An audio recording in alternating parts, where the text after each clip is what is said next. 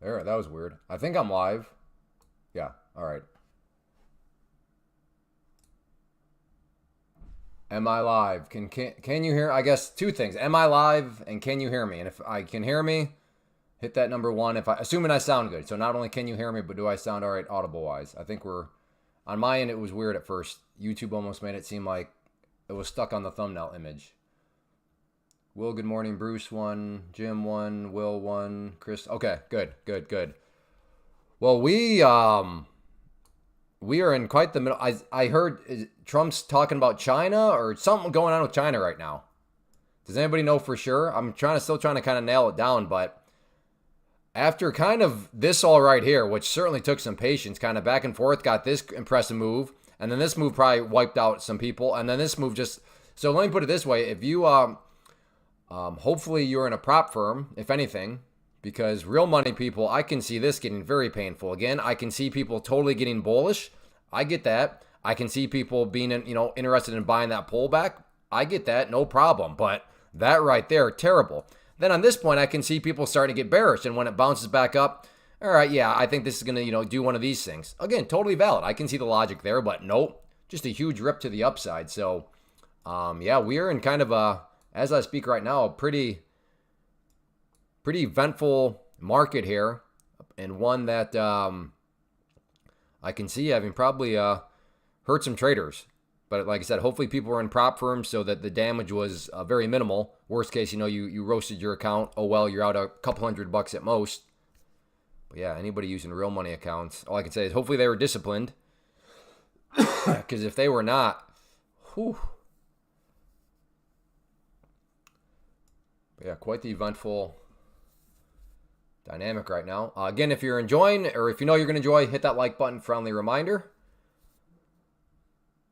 If you've never been here before, welcome. It's great to have you. No need to hit the like button. I totally understand. You don't know if you're going to like this. But yeah, if you've been here before and you know you're going to like, please hit that like button. But yeah, look at this movement right now. Wow. Yeah, do we know? Is Trump speaking right now? Is something going on? Well, that down moved, blew one of my. Yeah, totally. Yeah, I can see that. Will makes sense to me. How you could have thought, you were bullish after that, probably trying to buy some sort of pullback, and then just getting dumped all over. So, yeah, I can see that.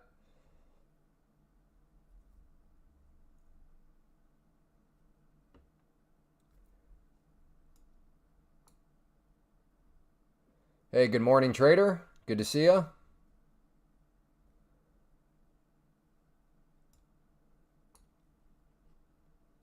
Does anybody want? I don't know. I'm a little leery to trade this right now because it seems like it could kind of go either way. I mean, yes, I get it. The price. Well, no kidding, Clay. The price can always go either way. Fair point. Fair point. I just mean very violently. It could go either way.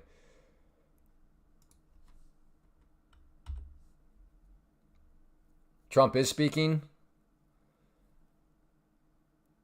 Yeah, luring in the chasers. Yeah, that's the thing. You're buying up here, so that's the problem. If you're shorting up here, I mean, are you shorting right in front of another big breakout? But if you're buying up here, are you indeed chasing? It doesn't seem like either way really necessarily makes a whole lot of sense. So that's where it's like, okay. But especially to know now that Trump, well, I don't know. I always like to get a couple people confirming. So Nero has claimed Trump is speaking. Can anybody confirm that claim? That Trump is speaking?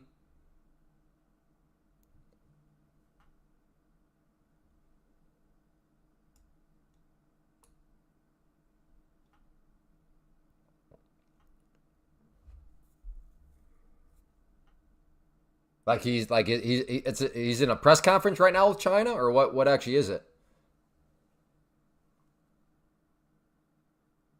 Fox Business negative.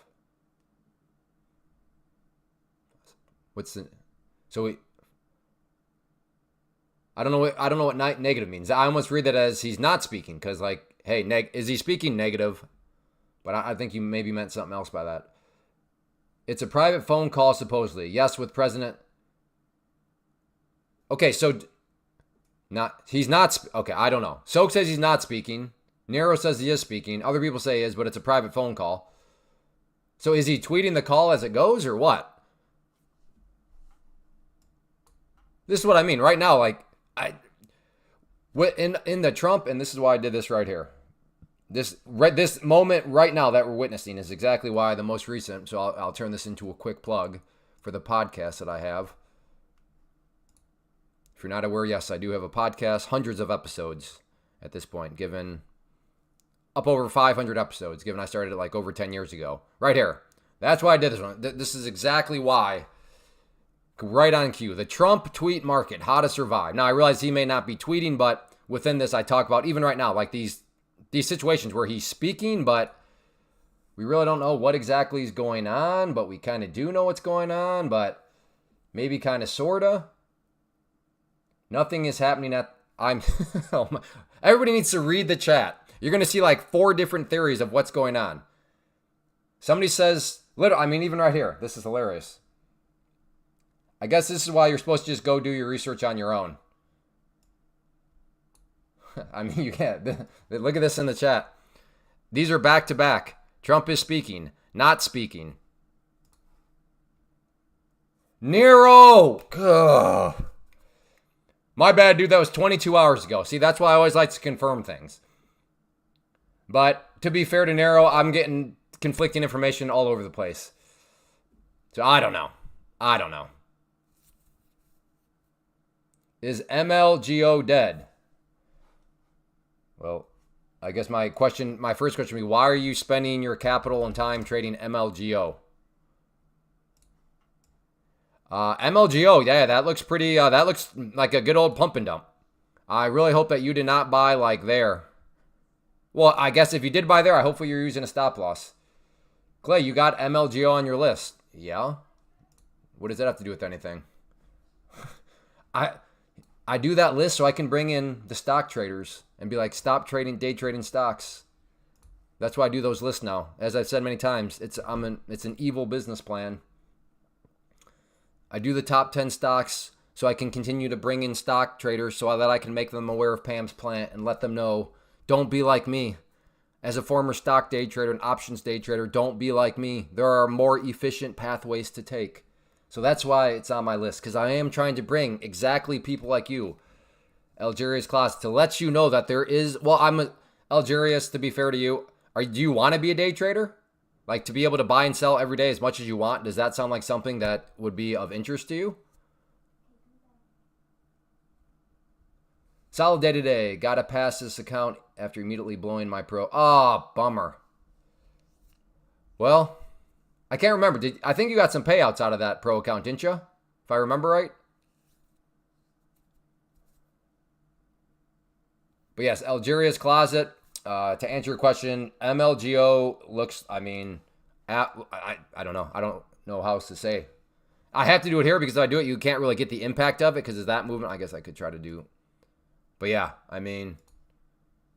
boom, boom. That's what we call the pump and dump. I've been trading. Okay. Well, that's irrelevant. All that might prove is that you've been being inefficient since 2016. What exactly are you trading, and are you day trading? Again, that your length of trading is irrelevant to this discussion. All that could accomplish is just giving us a timescale of how long you've been inefficient, which I can do too. I was inefficient for way longer than I should have been. Well, what are you trading? Are you a day trader?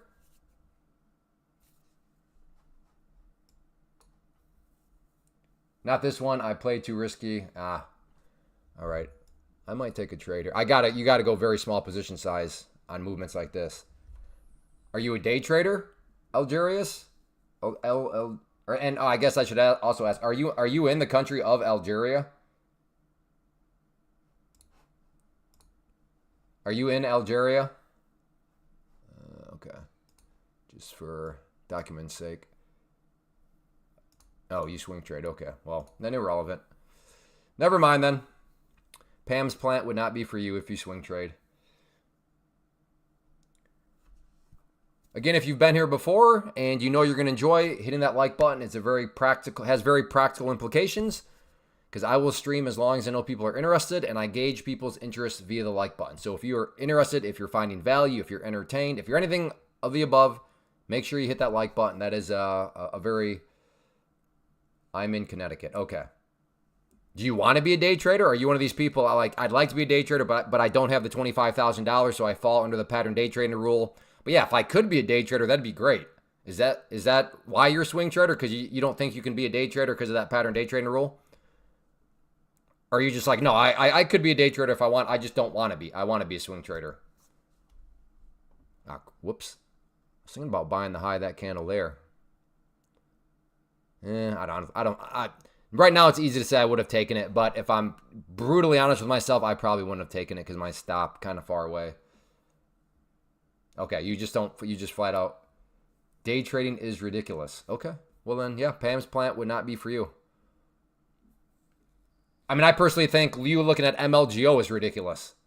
So at least we both can find some common ground that when we look at each other, we both think each other is doing something very ridiculous. So common ground in ridiculousness. I'm all for finding common ground with somebody.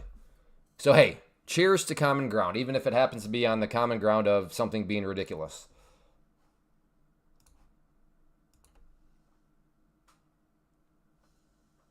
No, because I swing trade market is bullish, always right.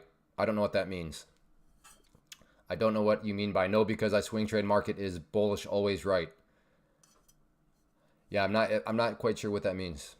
But yeah, just I want to respect your time. If you're a swing trader, this is a live stream for we're talking day trading here, specifically day trading futures. So but yes, I'm not no.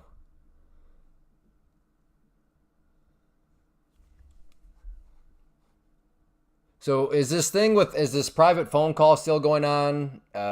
Do we know where that stands at all?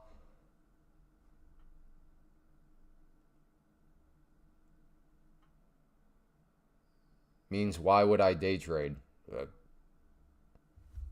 We? You got a mouse in your pocket?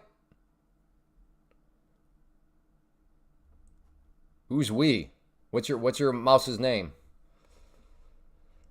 Hail Mary. I kind of new here. I see that your ATM is off. Could you show us, the beginners, how you set up your ATM?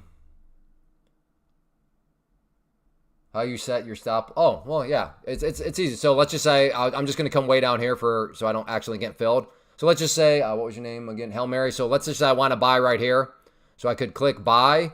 And then if I wanted my stop right there, I'd click again and then sell stop. And then right there. So the green line is representing my buy order. Red line is representing my stop. So you don't have to use the ATM to get a stop in. You could just, do it that way.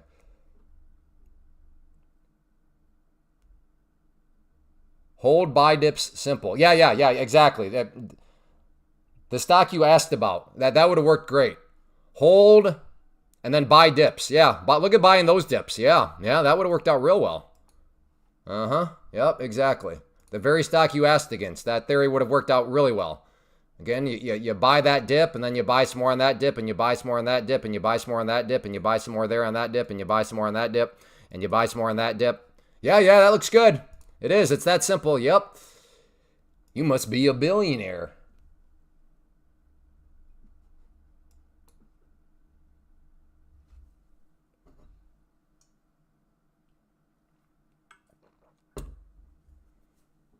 Hey, good morning, Sam. Well, then what? Blue chip. Then what are you asking about MLGO about? Why did you ask about MLGO?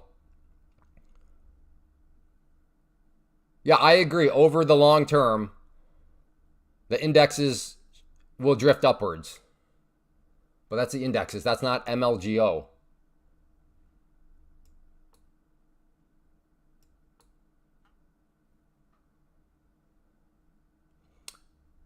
MLGO over brown chip. That's good.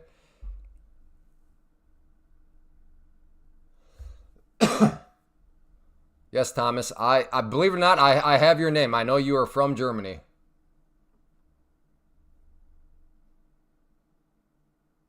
I'm still waiting for you to define who this we is. You know, you said we day trade. I don't know who the we is. But hey, if swing trading works for you, fantastic. That's great. Swing away, swing away.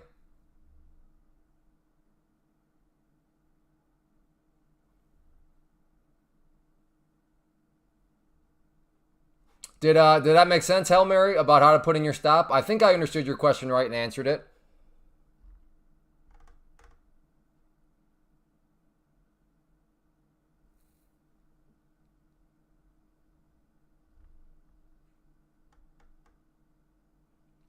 I missed my S&P goes up, Nasdaq goes up. You're wasting your time.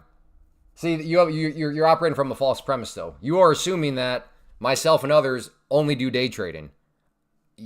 Which is a faulty assumption. It's, you're using the false dilemma fallacy. You're implying that it's either day trading or swing trading or investing, when in theory, it could be all three. Myself, I do day trading and I also do investing. So yeah, I agree. Those things go up. That's why I also invest. But you're using a false dilemma, logical fallacy here. It doesn't have to be one or this or this. It could be all three. Hey, Pat. Yes, you. All right, good, Hail Mary. No, Trump spoke this morning to China about tariffs. Conversation went well. Nothing more. Just tariff talk. Yeah, thanks, Pat. Okay, yeah. So, yeah, and so this action here is just wild all over the place. I finally withdrew my first 150. With take profit, Kelvin? Been wondering where you been.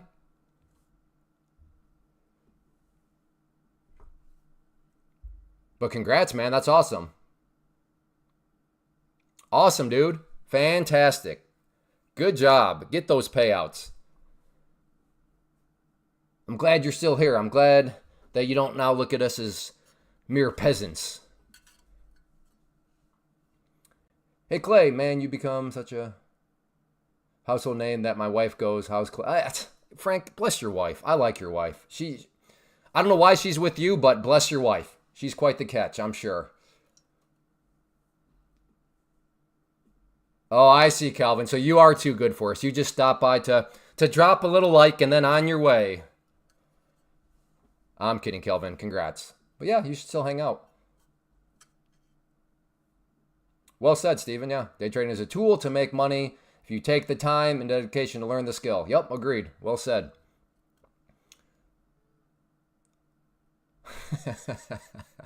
Little dumper. No, that's great. That's funny. Well, I hope your wife is doing well.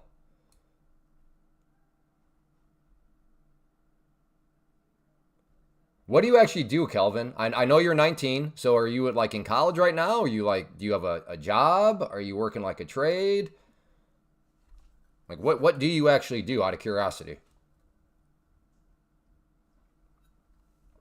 If you're willing to share. I guess I realize that's getting a little personal. So if you're willing to share.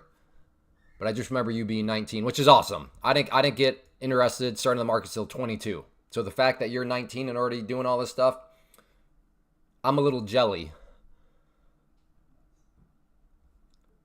Anyone know when Trump is speaking? Well, it sounds like he spoke earlier, but I don't know if he's going to be speaking anymore. But I don't know if that's true either.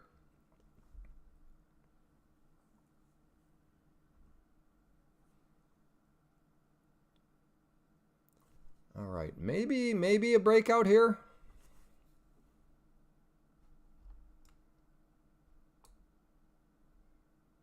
This is definitely a key area of resistance. Let's get this line actually kind of drawn out here. Let's change that color a little bit. So again, this is coming back from basically those highs right there. Hey, JJ Max. When I trade the Asian session MES on prop firm, I work during the day and it's hard to do both, but like to view your channel to keep up to date. Oh, cool. Learn AI. But yes, that's awesome. You are a great example of why Pam's plan is so beneficial for this reason right here. Pam's plan, if you're new to the channel, is just an argument that from a day trading strategy, trading prop firms is the most sense, is most efficient.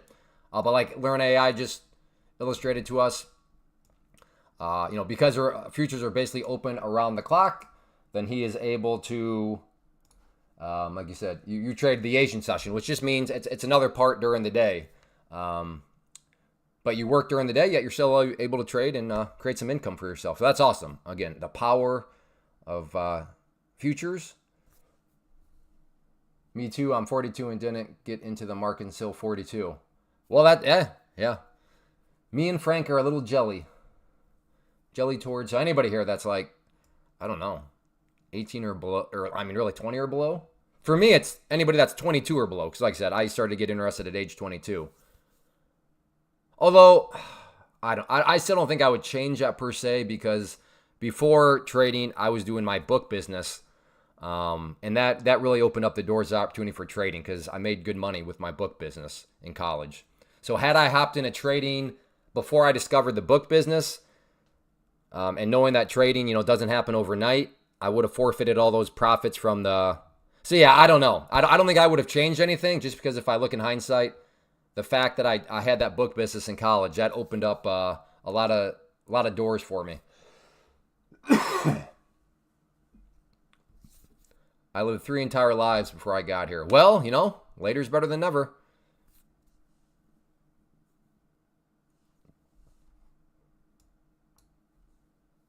Hey, Nas, how you doing? So we'll see if this wants to pull back a little bit.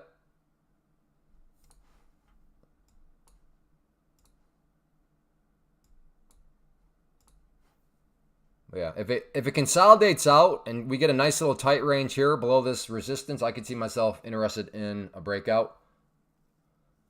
You ever gonna write a book, Clay? No.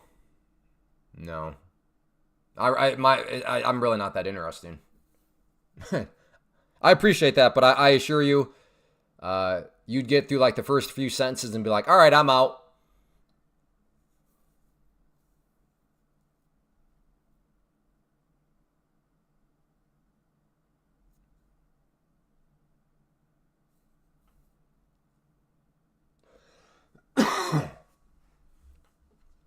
Which, on a side note, if anybody's thinking of getting into drop shipping, like if you've heard, I'm going to start this drop shipping thing, don't.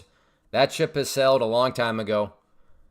I'm not one of the inventors of drop shipping. That's not my claim. But I was very, very, very, very early to the drop shipping game, which is what basically my book business was.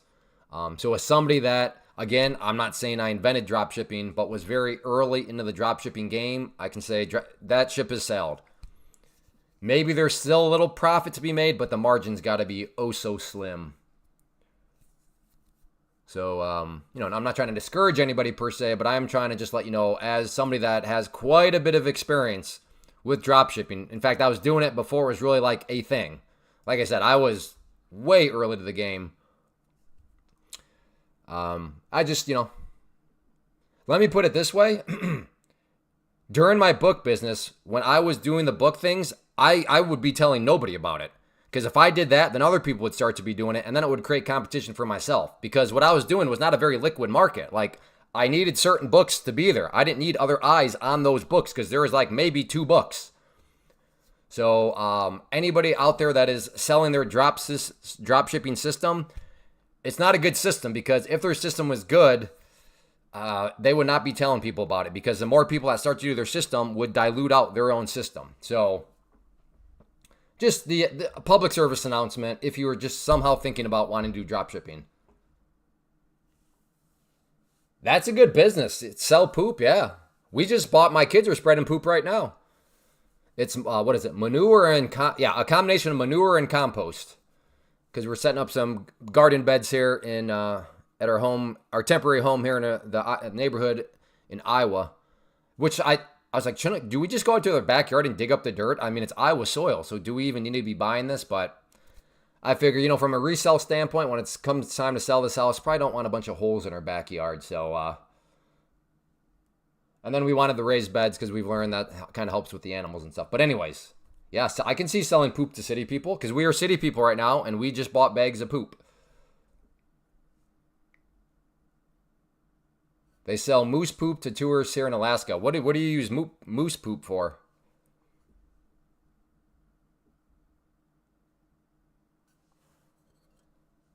We're getting a nice little formation here. The bull pennant is forming. Just a waiting game right now. Oh, nothing at all? Okay. Oh. All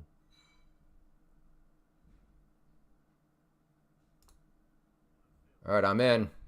Try to anticipate it. So that might bite me because I did not wait for any sort of confirmation. So that could bite me. But I only did it with 2 micros. I'm plenty green on this account, so I'm willing to take that risk. But yeah, I did technically kind of jump the gun a little bit, but I like how it came to life here. I feel like I joined at the wrong time. I guess selling poop is a new day trading now. No, we were just talking shop while we waited for something to happen. You can't always be putting on trades, Anthony. Sometimes you got to talk about poop.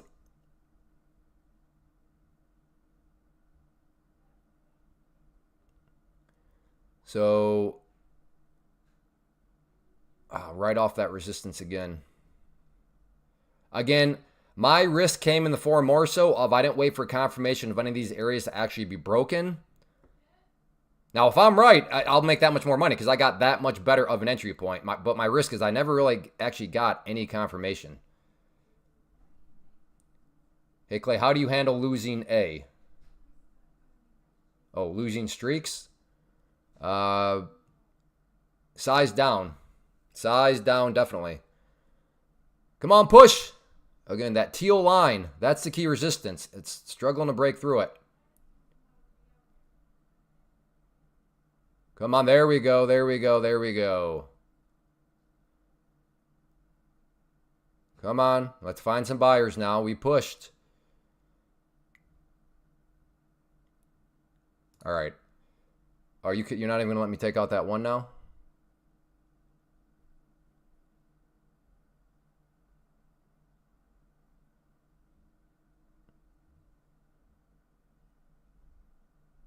All right. I got one out just because I'm going to put my stop right below here. So this could still be a losing trade. It'll be very minimal. Yep, it looks like I'm about to get stopped out. But yeah, that breakout was not impressive. So I took one off in slight green, but that was just that was a risk mitigation tactic. Because I really don't think this is going to go now. But if I'm wrong, because I could be wrong, I'm still in the game because I still have a contract. But yeah, that was not what I wanted to see. But I got to acknowledge I could be wrong, so I'm going to keep myself in the game with the contract. But my risk has been lowered 2 ways. First, I did lock in a little bit of gains, but more importantly, I've reduced position size, which is a risk mitigation tactic in and of itself. I hope I'm wrong. I hope this thing explodes. But yeah, right now, not feeling the most confident of things. But yeah, how do I handle losing streaks? You just got to size down. Go to smaller. So if you're in futures and if you're, for example, normally doing NQ, then I'd go down and trade MNQ. Size down. And that way, if the streak continues, at least you're doing very little damage to yourself because you've sized down. And then once you start to see some results, you start to see some green, then it's like, okay. Then you can go back up to what your normal size would be. Wow, we're almost at 50 likes, and I have barely been asking. I like this crowd. If there are any more likes, though, if we could get up to 60 before the 30-minute mark. So do we have 6 more likes in the next minute and 10 seconds? That'd be awesome if we could get this up to 50 likes in the opening 30 minutes. And again, likes is not a vanity metric if you're new here. I use it as an interest metric. The live stream will progress and go and go and go as long as I know people are interested and I gauge people's interest via that like button. Look at that, 50. Awesome. Clay, CLRB, long or short? Are you talking a day trade or swing trade? What, Bill Bateman? So I still feel very confident in my decision because, yeah, this thing is not behaving as I expected to. I thought it would be a cleaner breakout. But like I said, I could be wrong. That's why I still have a contract and I'm still willing to let it start to get moving. Day. All right.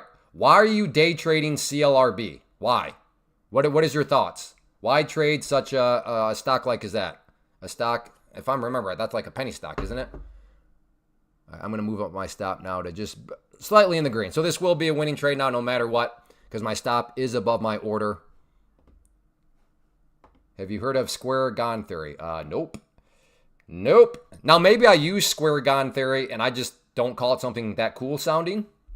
So maybe I've heard of it and I use it, but I just call it like something normal, like, I don't know, like sport and resistance or something like that. All right, gonna move my stop up some more.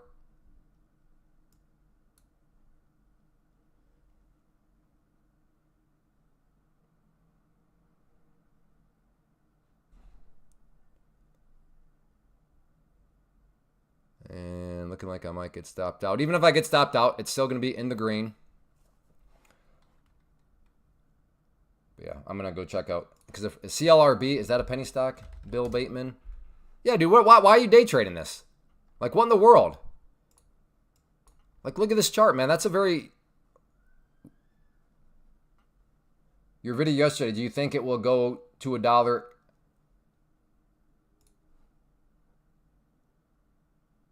Your video yesterday. Gotcha. Well, Bill, what are you? How would you describe? So you're a day trader. Why are you day trading penny stocks? What's your thought there? I'm curious. Are you doing it because you don't have a whole lot of money and you don't have the 25,000, so your fault? Did I get stopped out and then it went green? Apparently I did. Oh well, that was still a good trade. But again, so that's why I'm glad I left that one in there. But even now, because I was wrong, right? I thought this thing was going to come back down. I was wrong. So I should never have taken out that one up there. But at least I was right and halfway smart enough to hold on to some position size just in case I was wrong and just in case that happened right there. Why do you think so, Thomas? I bet you know the answer to that. Okay, Bill. Well, would you like to be a day trader? Day trader being defined as being able to buy and sell as much as you want every single day. Because right now you're probably thinking, well, I can't do that because of the pattern day trading rule. I don't have $25,000. But is that something you'd like to do? Be able to buy and sell as much as you want every single day? Does that sound like of value or of interest? And same question to anybody else that's maybe lurking in the shadows. Okay. So right now, I'm assuming you don't have the $25,000. So that's why you're stuck under the pattern day trading rule. So you kind of have to trade those penny stocks because you want to grow your money. And a great way to grow your money quickly is if you catch some of those bangers and then you can grow your money up over 25,000. And then once you get over 21, oh, I'm wrong. Okay. So, all right. Well, I thought I was maybe on the right. So I don't know exactly what you mean by wrong, but dirty rat. That's all right. Anybody else that took that with me and was a little bit more patient, congratulations. Well, Bill, if you want to be a day trader, again, a day trader defined as being able to buy and sell as much as you want every single day, and you would like to trade something that moves way better than penny stocks, and you have $105, you could become a day trader, day trade as much as you want every single day, and be able to trade something that moves way better than something like CLRB. So if that sounds like wow, this is what I mean. This is just spitting in the face of all penny stocks right now and all stock trading. Unbelievable. Woo! I might have to use an example of how this spits in the face of, stock day traders right now. Oh, good old hindsight. Clay, why did you adjust that stop? You should have just left your original location. You would have survived and be experiencing that. You're right. Okay, Bill, well, I'm trying to help you out, but you're not really interacting anymore. Nice flag. Yeah, I agree. You don't get these in penny stock world, that's for sure. No, I'm not trading anymore. I'm out of the trade. I got stopped out. I'm trying to help you out, Bill. I'm trying to put you in a better spot. Get you out of this penny stock nonsense. What a move.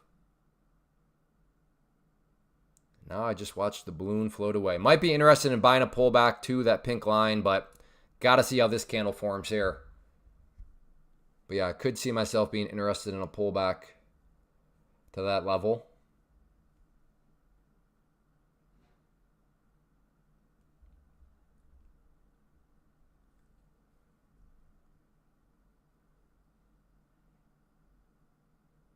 But yeah, did anybody buy that breakout?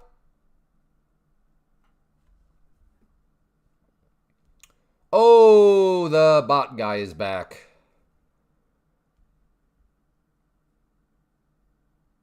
The bot guy is back. He's still upset.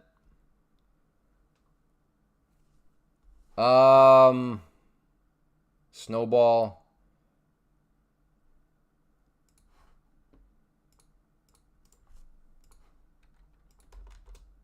Yeah. Yeah, sign up for that. Sign up for that, Snowball.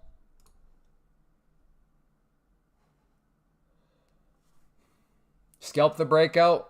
Whoops. Watched it tearfully. I did, but my trailing stop was too tight and I only got a partial fill. Where did that Algeria guy go? He kept telling he like spammed the chat telling me to short around here.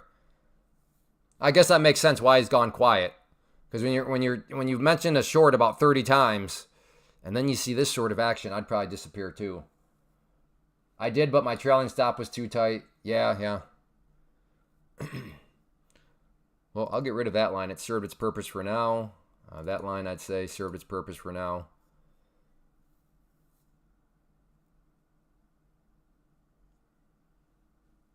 Hey, bot guy, are you here right now? If you're here, speak up in the chat. I want to have a conversation. I want to hear more about your algorithm.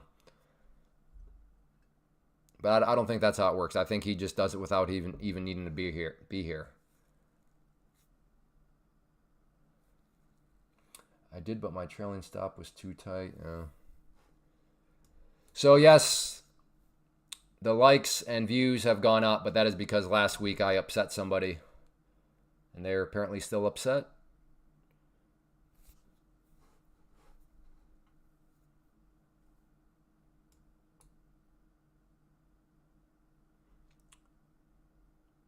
Which YouTube I actually got. I should show that YouTube email. Like in some senses, he's kind of literally helping me out right now. Because YouTube knows it's not me. So he's just making it look like I'm getting more views and likes than I actually am. But yeah. Where'd my email? Yeah. But YouTube, they finally reached out. Because usually I was just reporting, but they're like, you know. I understand how important it is for you to ensure that your channel's engagement is authentic. Please don't worry. Our team is constantly working to confirm and adjust engagement events to maintain accuracy. We prioritize ensuring that you are... Anyways, so YouTube has been great. So I'll just report this again. It takes all of 10 seconds. Because I think, like, some people have asked, like, okay, isn't that a good thing that you're getting all these likes? And... Because normally, like... YouTube does not want the person to do it because you're deceiving. You're making your channel look like it's got more likes, it's got more views. And if YouTube spots you doing that, that's how you get your channel in trouble. So the only thing I can think of is that this guy thinks that by doing this, he's somehow going to get my channel like banned or something like that. But that's because if not, then all he's doing is he's helping out. Like he's literally paying money because as far as I'm aware, you have to pay money for this sort of stuff. So he's paying money to make my live stream look more popular than it actually is, which YouTube would not like if it was me doing that, because now I'm manipulating my own stats to the public. But when I constantly report this stuff and then they go and they see that somebody else is doing it, well, like they said, I've been in communication. They're like, yeah, don't worry about it. We understand. We'll look into it. We'll do our best to get it fixed. Yeah, exactly. He's like promoting the channel. Bill, I am so confused by you, Bill. I tried to help you out, Bill. I try to tell you how you don't have to trade penny stocks, but you just stopped interacting with me. I don't know what happened there, Bill. I was going to give you a way for you to be able to day trade with as little as $105. So I could pull you out of the penny stock swamp, but I don't know if you stepped away or you didn't hear me or what, but there's nothing to apologize for. I was trying to help you out. You didn't bother me. Well, the only thing that's bothering me now is the fact that you want to engage. Well, first off, do you have $105, Bill? Let's just start there. Because I don't want to lead you astray if you can't even do what I'm... So looking maybe a little bit top heavy here. But that might me just being a tough guy.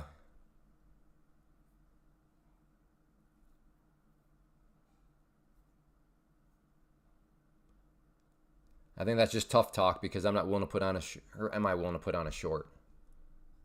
Let's do this. If it comes up through here and then comes back down, I'll try it for 3. Again, I'm doing 3 because today's a pretty volatile day, so 3 micros could add up actually relatively quickly.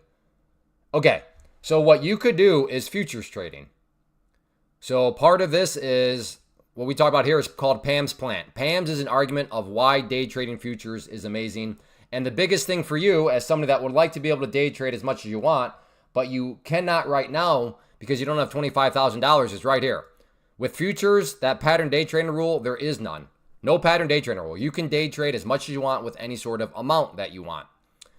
Next, and then important part is, well, Pam's Plant, this is the argument of why you want to do things through a prop firm. And right here, low capital is required.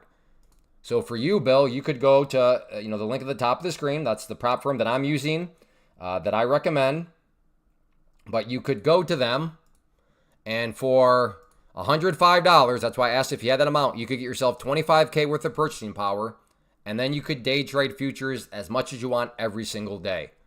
So that's known as a prop firm, but day trading futures through a prop firm is good. You'll be like, I can't believe I ever spent any time trading penny stocks. So, because futures move way better than penny stocks, not to mention all the other benefits. But right there, the very straightforward way for you is the fact that, no pattern day trading rule within futures, but futures, because they move and they move very quickly, you would definitely want to do so through a prop firm because prop firms offer protection, as it protects your own capital. I'm stuck in a penny stock. Is your broker broke? What do you mean you're stuck? Like the stop loss didn't work or they don't let you sell? How are you stuck? You should probably get a hold of your government and say, hey, this broker's not letting me cut the loser. Sounds like you have a good lawsuit on your hands, Thomas. That's weird. They will not let you sell. They will not let you cut the loss. I would speak to a local lawyer and be like, hey, this broker I'm with, they won't let me cut this loss. I'm stuck because they won't let me cut the loss. Sounds like you were about to get rich, Thomas. That's shocking. I've never heard of a broker not allowing one of their clients to cut the loss. You better go find a lawyer, buddy. Sounds like you have a very black and white winnable case there. Unless I'm misunderstanding something. So,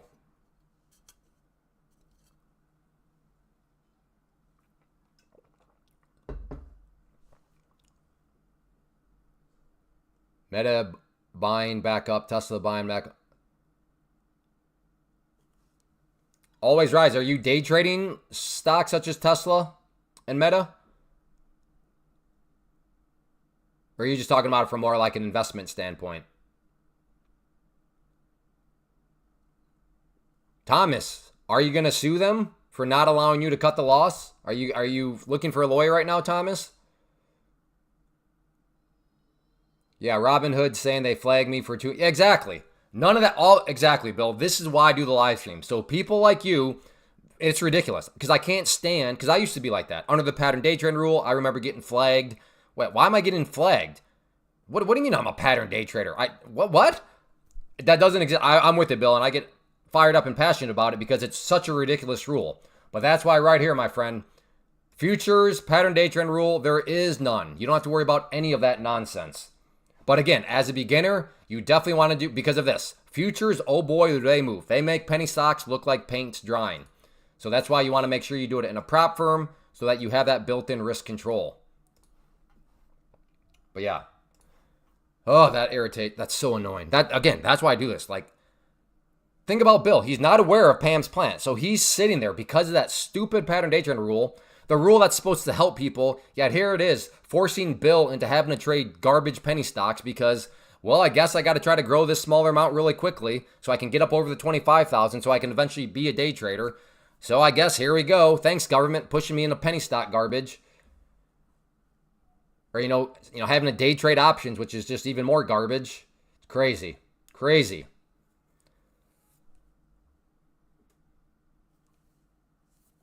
So yeah, Bill, if you want to support the channel when you get signed up for the prop firm that, again, you see at the top of the screen, and which will also give you the discount, 30% off, no activation fee. then yeah, you'll get the deals and you'll be able to support the channel. I'm a fellow Iowan. You just noticed that as soon as you mentioned it, the likes. Yeah, that's true, Tyler. But I had mentioned the likes a couple times before, and he wasn't here yet. So I don't know how it works because it never happens at the same time. So I think he's here, and then he'll just whenever he shows up, he probably just does it. I think he probably just leaves. But yeah. Where are you at in Iowa?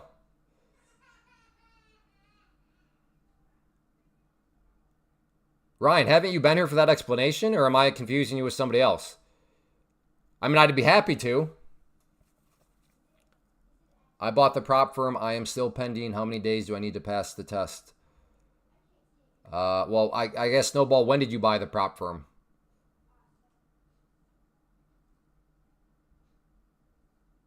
Have I ever lost market data in your Tradeovate account? No. I've had like Tradeovate like freeze up on me from time to time. But I don't think I've ever necessarily lost data. Cedar Rapids, okay. I'm new to Iowa, so if I got my Iowa geography right, that is in northwest Iowa. I'm down in Knoxville area. I don't know if that means anything to you. I don't know how big Knoxville is considered. Yesterday, cool. Hopefully, did you use code Clay, Snowball? Did you use code Clay? New to your YouTube. Okay, sorry, Ryan. Then I must have you mixed up with somebody else. Market's been going up when short time. Well, I don't know. When do you think it's short time, HK? Well, I appreciate that, Snowball. Did you sign up for the link I sent you? But yeah, so Ryan is saying, hey, Clay, can you expand on why day trading options is garbage? Yes, and I'll do that very quickly just because it's a very easy, quick explanation. So this is all based in math. So Ryan, when you buy an option, the obvious way you would make money is if you buy and it goes up. Okay, yeah, of course, you're going to make money. Obvious way you lose money is if you buy the option and it goes down. Well, of course, you're going to lose money. What happens if it goes sideways? Because that's what anything can do. Could be a piece of real estate, could be an option, could be a Pokemon card. But things that have a value are either going to go up, they're going to go sideways, or they're going to go down. So those are the three things that anything will do. And the rational person can say, well, if it goes sideways, then that's neutral. You're not making money, you're not losing money. However, in the world of options, you lose money. Why? Because there is something called theta. So think about it. In the world of options, of the three things that can happen, two of those three things cause you to lose money, which means you have a 67% chance of losing money every trade you make when you're day trading options. Now you may say, but Clay, I make money day trading options. That is actually very, very impressive. All I'll say to you is, can you imagine how much more money you would have made had you not had to deal with theta? Had this been taken out of your life? You know, how much more money would you have been making? And that's why here we advocate day trading futures, because one of the great things about futures is right here. You get to say goodbye to theta. Futures are contracts, just like options are contracts, but the big difference here with these contracts, there is no theta. Not to mention futures move better than options anyways, but setting that aside, just from a theta standpoint, there's no theta. So that in and of itself is why, just mathematically speaking, again, the argument is not that you can't make money day trading options. The argument is you're working harder, not smarter. You're working inefficiently. You're not being as efficient as possible. So that's what I mean by that, Ryan, is the math is just there. The math is the math. And as somebody that day trades options, I was just going to say, I bet you can relate, but then I'm reading your message. Time erosion is, I'll just put it this way. You're not a fan of time erosion. Good explanation. I concur. Thanks for the wisdom. So there we go, Ryan. Thank you for being open-minded. Yesterday, I tried to explain that to somebody, and man, it did not go well. They did not take it well. But I appreciate you having an open mind and being like, hey, thanks for pointing that out. So, in fact, we had, or I don't think I have this anymore. No, I don't have Miguel. But we had Miguel a couple. I'll put it this way, Ryan. We've had several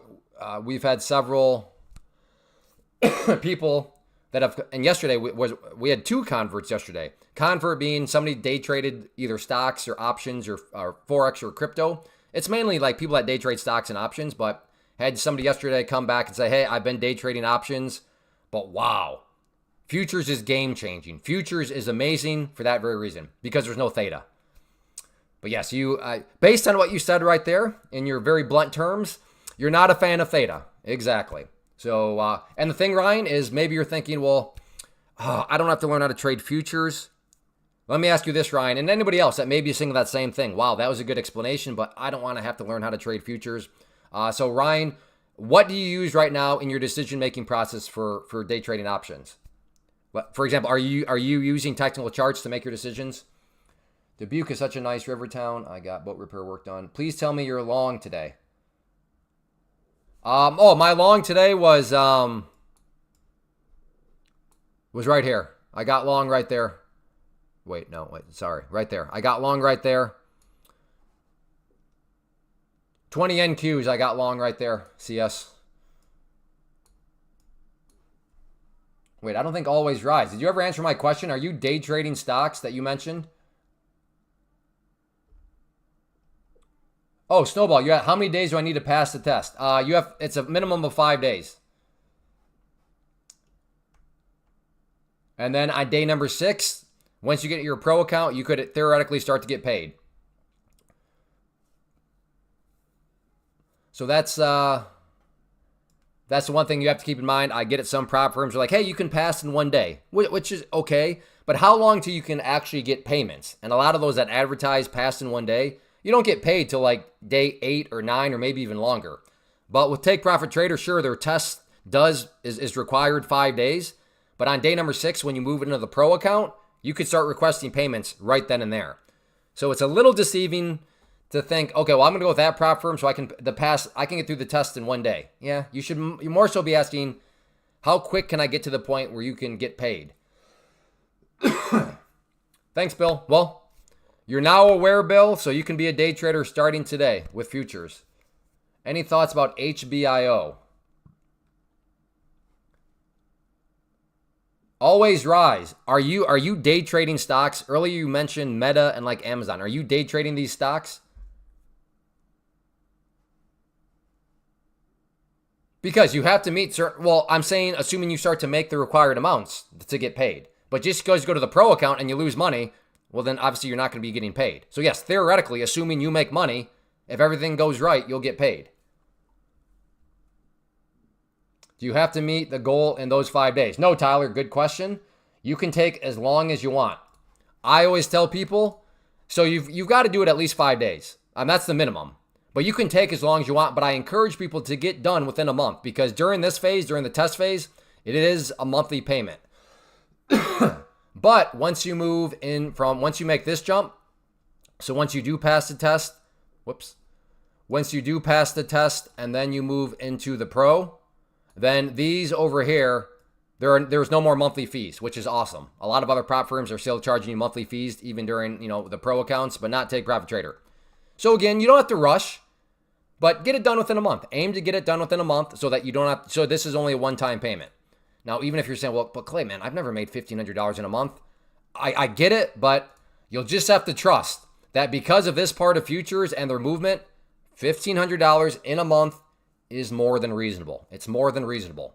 That may seem crazy if you're used to looking at low liquidity penny, like some of the garbage that people are trading. That like I said, futures move and they move quickly. So that is not a big deal. But yes, you can take as long as you want, but I encourage people to aim to get it done within a month so that you don't have to pay that monthly fee. Does Take Profit Trader have an activation fee? Yes, but not if you use my code. Code Clay is $0 activation fee. So the way prop firms work in general is that once you pay for the account. So the first part of using code Clay gives you that 30% off. But any prop firm, you're going to have to select your purchasing power that you want. And then, assuming you pass the test, when you make the jump from the test and the pro, some people call it the funded account. People call it different things, but the point is, after you pass the test and move to the pro, in order to make that jump, they have what's called an activation fee. So in order to activate the pro account, and with Take Profit Trader, normally this is $130. And that's who I'm recommending, Take Profit Trader. But if you use code Clay, not only do you get the 30% off, but this also goes to $0. So no activation fee. So literally your all-in cost, your all-in risk could be as little as $105. And I say all in risk because if you go and you fail the test or you blow a pro account because you violate the rules, and in this situation for the 50K purchasing power, if you violate the rules, a rule being you go and you lose more than 2,000, well then they'll take the account away from you. But does that mean you actually lost $2,000 out of your pocket? No, you just lost your account, which means you just lost the amount that you paid for the account, which would be 119. So that's why I say your all-in risk is literally 119. But if you pay that, you pass the test, you get to the pro account, you start making money. I mean, that's what I mean. You can make a whole lot relative to what was ever being risked in the first place. Give us, please, your coupon for no... Right, it's at the top of the page, my friend. At the top, code Clay. Or at least it's at the top of mine. I signed up for the 75K. I'm at 3,200 out of... Good job, Tyler. Again, you don't have to pass it in 5 days. I'm not saying that's how you got there because you're rushing it. You don't have to do that. I'm going into geek mode. I'm putting on my blue light glasses because I'm starting to get a headache.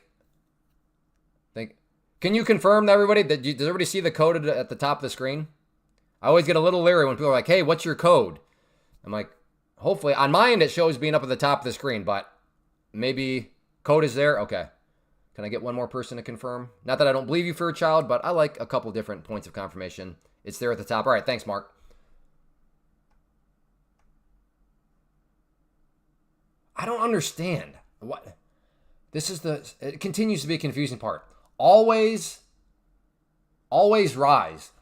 They're commenting, they're talking, and then I try to engage. I ask them a question, and then they just don't reply. I don't get it. I thought I'd do it in 5 days. No, yeah, 5 days is just the minimum. But good job, Tyler. So, Tyler, is this your first time trading futures? Out of curiosity, and if so, what did you day trade beforehand? Right now, and just from as far as we're just waiting. Right now, it's just chopping back and forth. So there's really no trade, at least for me. So if you're like, why isn't this guy trading? Because there's no trade right now. There's just no trade.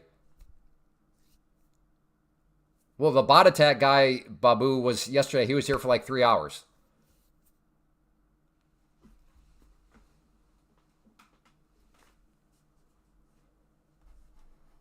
Yeah, so again, as a reminder, we are under a bot attack from this guy right here. Last week, this guy showed up claiming he had basically 100% win rate. So I asked him for some more details. I asked him for some proof. I asked for him to prove it on the live stream. He wasn't willing to give me the numbers that would actually prove whether or not it was true. So long story short, he eventually got to the point where I was giving him so many chances that other people were like, hey, Clay, you got to ban this guy. He's wrecking your live stream. Like, he's distracting you. So I was like, all right, fine, ban. And then I noticed the likes went up. And then he came back under a new name and was like, enjoying your likes. I will give you one chance to apologize to me for your rudeness and arrogance and make it count. Well, I was like, well, wait a second here. Don't make me out to be the bad guy. You're the one that wouldn't answer my question. So I tried again to try to specify. And then he came back with some sort of like, you need to apologize and start begging or else. One of those type things, like a very threatening thing. So at that point, I'm like, no. I don't do well with empty threats when especially I didn't do anything wrong. You're the one that avoided all of my questions. So I banned him again. And yeah, he's still upset. But I'm trying to give him a third chance, actually. So, but he doesn't speak anymore. So, but to be fair to him, I don't even know if he's here. I don't know how the bot attack works. If he just does it like, if he can do it without even needing to be in the live, the chat, I have no idea. Not in a trade. Why isn't he trading? In a trade. Why? Yeah, exactly. German Chancellor and Trump about to speak in the Oval Office. All right, good to know. Okay, all right, cool. So Tyler used to day trade stocks, but because he was open-minded enough, because he was an adult, unlike our friend yesterday, if you were here yesterday, you remember that discussion where somebody just, whoa, the ad hominem fallacies, they were calling me, I'm a scammer, but they wouldn't answer my question about theta, which was, everybody here is like, why are you avoiding that question? But anyways, point here is that, and why I turn it, some people, if you want, how do you be successful as a trader or just in life? Hey, be open to people's feedback, especially if that feedback comes with data. And as I did here to show the data of why options day trading actually doesn't make sense because you have a 67% chance of losing money because of theta, take a feedback. Okay, this guy's just not saying I'm doing something stupid without providing any evidence. He provided evidence. But point being, When you're open to hearing suggestion, then you can end up like Tyler, who says that he used to day trade stocks, but because he was open, because he tried Pam's plan, he's saying it is awesome. So yeah, Tyler, I mean, futures move better than stocks, don't they? Yeah, Mike remembers the guy, yeah. Yeah, no, and I don't think that's where I always defend myself because I was very late to the party getting to the prop firms. With that said, like a few years ago when prop firms really started to pop up quite a bit, I think I was right to be skeptical because like, wait, what are these things? Where do these things come from? Are they just scamming? And there have been scams along the way, but that's why the only two that I talk about here and that I have, the affiliate codes for are ones that have a track record of paying. They've been around a long time. So yes, in that regard, I totally get the idea of, prop firms. That seems kind of scammy. I'm with you. That's why it took me over 2 years to finally start the prop firm thing. But I finally had plenty of data from my private community of people using them, getting paid, where it's like, okay, all right. And the ones I recommend come from my private community of the traders that are way better than I am, that I trust, that have been around for years and years. And that I consider friends. Some of them I've met in person. I think most of them I've met in person actually now. But anyways, you get enough people that you trust telling you, hey man, it's not a scam. Here are my payments. They paid me multiple times. It's like, okay. But yeah, Tyler. So I was with you for a while. I totally get the whole prop firms are scammy thing. I was with you. But at this point, there's plenty of data out there now to confirm, at least the ones that I recommend are not scams. But yes, if it's a prop firm that just opened up yesterday and they're based out of a bunker in North Korea, I'm probably not going to reach out to them and be like, hey, can I get an affiliate code? I'm probably not going to do that. And I do want to make sure if I know other live streamers that they have like 17 different, discount codes and they're promoting 17 different, that's fine. I'm not saying that's bad. I'm just saying I just can't keep track of all those prop firms all at once to know which ones might be scam and which ones aren't. And to their credit, maybe, they do have the time. They have the ability to do that. So they have a way. So I don't. So if you're another live streamers out there and they've got, way more codes, that's totally cool. Totally cool. But for me, I'm just trying to keep my life simple. Yeah, Tyler, full-blown convert. Exactly. It's Pam's plant. It's an undefeated argument. Every single person that has tried Pam's plant, that's day traded either stocks, options, Forex, or crypto, has come back and said, yep, that this is the best way to go about it, the most efficient way to go about it.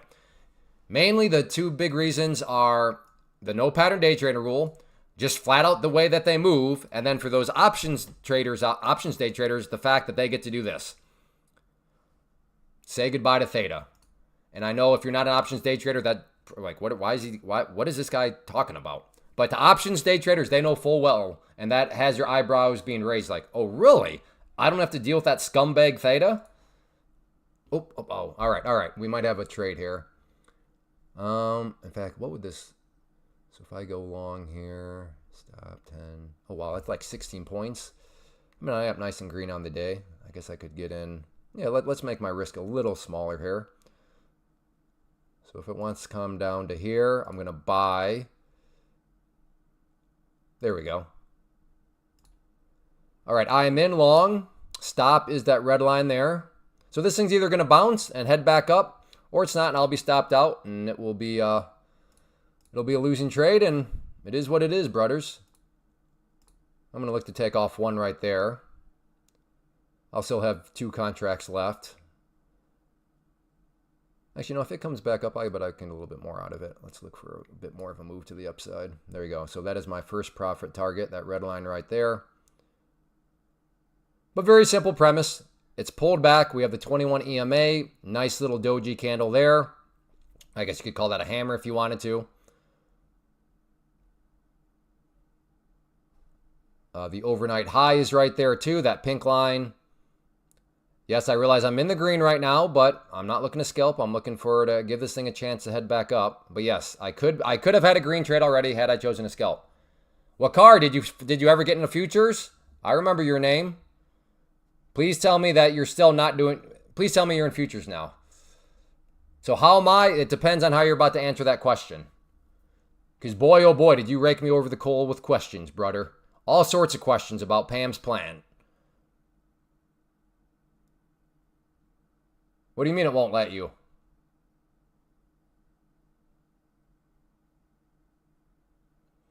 Are any of your accounts pro? Are they funding? Yes, I have pro accounts.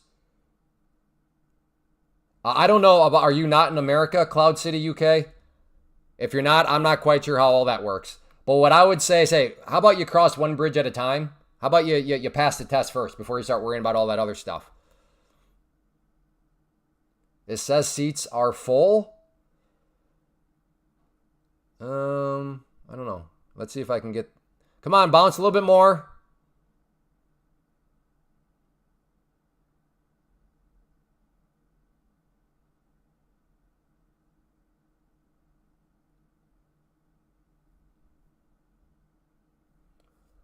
Well, email me.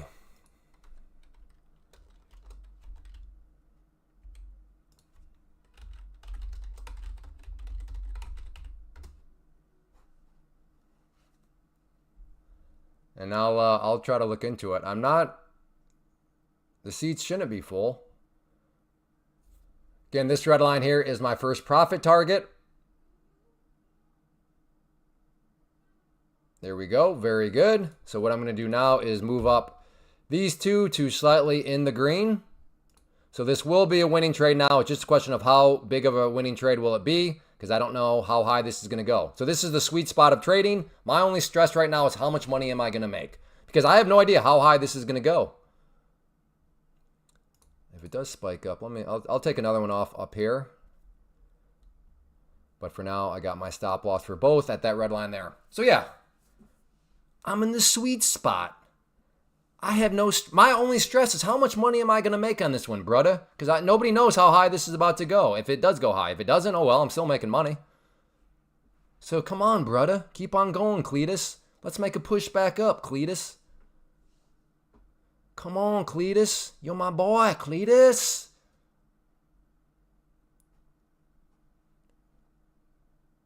You're my boy, Cletus. Come on.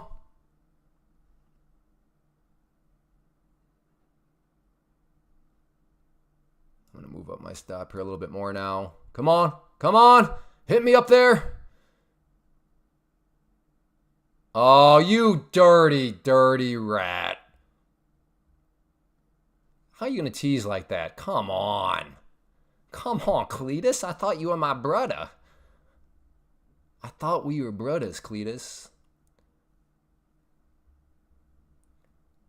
It says seats are... Oh, sorry, I already read that one. Okay, come on. In fact, now I should probably push up higher. I'm going to... Yeah, maybe I'm getting a little greedier on the second one, but I don't really care because I know my stop loss is in the green anyways. So, but... Uh-oh. Come on. This red line here is my stop now. Blue line is my entry, so you can see because the red line is above my blue line, that means my stop is in the profit.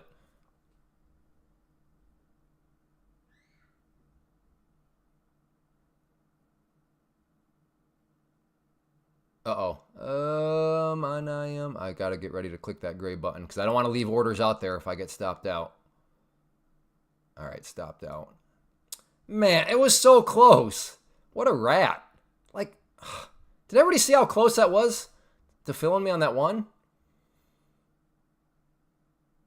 Well, I tried. It just didn't want to fill me. But yeah, basic. I mean, like I said, I know people have really cool sounding strategies for like what they're doing, but I don't know. Maybe that was called something really cool sounding. But the trend was going up. It pulled back. It was at the 21 EMA. It was at the overnight high. Had a nice little hammer candle. So I thought, hey, maybe this thing wants to curl back up, and it did. And I was in the game. I was ready, and I mean, had that thing decided to keep on going ba-boom, I would have been making ba-boom money, but it decided to go down. So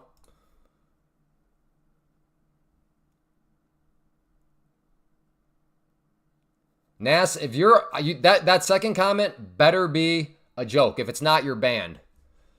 Because you know better than that to talk such nonsense. So please tell me that second comment was just a joke. Okay, all right. Because that's like such a bannable offense. Thank you. Well played then, sir. Well played. I was pretty sure you were joking, but I'm like, Nas, if you're not joking with such nonsense, you gone.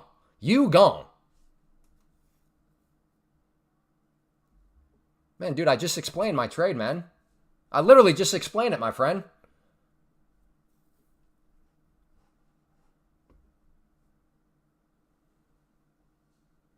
Well, then all you got to do, Viral, is literally grab that scroll button and scroll back like, I don't know, like 2 minutes. And then you'll get the explanation. Like, I literally just explained it. So you won't have to scroll back very far at all.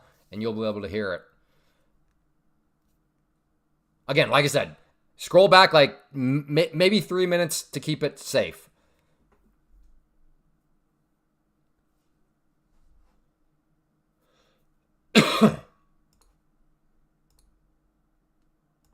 I don't know if I trust that trend line. I'm just putting it there out of my curiosity, but I don't know.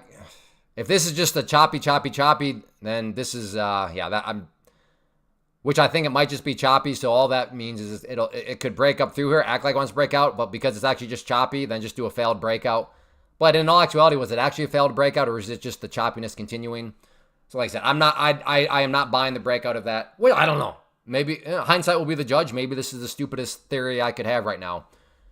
But that's my thoughts. I don't really trust it. Just kind of throwing it out there as a curiosity point. Maybe you see something different. You're like, hey, goonball. Hey, don't be a goonball. You're being a goonball. I'm buying that break. Awesome. I hope it works out for you.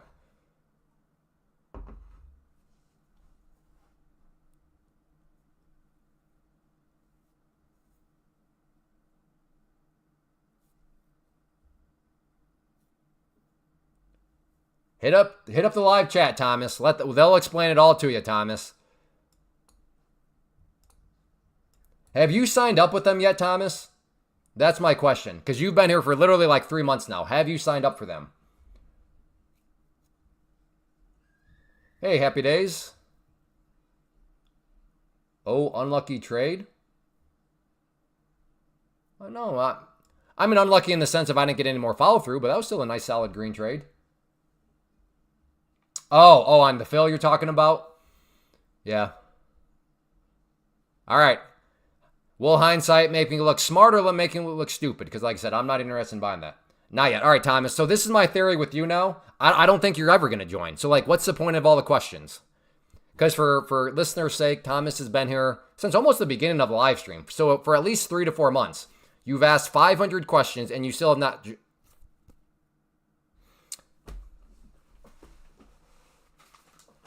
This is supposed to be my white flag. Stupid hindsight. Why you make me look so stupid? I wave the white flag. I wave it. I wave it. Although, in my defense, a little bit, maybe it was a fake break, and as it's coming back down, but no, that was a nice little. That was certainly scalpable, no doubt about that. That's the problem with these live streams. I mean, my thoughts are like, all right, here you go, brother. Hindsight's going to tell us if you're going to be an idiot or smart. Idiot in that case.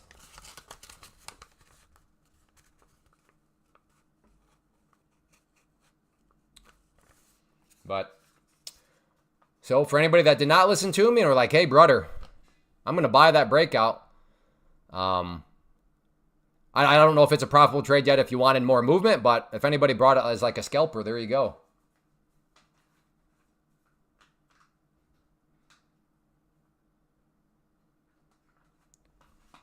Your account got margin called yesterday. No, happy days.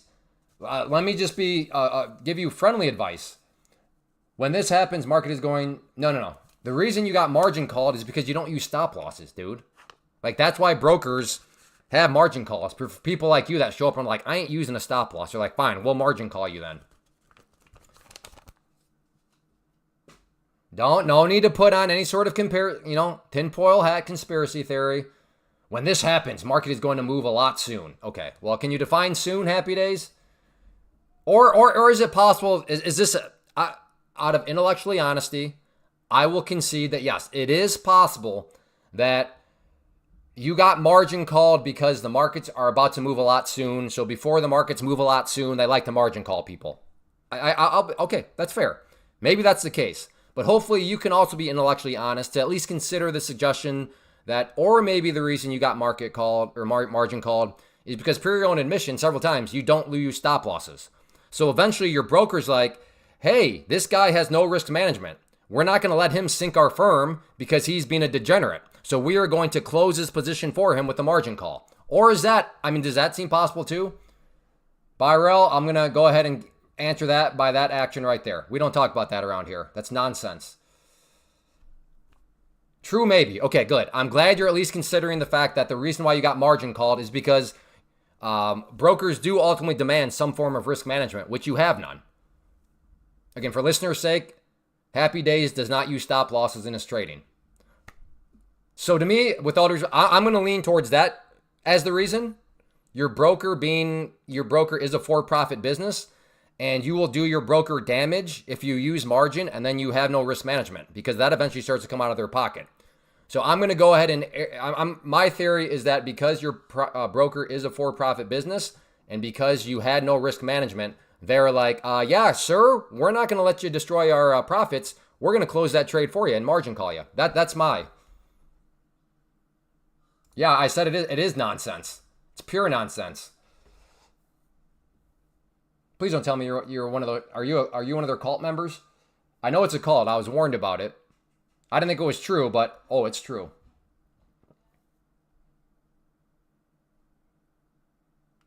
Oh, brother. Oh, he's already getting into all that nonsense.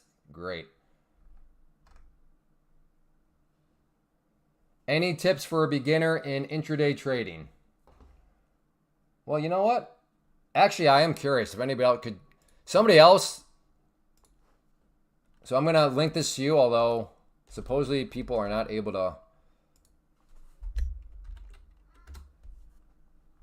I would say check that out. As a beginner, I think this class right here, which will be actually tonight, could be very, very helpful. Yeah, see, the difference in my courses is I don't sell some sort of like one-size-fits-all system like that person does.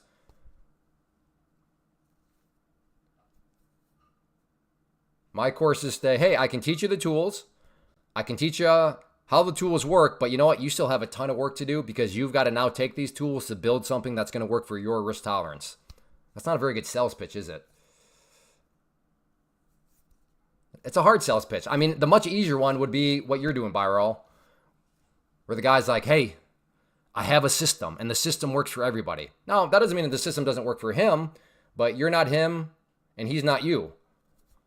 You each have different risk tolerance levels. So anybody that throws out a strategy such as one size fits all, I'm not a fan. Like I said, I sell a course, but my sales pitch is this. My course will help you learn the tools, how to use the tools properly, but then it is up to you because I don't know your risk tolerance. You know your risk tolerance. So it will be up to you to take those tools and build something that best suits your personal risk tolerance, your schedule, your goals. Now, I can help along the way, but at the end of the day, you got to do the building. You got to put in the blood, sweat, and tears. But I don't want to pay money and then still have to do the blood, sweat, and tears. I just want to pay money for a magic pill system. Yeah, do you see why I have a harder sales pitch?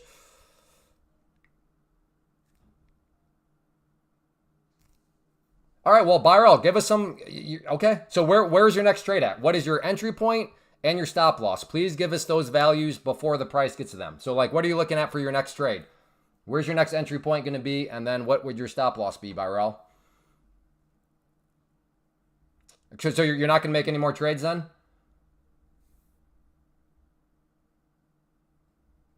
There's no point on being on. Okay, fine. Okay, no problem, Byrell. So you're not making any more trades today? Is that what you're saying, Byrell? No more. You're done for the day? Okay. Well, seriously, come back tomorrow. Come back tomorrow. Yeah, you may not need to trade anymore. Yeah, hey, fair enough. If your strategies, you make a win and you're done for the day, cool. All I'm saying is come back tomorrow and let us know what your trade is before it happens. So let us know what the entry point's going to be, where's your stop loss at, and then where's your target. And then that'll be a chef's kiss alert. But yeah, I totally understand you're done for the day, so you can't do it anymore. But tomorrow, we'll be here tomorrow. Swing on by. Like I said, give us those 3 numbers before the price gets to there. Oh, not willing to do it, huh? Interesting how that works. Hey, Joachim. Always interesting how the hindsight traders show up, talk a big game, and then you make the proposal I do. and then they refuse to do it. Interesting how that works. Probably true, Jay. Probably true. Well, if you change your mind, Barrow, the offer's on the table. But nobody's really going to take you that serious if you're just going to tell us what you did in hindsight. Because, But like I said, if you want to show up tomorrow, give us your entry point, your stop loss, and your profit target before the price gets to any of those. We'd love to see it. And even if you're wrong, nobody's going to make fun of you. Because, hey, we're all wrong as traders. No, I don't want months of proof. I just want you to call out a trade. That's all.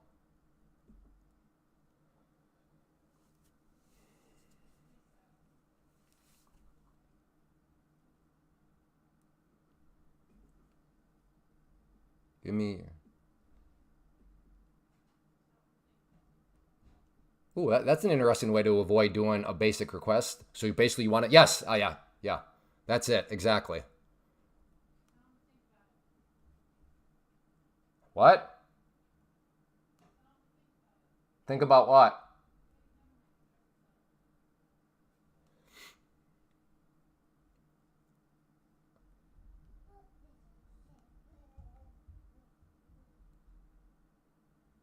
I legit told you. What did you tell me?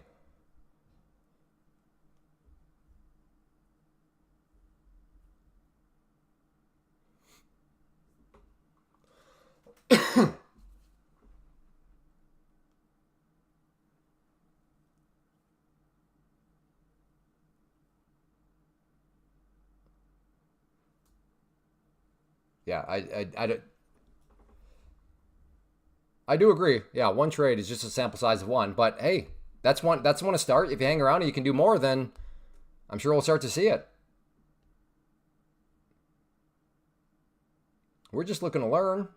Maybe we can learn something from you.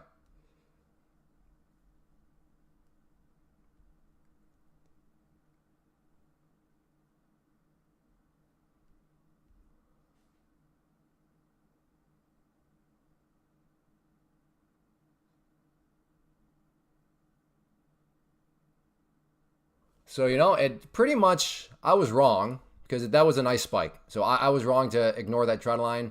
But in some senses, it was somewhat right because I did talk about, is this just some sort of is it going to break out and then just get caught in the choppy range?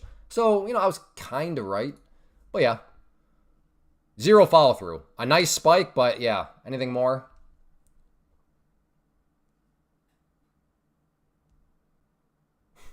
All right, Byro, you also have a good day.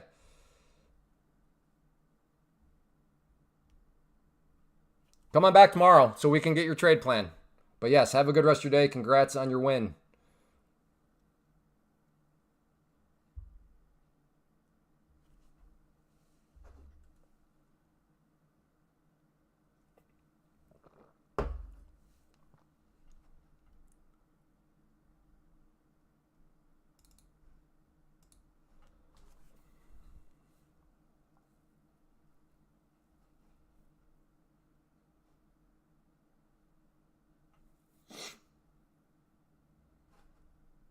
Another way to look at the chop is just the 5-minute here. Up, down, up, down, up, down.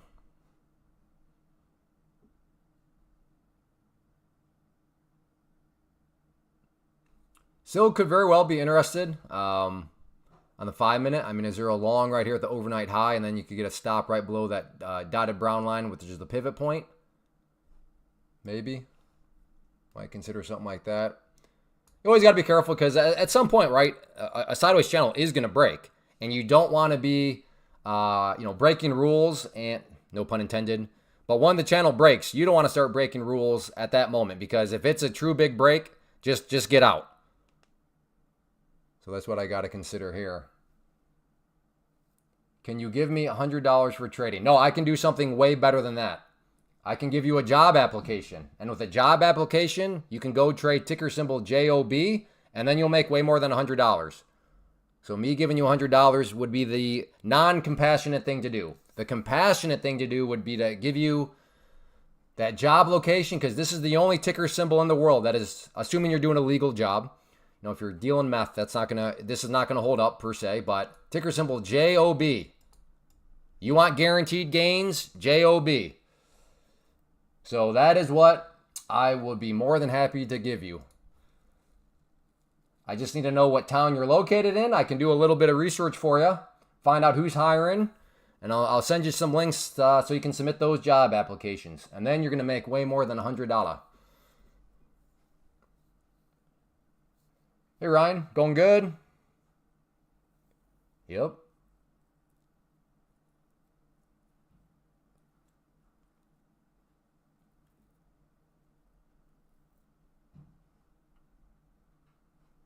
It is pulling back, approaching, what is this area right here? I'd want 3.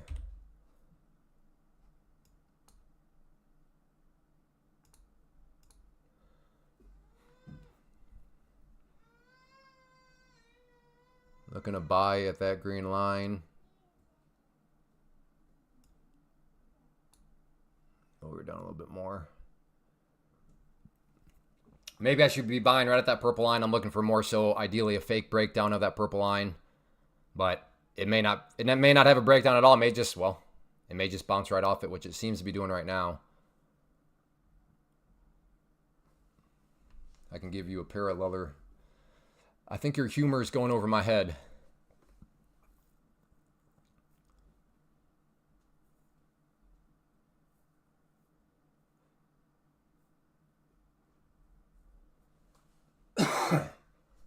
$40-point move in the last 4 minutes. That's 800. Exactly, Nas. Yep, the power futures, they move. Selling all the way down. So you're short right now, or you're thinking of getting short? Cool as Dre.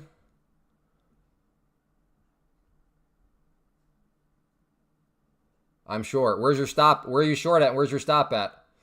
Hey, Ernest. Where'd you get short at? I love trading while having a full-time job, less stress. Oh yeah. That's why we preach around here. Multiple streams of income. Multiple streams. Never let anybody make you think like you're not some sort of like quality trader or quality anything. Oh, you still have a 9 to 5, huh? Well, that's nonsense. So that's such nonsense.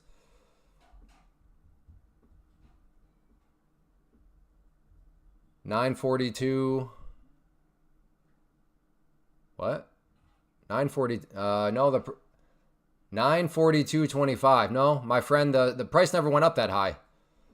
So that's unless my data is wrong. But yeah, no. If that was your entry point, that's where my crosshair is. The high of the day is right here. Your claimed entry point is above that white line. Maybe it was a typo on your part, though, to be fair. Oh, or maybe that's your stop. That might have been your stop. Okay, yep. Where's your entry point at?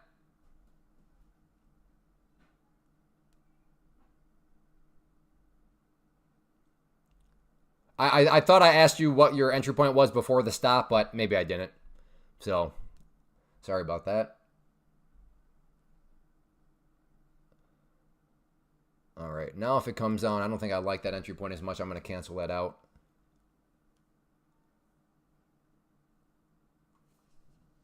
My entry was 912.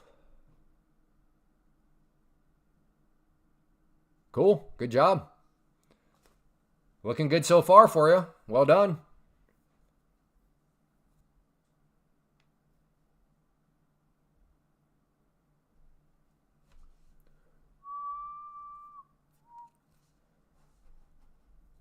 The 21 EMA strikes again. That green line here. Big fan of it around here. Not a holy grail, so don't be like, oh, so this guy said the 21 EMA is a holy grail. No, I just enjoy it.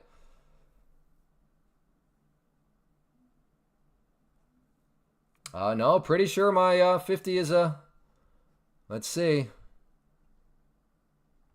I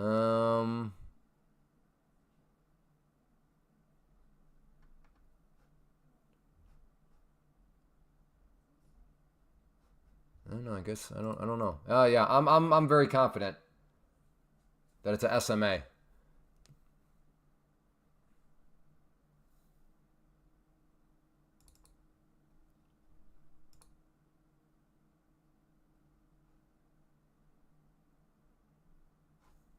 I don't know. Is that... Oops. Oh, no. Did I just close... Did I just... Oh, yeah, I did. Whoops. I accidentally just closed my whole Tradeovate platform. Well, good thing I'm not in a trade or anything right now. All right, let me get logged back in.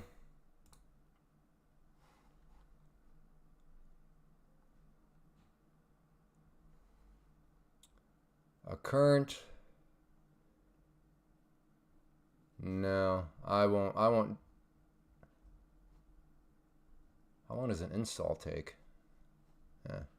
I don't know. I don't know if a reset's going to be taken. So no, I won't worry about that. All right, let me get logged back in. I don't know what I clicked, but whatever I clicked, I just totally logged myself out.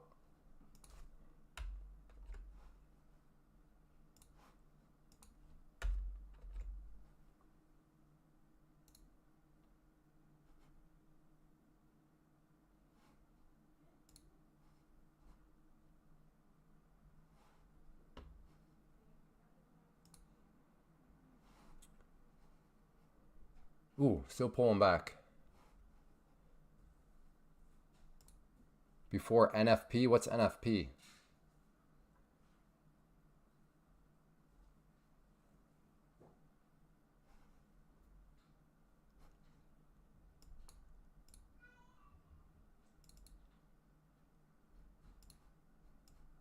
Yeah, so... Yeah, what in the world? My 200 is an SMA. How did my purple line... And this should be an EMA. And that's an EMA. How did my... Yeah, all right, well... And this is the VWAP, right? Yeah, all right, that's V... Okay. So yes, this is an SMA as it should be. This is an EMA as it should be. But somewhere along the lines, this got converted over to a... All right. How do I change that to an SMA? I don't know. Should I? A nice little bounce right there. Those Trump candles got me today. Blew up 5 new PAs. Well, I'm glad that happened. Nathan... Wait, why did you change your name back? Why isn't it Nathan's again? No, you're not crazy. Apparently, so how do I get that? All right, it's been a while since I've had to set up my... I guess I can just delete this out. Remove. Okay, and now I want to add in an indicator. Moving averages. I guess I just misclicked. I don't know. Yeah, because...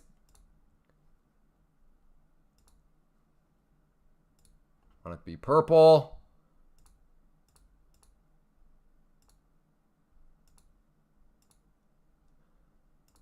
Period. I want the 50.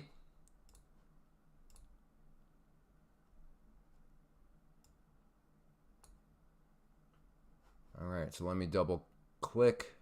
I think that's a little too thicker than what I wanted, so let's bring that down a scale.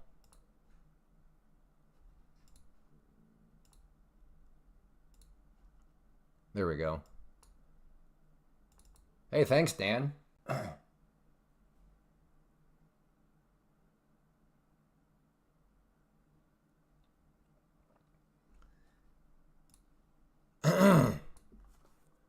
Yeah, it is who's saying what?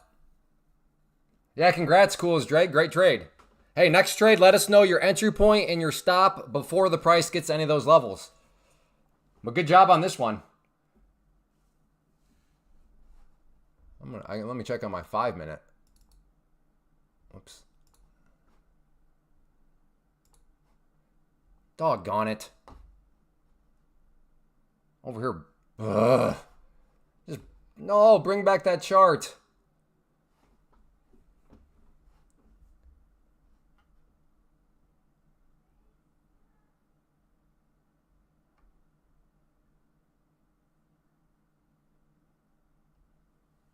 Yeah, I apologize to everybody because I'd always tell people the 50 SMA. I apparently, when I set that up, I just misclicked. It would make sense because when you add in, where'd it go? Moving averages. I must have thought I was clicking on that, and I clicked on that. Everything else was right, so I do. I apologize.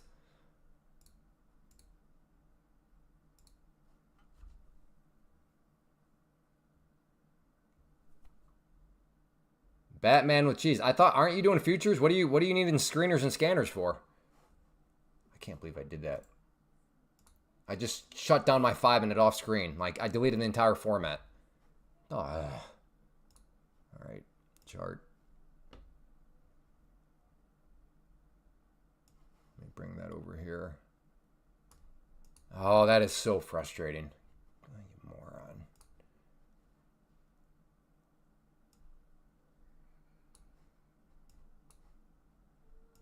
Oh, no, there's no way. How do I, okay.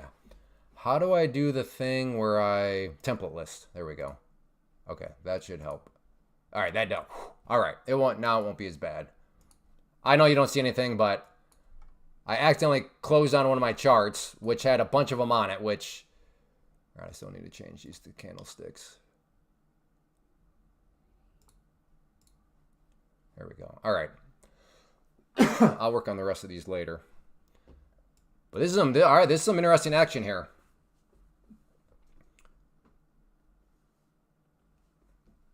This is called a volume profile. I heard they help to choose the stock. I thought you were trading futures, Batman with cheese.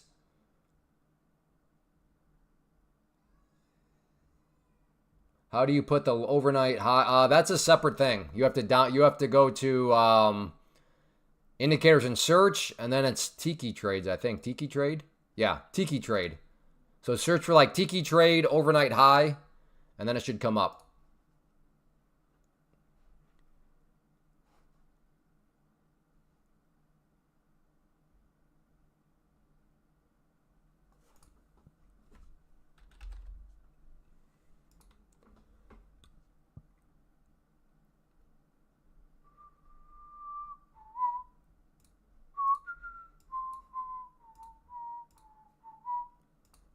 Hey, brother.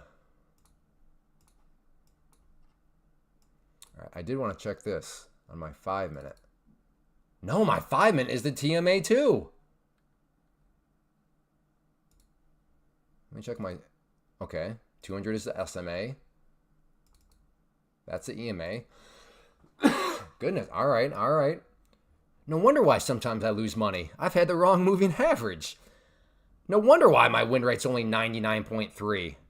It was that 0.7. Because it was a T on... All right, well, let me remove that real quick. I guess I'll do it over here so you can see if you're not familiar. How do you add in a moving average on this? You go to indicators. You go to moving averages. Make sure you click the SMA if you want the SMA. I don't even know what a TMA is. I want the 50. Purple. I want it to be a little bit... I don't think it needs to be that thick. Save as default. And then let me double click on it. There it is. SMA. All right. All right. We're good to go on the 5-minute too. I have... Who knows how long it's been like that. And how many people have asked. And I've said with such confidence, that's the 50 SMA. TMA is a double smooth SMA that gives more weight to the middle data points, resulting in smoother... Gotcha. Ooh, the truest moving average. That's a bold claim. Whoever came up with that one, who's their marketing department? That's some good stuff. The truest. Batman with cheese, I'm confused. Why are you not answering my question? I thought you were trading futures. Can you trade stocks for content? No. Day trading stocks is garbage, as you know. So I think my mind is about to be blown. If Batman with cheese says, no, I'm not day trading futures. Is my mind about to be blown? They continue to dodge the question. Even more the reason to day trade futures through a prop firm, that given you are a newbie.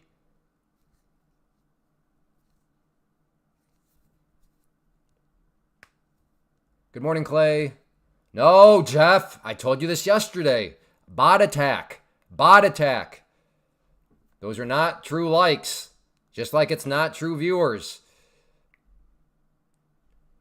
Cool as Dre. So happy I switched from Forex to futures. There we go. Exactly.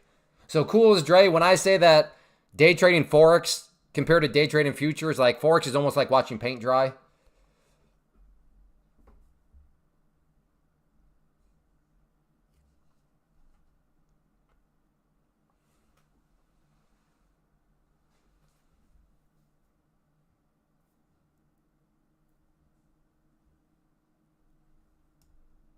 Oh well, I mean, is it true? Is when as you now look at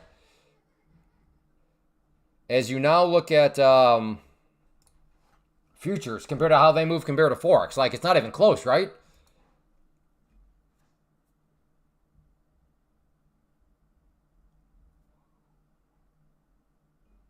Batman, I've been with this. Okay, yeah, all right. Do whatever you know. Do whatever you want, my friend.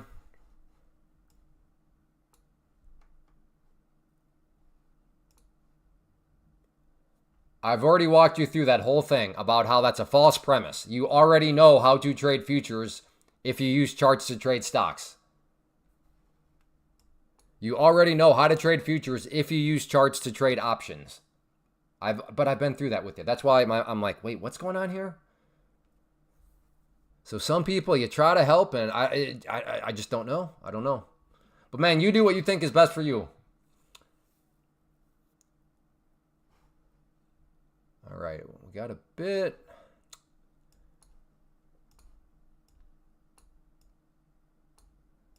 Got the bear flag here. Almost called it a beer flag. Bear, not beer. Bear flag. Ooh, that might be a good remarketing term though. Just for the sake of it, like to create a cult around the beer flag. But isn't that just a bear flag? No, it's the beer flag. The beer flag. What do you think about beer flag concepts? Ooh, that's what we can do with it. Beer flag concepts. Hey, first off, Mark, thank you for using code Clay. I don't know. I think so, but I guess I don't know that for sure. I don't know. Well, yeah, because in your dashboard, don't they give you TradeOvate information already? Yeah, there we go. And that'll be the slogan, Drew P. Beer flag for beer money. Oh boy, we're cooking up a new system here. And by new system, I mean we're just renaming something that's already existed. Shot shorts. Then yeah, you should be able to, yeah. Then I would assume TradeOvate works. Create a TradeOvate account and then use that information to log in.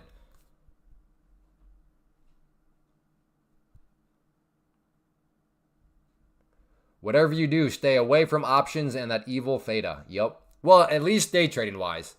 Because in the category of swing trading, theta can actually be leveraged in your favor. And then options are great with investing. You know, you can do covered calls, cash secured puts. So I have nothing against options in the two other categories. But in the category of day trading, no. Mathematically provable, no. So right now, this is getting hung up. Whoops. On the 5 minute, you can see that pivot point, the dotted brown line. That's right where it's finding support right now. So that's what I'm kind of watching. Does it want to give up that pivot point right there? If it does, then yeah, I could see the bears starting to step back in.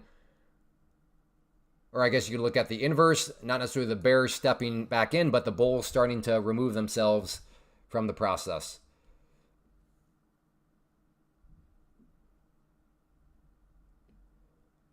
Whoa. Who's cooking here? What was up with that?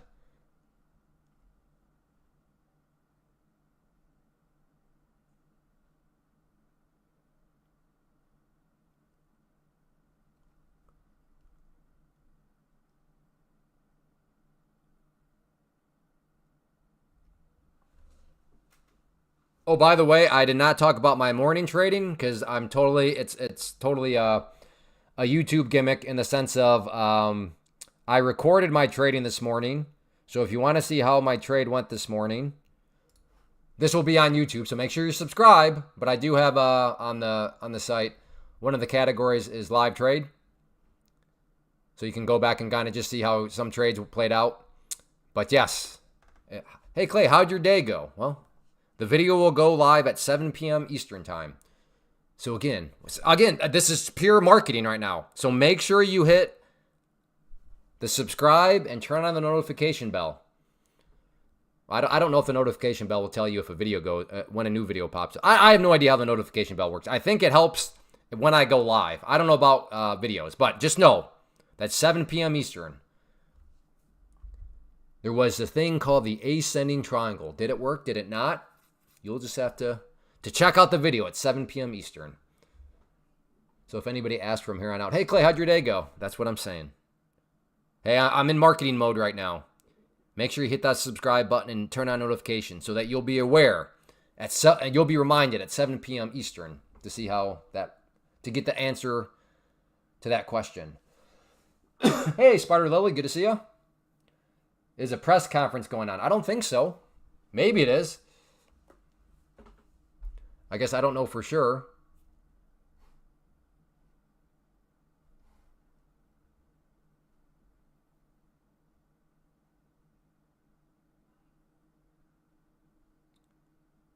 B. What does B stand for? I guess entry? Entry. Okay, that's got to be your entry. Your entry's at 860. Right here. Your stop loss at... Ooh. Okay. We're seeing things a little differently, but that's all right. That's all right. I appreciate you thinking for yourself. Meeting in the White House. Oh, bye. Gotcha. That makes sense. Probably should have been able to figure that one out on my own. That B represented by. I'm just used to seeing E. E for entry. But yours is actually better because mine, E for entry, I have to question, well, is the entry a long or a short? But because you say B, buy, that eliminates that step in my mind. So your way actually makes more sense than wanting to see an E.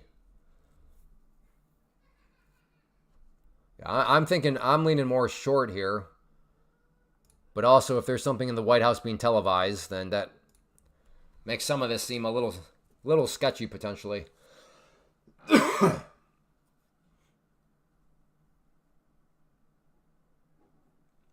Mark L, are you still here? If you are still here, I'm very curious. If you go and try TraderVate, are you able to log in? Because again, I'm assuming you are, but I don't know that for a fact. So that'd be kind of an interesting bit of data if you're still here, Mark L. All right, here we go. Cool as Dre is looking to get short at 860. Okay, so we want to see the price come down. Or he's not quite filled. Or he's close. Okay, he's filled. His stop is at 95. So stop is right about here. And target is 21. 702, is that what you meant? All the way down here is your target? Am I understanding that right? 21,702.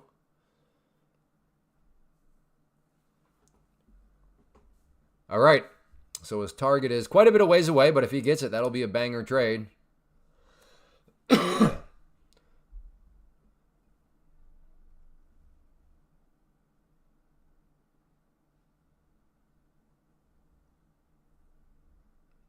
Because when you join the stream, I make bank. You're my little magical Yoda. I was actually red, but when you join, everything flips to green. That's how powerful you are, Marky.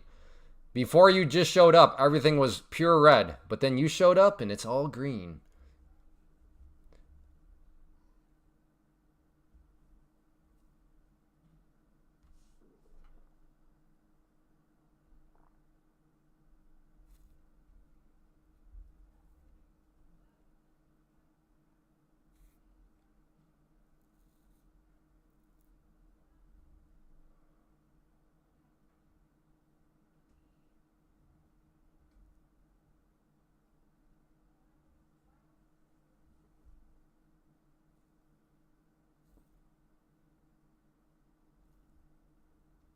Oh, so Jamie has been angry this whole time. He's calling me a... Oh, I thought...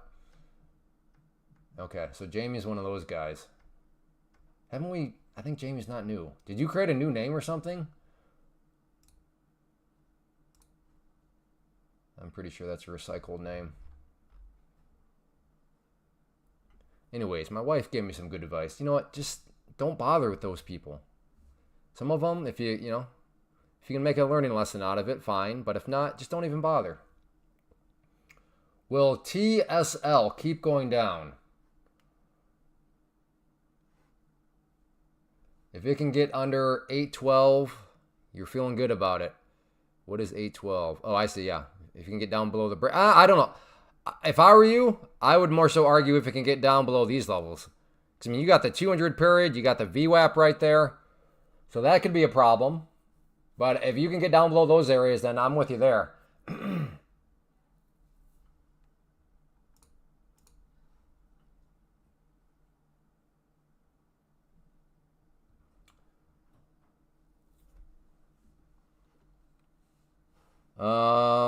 Will TSL... Well, first off, any reason why you were choosing to trade TSLL?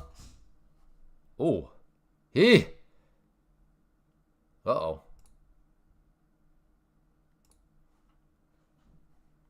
And I have to be honest. Who asked that?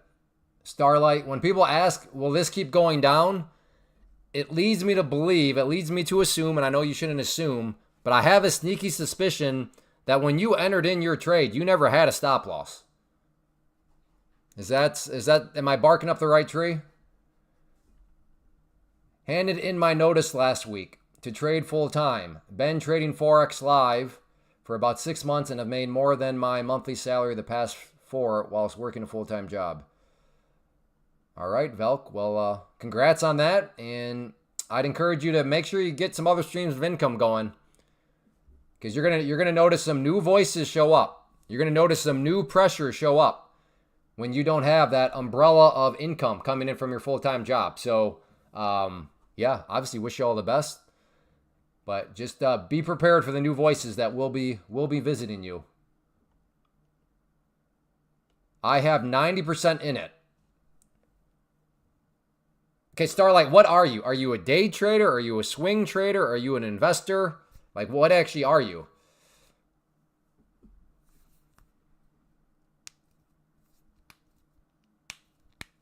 Short SPX. Okay, R, how about you give us your entry point and your stop loss? Because short SPX is kind of a broad statement. So we get it, you're bearish. So how are you going to take that statement of short SPX and turn that into a trade plan? So where would your entry point be and where would your stop loss be?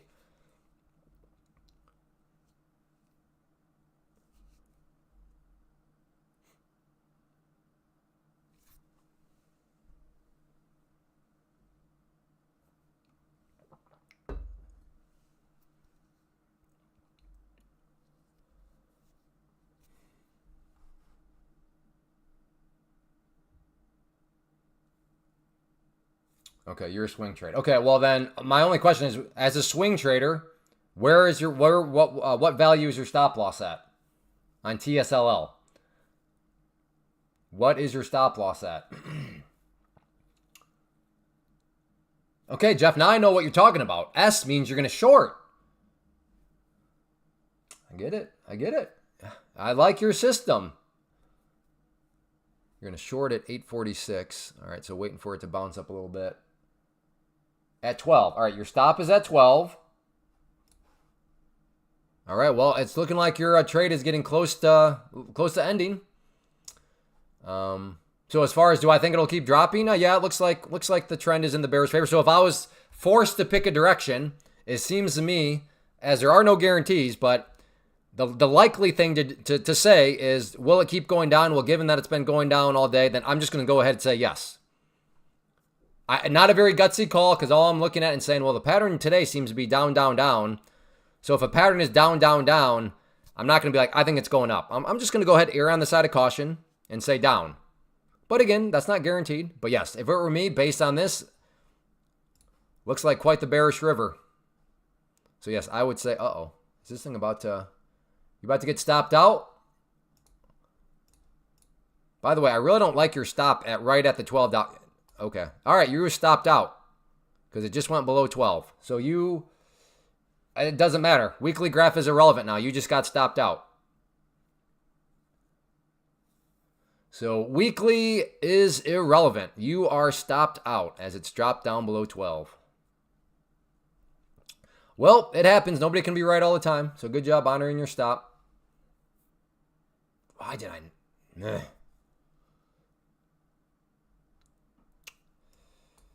All right, maybe I'll try a double bottom here. I can do that with some tight. Yeah, I'm going to try a double bottom. My stop will be right there. So risking about 10 points. This is kind of like catching a falling knife. So if this is a falling knife, then I need to just be out. But I could see it potentially bounce. Let me come down a little bit more. There we go. Is this an inverted teacup? I don't know if you're joking or if that's a real thing, but maybe it's inverted teacup. I call this the blind hyena. This is a blind hyena that I'm looking to trade here. I'm sorry, not the blind hyena, the blind pink hyena. Excuse me.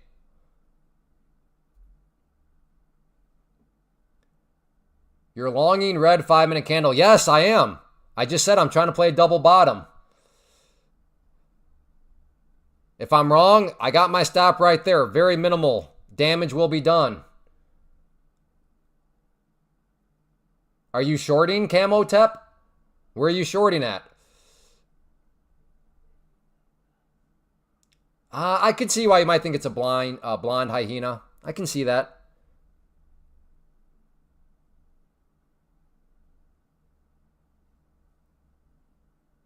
I think that's what I wanted. That is what I wanted. Came down, you saw it got oh so close, but didn't fill me. That was the move. That was the one I wanted. Hey, Salish. Like I was telling, what Cool is Dre, if I remember the names right. This is what I would be worried about. He was confident that if it could get down below here, it could get, that'd be great. Which I see him, lows, but like I said, if it can get down through this area, then you gotta that'd be a very good sign of, bounce right off that area. So that's why. Who was asking? Camo top. That's why. I was trying to play the double bottom and it's bounced. But as you saw, I did not quite have the entry point right, so I never got filled. So that's why. Hey,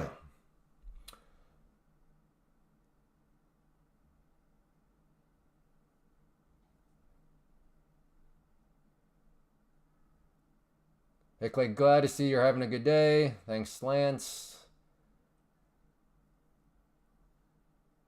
Oh, inverse. I don't even know if I was aware of the inverse cup and handle.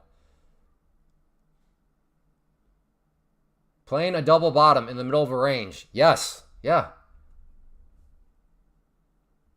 Did people not see how tight the stop was? And look, it would have been, very, very nice trade.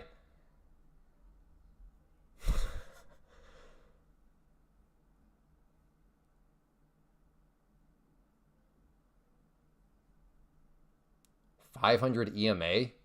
I've never heard of anybody using the 500 EMA. I'm not saying you're wrong to do so. I've just never heard of that.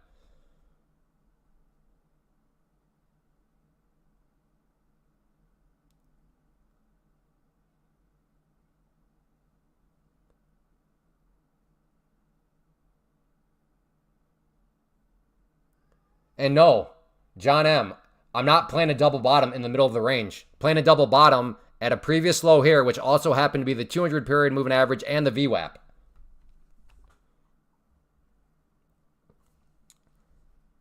And would have worked out beautifully for a scalp. That was been, again, and this is a perfect example of why trading's hard. I was right. Came down and then bounced.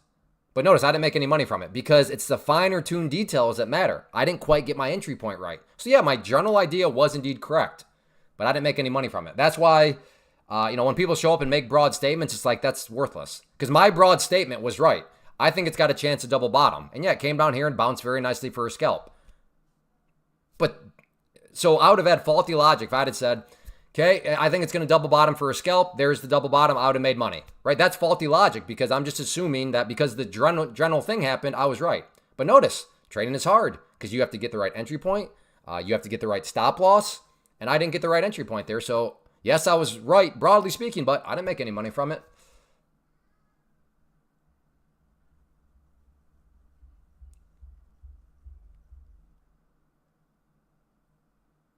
John, for my points, I was risking 10 points. It went from 05 up to 25, almost 25. So 10-point risk with 20 points of potential upside. So from that viewpoint, double bottom just fine. Plenty of opportunity at profit for there.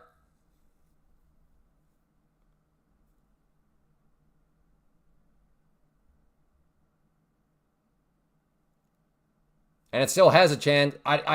You apparently are someone, which is fine. Which is fine. You must consider a double bottom, like, I don't know, it's got to go all the way up there. Fine. That's still possible. It hasn't violated any of these areas yet. Why are you trading the SPX?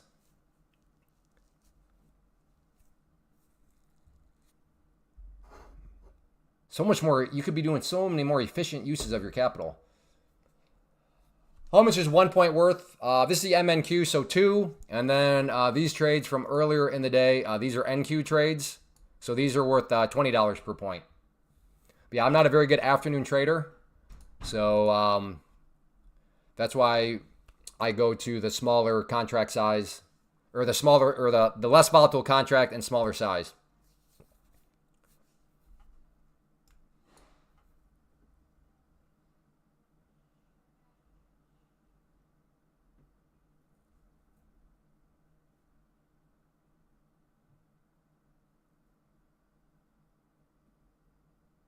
Okay, John, then don't do that. That's fine. That's fine, John. I mean, are you making any trades, or like, are you? What are your thoughts? Please don't. I'm like, what would your trade be? Again, John M. I don't recognize the name, so welcome. Good to have you. But the chef's kiss around here is if you can give us an entry point, a stop loss, and a target before the price gets to any of those levels. So if you're seeing something, let us know.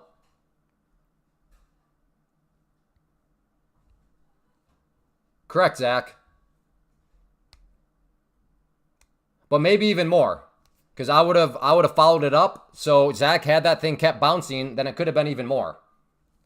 But yes, using a hindsight analysis like you're doing, that's what it would have broken down to. But you also have to remember to factor into your analysis, Zach, that had the thing kept bouncing, then that would have been different. Okay, well, John, next time, let us know a trade before it all happens. But congrats on that trade. Good job.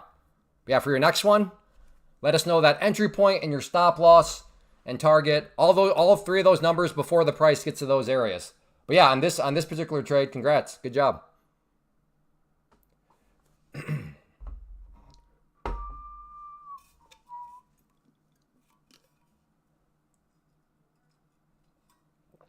Does that make sense though, Zach? Because a lot of people fail. They don't fail. They don't realize that. Yes, in pure hindsight, that's how the math broke down, Zach. But you got to keep in mind, well, what happens if this bounce had turned into something like that, you know? Then those numbers would have been skewed even further in my favor.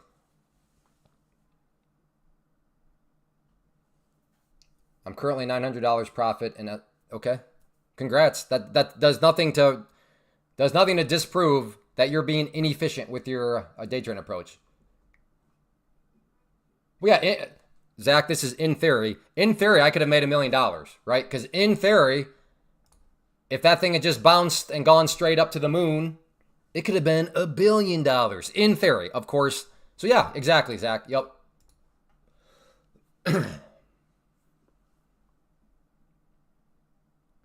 Okay, how much capital do you have in a trade right now? SPX or R. How much capital do you have tied up in your SPX trade right now? Wow. Who is talking? What are they saying?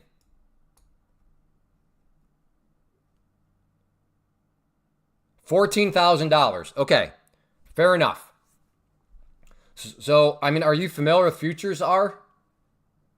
I guess I could explain this to other people just because there's people probably lurking that don't understand how inefficient this stuff is and why I call Pam's plant the most efficient way to go about trading.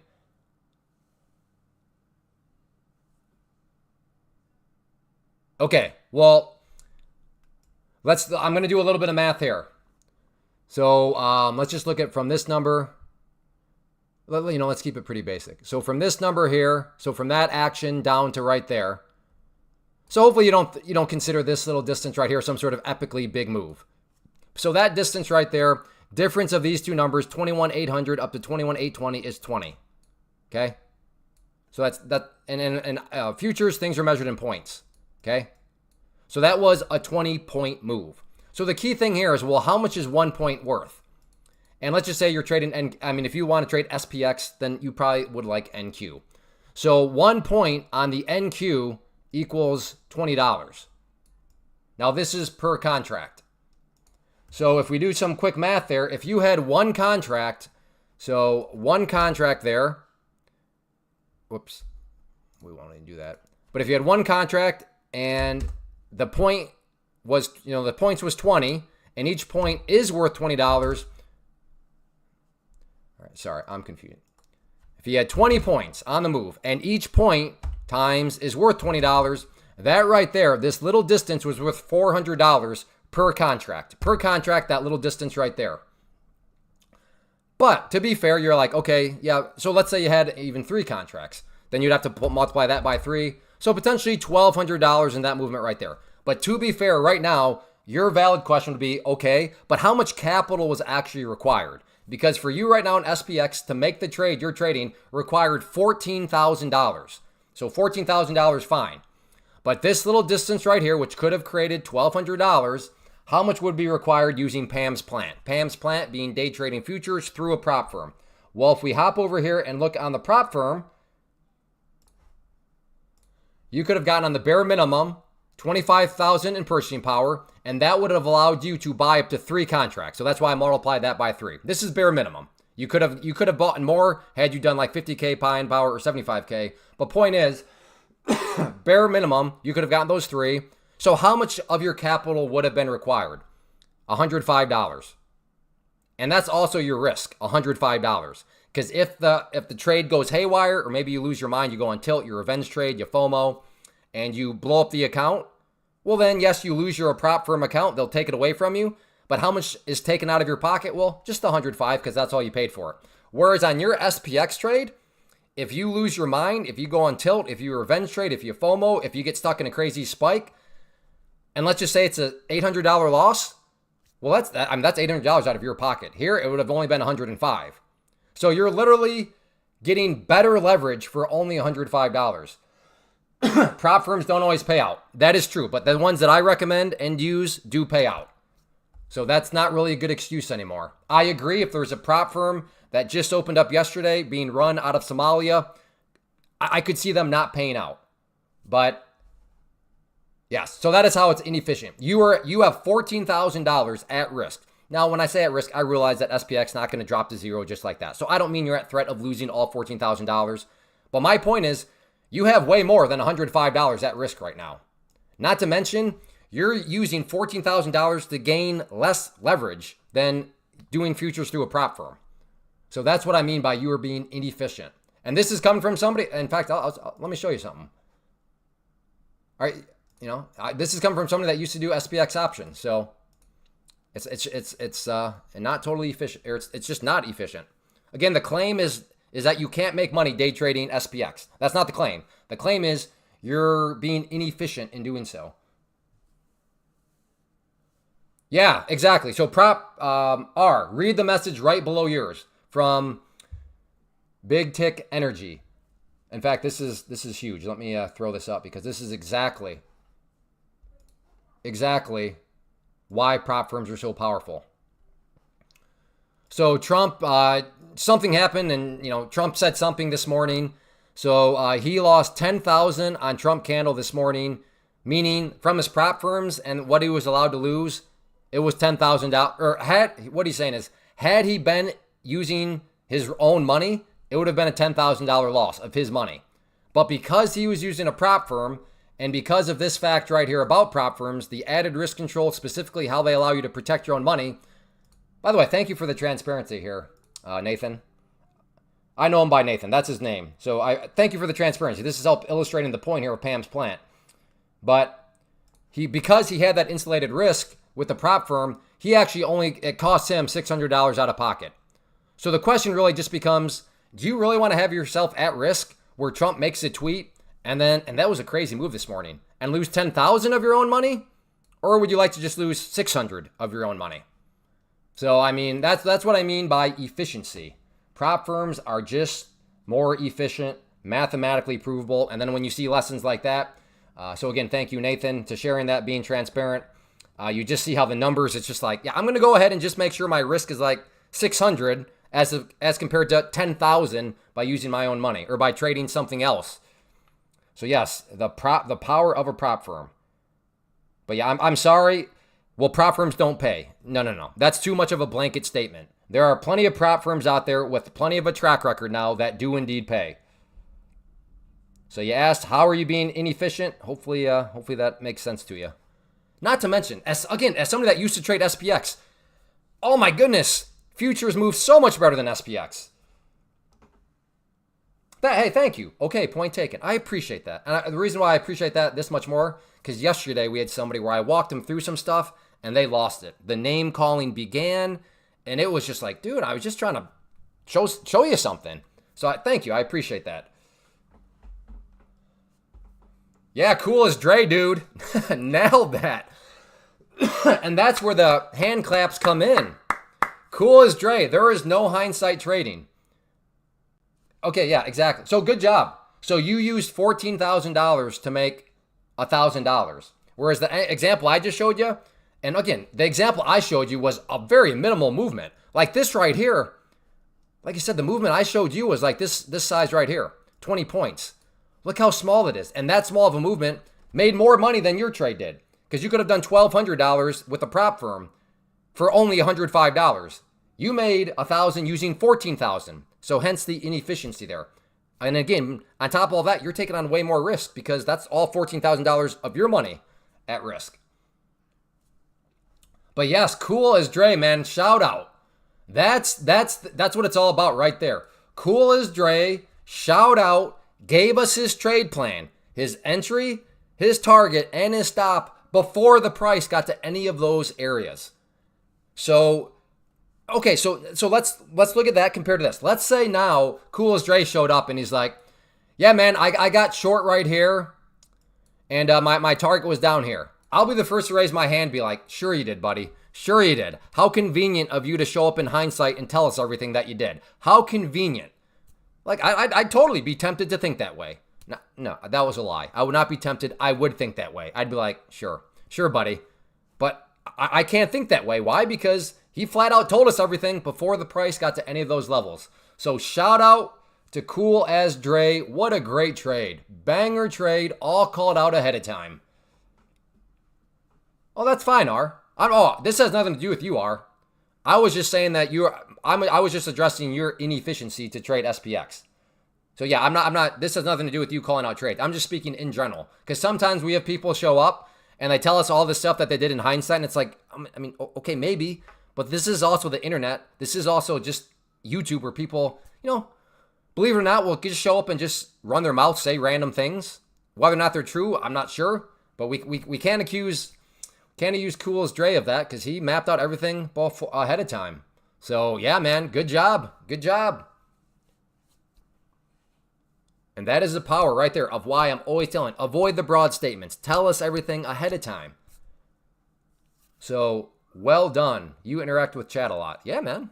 That's why I'm here to interact with chat. Like, that's what actually keeps us interesting.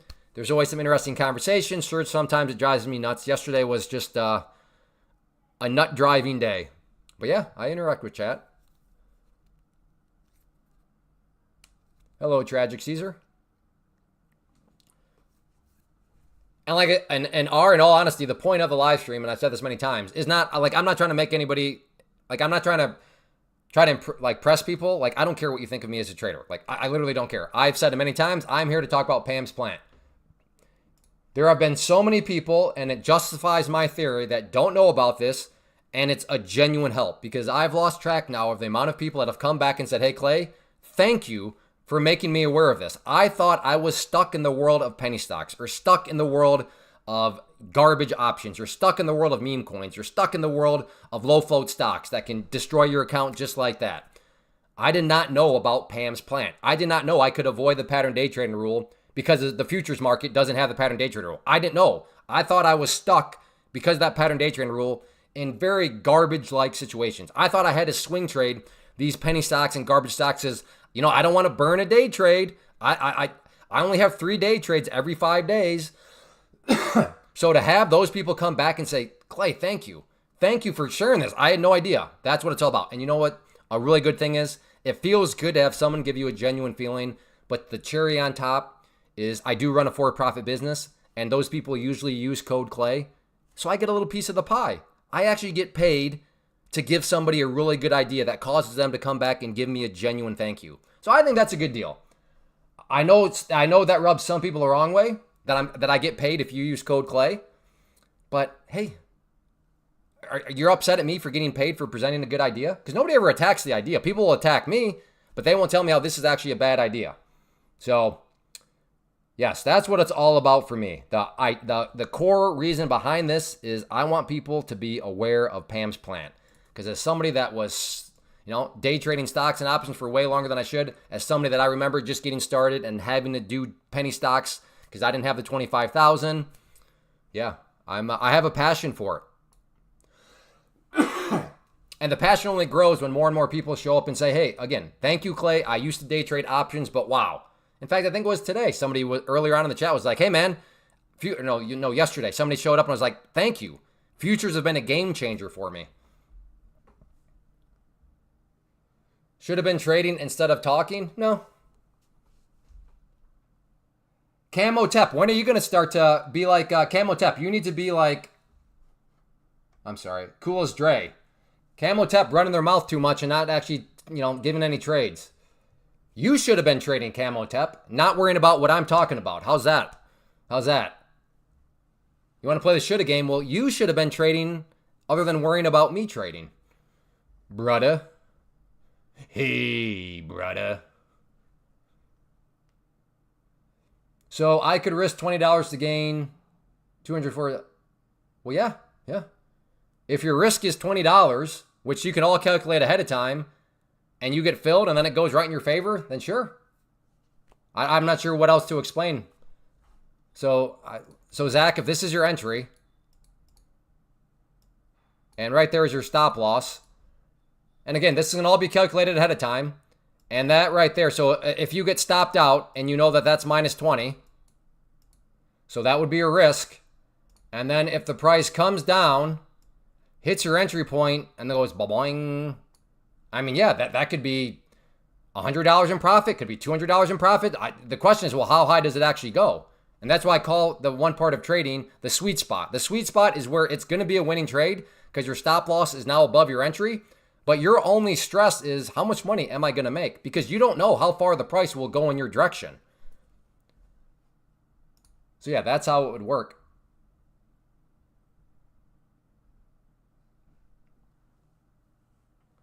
I cannot believe I called out this short at 9:35. Well, I mean, when you called it out, did you also give a stop loss?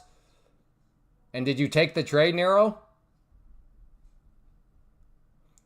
I wish I would have found Pam's plan earlier and would have lost way less money in my own capital. Yes, exactly, Sniper Kills. Exactly. My wife was talking to me this morning. She's like, maybe there's something you could say is just say how it's an opportunity to be able to learn better. Which is true. I don't use the word opportunity much, but it is. That's what it is. It's an opportunity to learn more efficiently. And to your point, Sniper Kills, exactly. You would have lost way less money during the learning phases just because if you do something really stupid in prop firms, it costs you a couple $100 at most. But if you do something really stupid with your own money, it can easily be a couple $1,000. This is going to go bullish in a few. Okay, Salish, so right now you've made a broad statement. So we want you to be like Cool as Dre. Can you please tell us how you're going to take that broad statement and turn that into a trade plan? So what is your entry point going to be? What's your stop loss going to be? And where's your target at? And we would please like these numbers before the price gets to those areas. So Salish, be like Cool as Dre. I'm waiting for confirmation, and then I'll tell you. Oh boy. All right. Well, hopefully it's not like 30 minutes in hindsight when you tell us.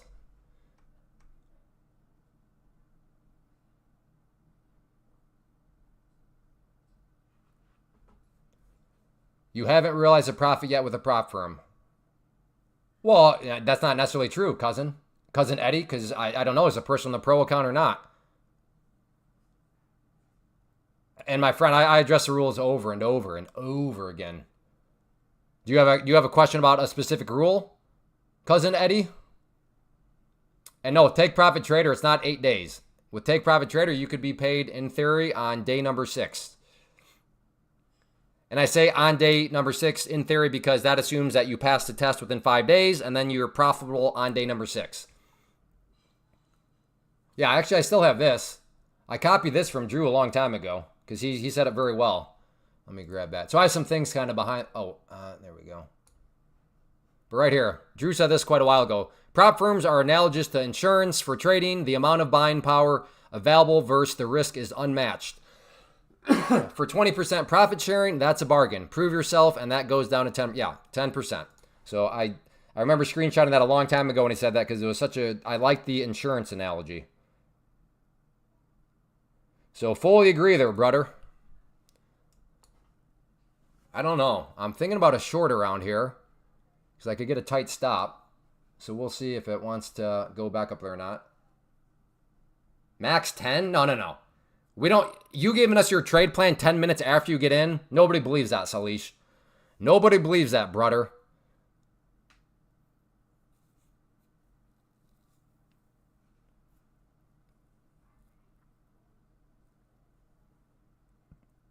Okay, well, where are you going to enter at? Give us your stop loss and your entry point. Like, you can't give us those right now?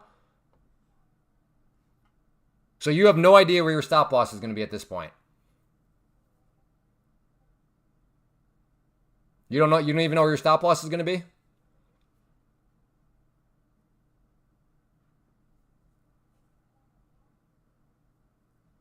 All right. All right. If this comes up here and then starts to come back down, I'm hopping in for a short. And then I'll have a very tight risk profile. So step 1 for me, want to see it come up and then come back down.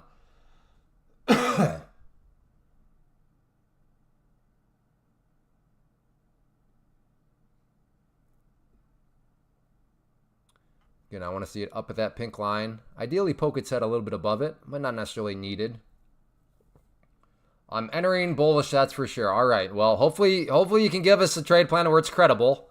Like Cool as Dre. Cool as Dre is officially a legend around here. I know other people have done it, but he had like a banger. Like when he said that, I'm like, man, that's wow. That price target's way down there. But he got it. Everything called ahead of time. That's what credibility is. That's where you get credibility right there.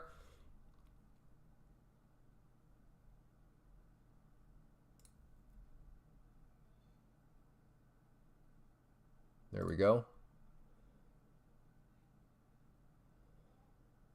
This is going to be a quick I'm either right or wrong. Looking like I might be wrong. All right, that's fine. I just started futures. Well, hopefully you're doing them in a prop firm, I hope.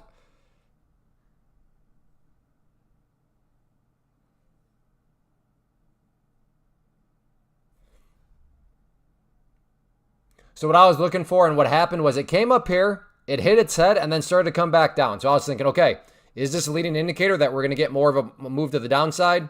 Clearly I was wrong. That was just a little faulty pullback, and then it's bouncing back up. So, oh well. Very modest loss. But yeah, I like those trades. Because you can get some bangers. Like if it goes up there and hits it, but it is an actual rejection, and then you capture it on the way back down, and then it can be. You're in where? What is your entry point and what is your stop? Tell us quickly. Salish, type quick. Oh, dude, that stop. Especially when you just started in futures, Cool as Dre. Yeah, where's your entry point at? When you just started, man, you get yourself in a prop firm. All right, cheers, Salish. And where's your target at? Get yourself in a prop firm. Take Profit Trader, man.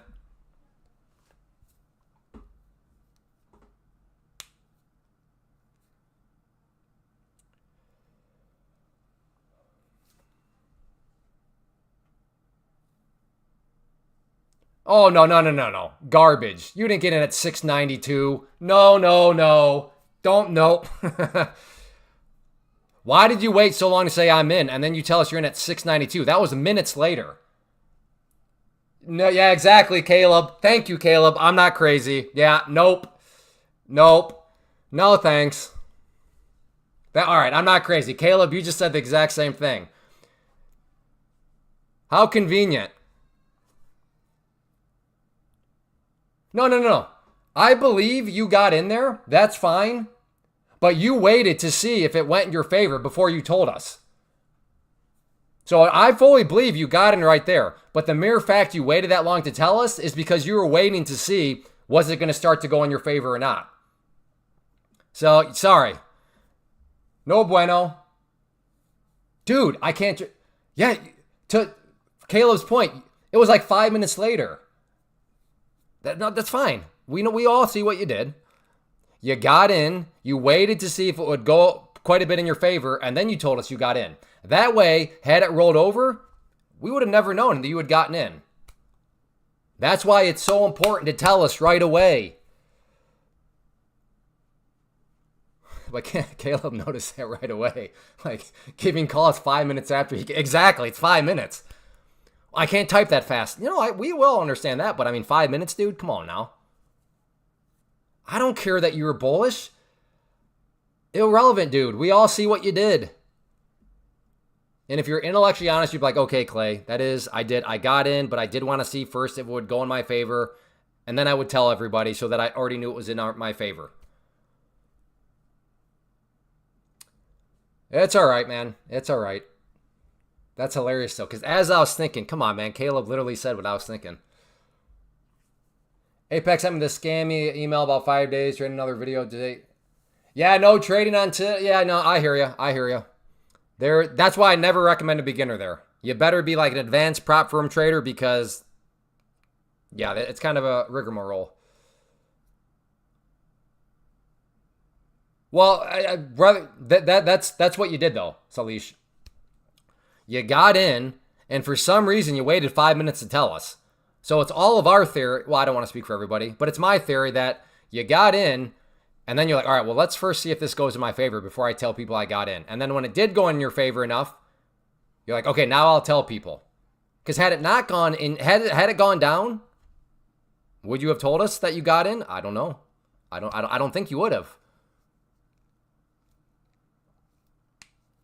That's all right. It's all right. It's not, hey, like I said, cool as Dre, he's setting the standard around here. On that note, this is why stops are important. Remember when I got short right here trying to play the potential rejection off here? I'll pat myself on the back a little bit. For those of you that are maybe new, I assure you there are plenty of times where I do dumb things and all that. So, but hey, you know what? There's power in just cutting, having no ego, being like, all right, I'm wrong. Because had I gone into ego mode and refused, look, I mean, that'd be a painful short now. So there is power in no ego. But I'm trying to get an account at, and then BC, it just cut off. I thought you were doing Take Profit Trader. Maybe another short here. We'll see how it behaves around this area.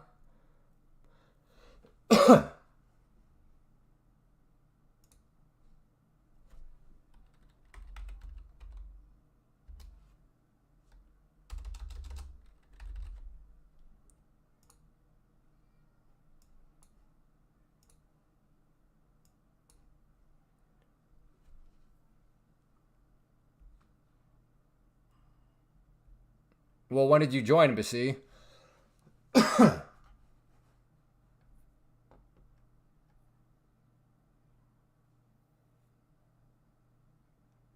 Yes, Zach. Yeah.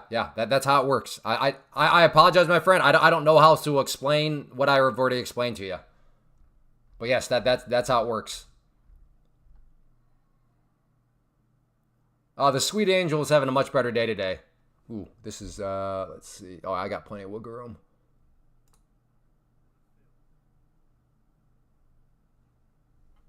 Short there. May add in a little bit more. They're gonna be in a little, they don't text. All right. Well, if you just got in right now, then yeah, there is a little bit of time for them to get the account set up.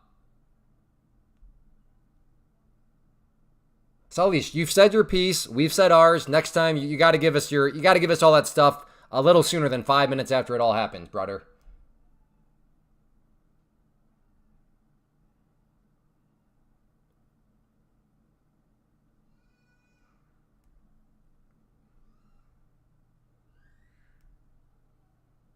Yeah, if you literally just did like right now, okay, that's fine. If you did it right now, then give them. You got it. It's not instantaneous. I mean, it doesn't take days or anything like that, but yeah, they'll get you.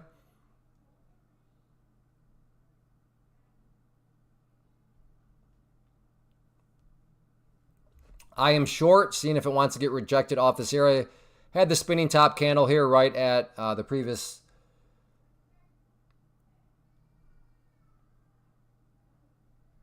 Not looking like it's going my way, though. All right.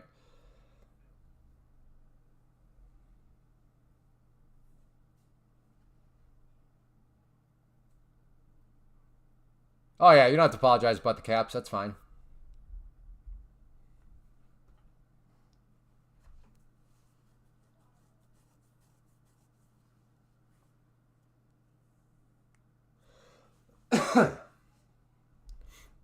Quite the grindy bounce now.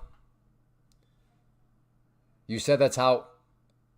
Well, yeah, Zach. That I guess I don't know how to explain, but yes, you have the right understanding. I thought I showed you kind of that little illustration, but I'm just saying that illustration I showed you. If you still don't understand after that illustration, I'm not quite sure I know any other way to explain it to you.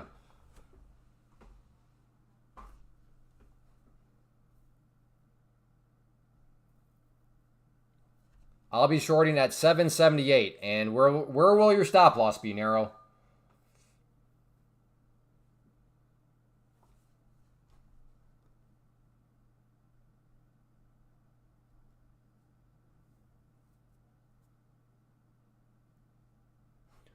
This 5-minute is wild.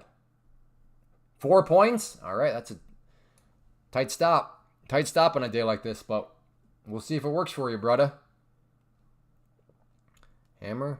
Right here, I don't know. Is this, right here, you have the 200 period simple moving average. That's where it's kind of finding some trouble right now. Kelly Kapowski. Ski. I'm just going to call you Kelly. Or else I'm never going to be able to say anything else because I'm going to be saying ski all the time.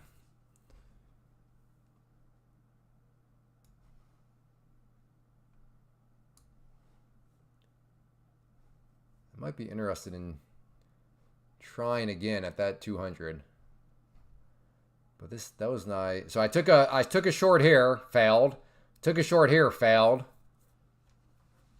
So I don't know if my ego can take a third one on the short side being wrong. That might be a little bit too much for my ego.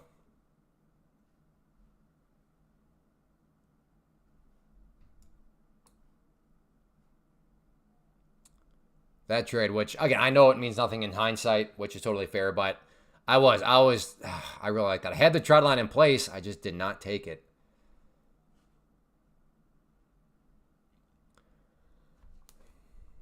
Yeah.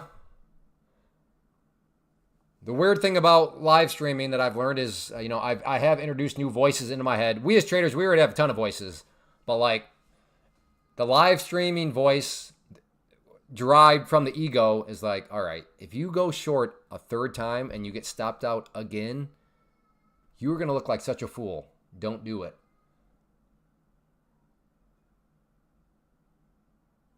My name is Ned. I'm just giving you a hard time. I'm going to still call you Kelly because I am not going to remember to call you Ned. I have a decent memory, but not enough memory enough to know what everybody's names are. Like, other than Nathan. I do know Nathan, but other than that, I got no capacity. So in the future, I'm just going to still call you Kelly, assuming you hang out and you're back, but I will try my best to remember to call you Ned because that's your actual name. Kelly. Yeah, we got another Kelly here. Sorry, Kelly.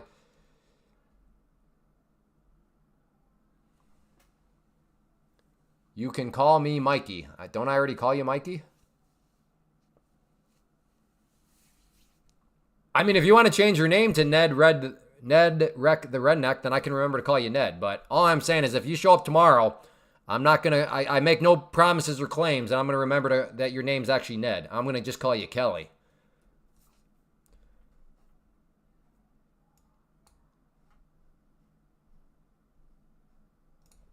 So got a little bit of a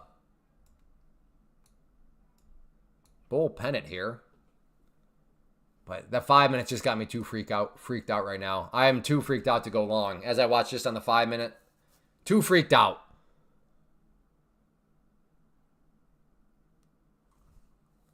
Is anybody else here thinking of going short, or people seeing stuff like I'm going long?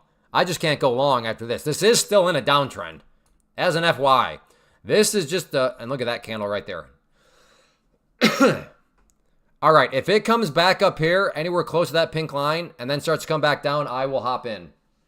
But I want confirmation first, which may be silly because if this thing's about to roll over, then I'm going to miss it. Yeah, all right, come on up. Come on up, brother.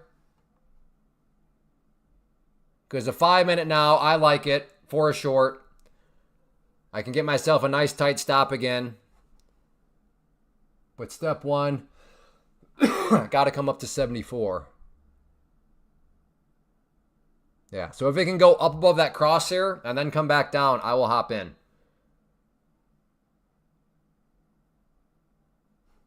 I think. Let me double check. Yeah, that's 78. Yep.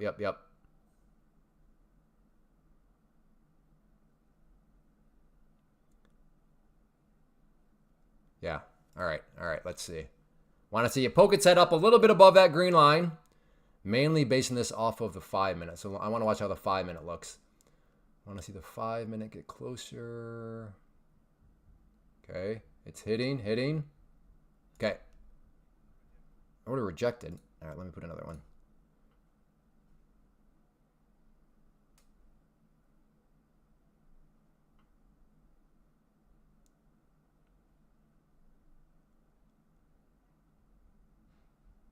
Nope, it's not dropping quickly. It's fast enough for me. All right, I can try to reassess. I guess maybe I should just bring. So this is what I'm watching on the 5 minute. I had that order out there. Yeah.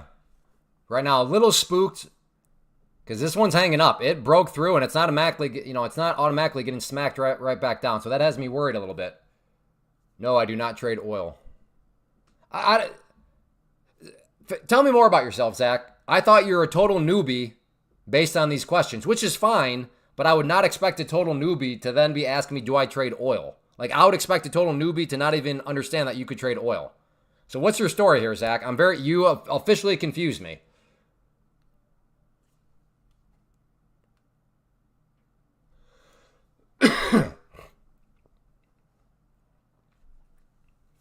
I watch your videos on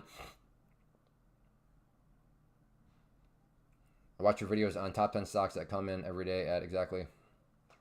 Cool, Kelly. Well, I actually do not day trade stocks. I day trade futures because day trading futures are way better than day trading stocks. And that comes from somebody that has day traded stocks for a long time. But yeah, if you want to be a day trader for less than $25,000, again, $25,000 coming from that whole pattern day trading rule thing. But if you want to be a day trader for less than $25,000 and trade things that move way better than stocks, I'm telling you, futures is where it's at. Going to take some. All right, yeah, cool. You won't need to take a whole lot of money to get involved with Pam's plant with the prop firm. All right, I'm out. A little scalpy scalp. Nice job. Don't even start, Mike. Don't even start.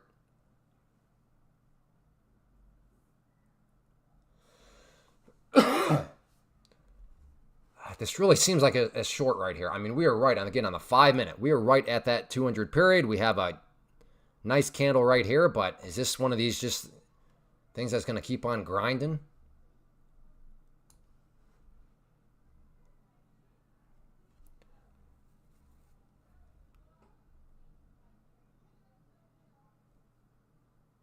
Oh, what do you trade right now, Zach? Oh, I see. Okay, so you're like you're like I think you needed just the 3% lesson.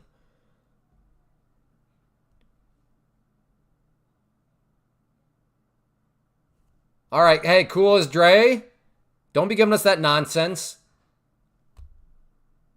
Going back to 812 and above, that's a broad statement. That means nothing. Tell us how you plan on making money from it. So where's your entry point? Where's your stop? And we get your target is somewhere above 812. Don't say, hey, come on. We'll give credit where credit's due. I will praise your name all day for the great call you made. But that was because you made a good call. It wasn't a broad statement like you just did here. Going back to 812 and above. No, garbage. That's a broad statement trade. We all know you're better than that. You've already proven to be better than that. So what is your entry point? What is your stop? Give us that beforehand, brother. So what do you trade right now, Zach? So you clearly understand charts, which is great. Yeah, Kelly, all my top 10 stocks is I have evil motives for that. My motives are I want to bring stock traders on this live stream so I can smack them and say, hey, if you're a day trader of stocks, stop it. Let me tell you something that's way more efficient, way better.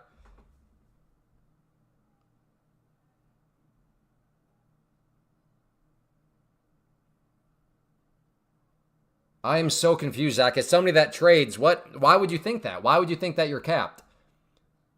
Like I said, Zach, you officially have confused me.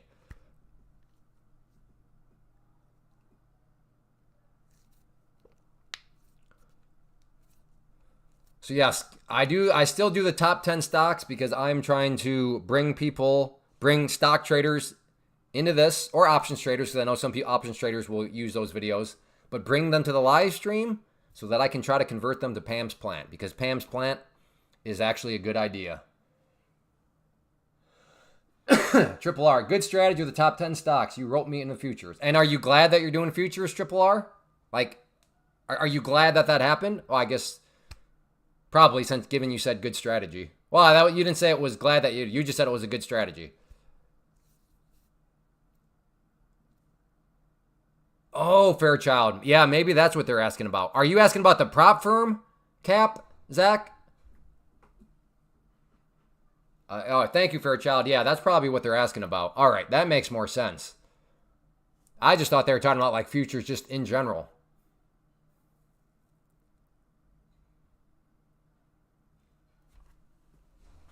No. Ned, you're not ready for the cues. You should be wanting to day trade futures.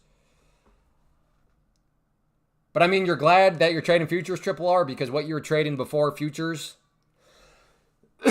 Yes, thank you. Thank you for feeding the kids. I appreciate that. Code Clay does feed my kids. I have 6 kids. So if you enjoy the live stream, if you're finding value in it, and if you want to support it, my family, so they don't have to eat rocks tonight, use Code Clay, please. Yeah. It got frustrating only being able to make 3 trades in 5 days. Yeah, that pattern day trade rule is such a joke.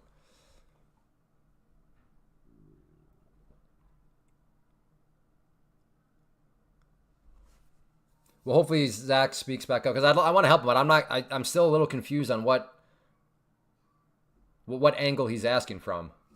Well, we're continuing to just prices putzing around that pink line there. Again, 200 period moving average. Not a coincidence at all that the prices putz around this area.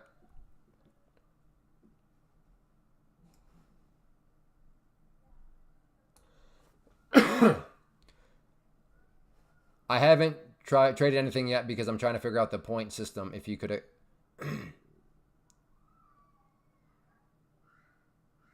Yeah, okay. Well, Zach, I'm telling you right now, as a beginner, given you haven't traded anything, as a beginner, don't do this. Do not just do PAMs. Okay? Doing PAMs as a beginner, don't do it. Why? Because of the M right here. Futures move, and oh boy, they can move very quickly. And if you are a beginner and using your own money, which is just what you're, don't. You got to do Pam's plant. You got to use the prop firm, especially again, as somebody that's never traded anything before. You're new, that's totally fine. You're going to want that added risk control via how you protect your own money. So yes, I love futures, but In your situation, I would say you are crazy if you're going to go start trading futures with your own money. Definitely do it through a prop firm.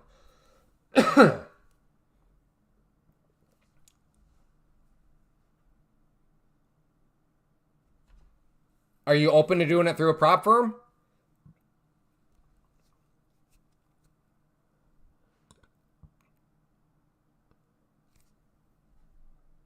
We only got first target.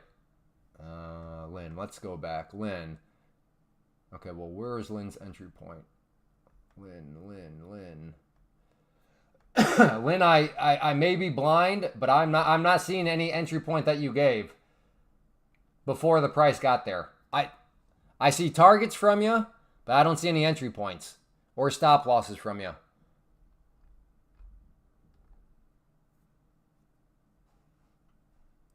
So that's what we prefer around here, is if you can give an entry point, your stop loss, and then your target. Okay. If you did, good job. Good job. I'll be honest, Zach. I'm not going to explain the point thing to you if you're going to go do all this with your own money. I'm not going to be an assistance. I'm not going to be an accomplice. What's the term? If you help somebody with a crime, what's that term? The accomplice or compliance? What is that term? Accomplice. Okay, cool. All right. But yeah, you understand the points. So right here, if you're trading the NQ from here up to here, from these two numbers is 20. 20 what? Well, 20 points. So the question becomes, well, how much is 1 point worth? If you're trading NQ, 1 point is worth $20. So here I'm going to quiz you, Zach. So if that was a 20-point move and each point is worth $20 and a trader says, man, that was great, I just made 20 points.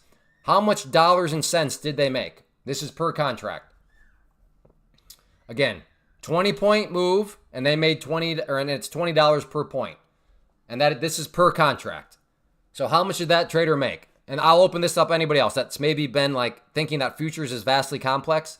Because you have to remember that if you already use charts, you're 97% of the way there to trading futures. The other 3% is what we're going through right now. So if you're somebody that's always been intimidated by futures, but you do already use charts, then please, this question is also for you, because I'm trying to teach the final 3% and show that, yeah, futures is not complicated.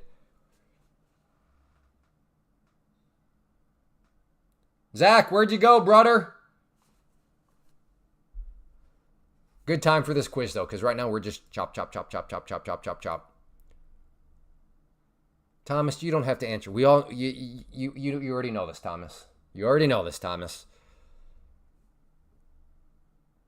You've known this for 4 months, and you're still not doing futures, Thomas.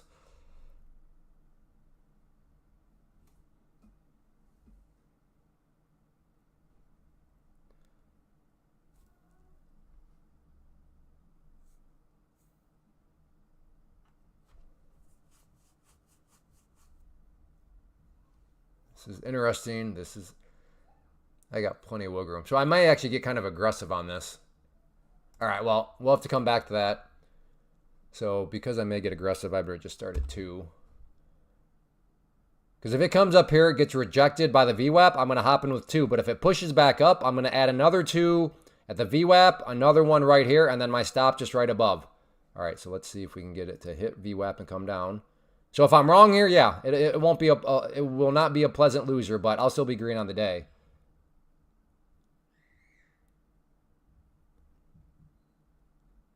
Okay, so let's say your trade plan says that you're risking 3 points. How much are you risking? If you're risking 3 points and you have one contract, how much are you risking?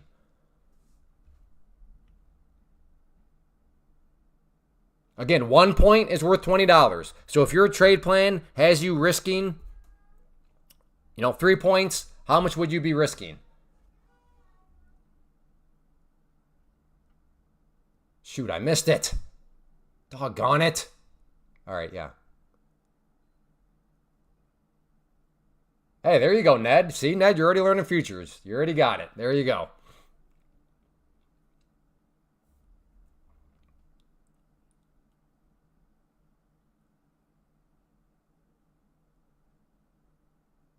Come on up. Come on up. There we go. Okay, in there for my opening allotment. Lingo Meb, what country are you in?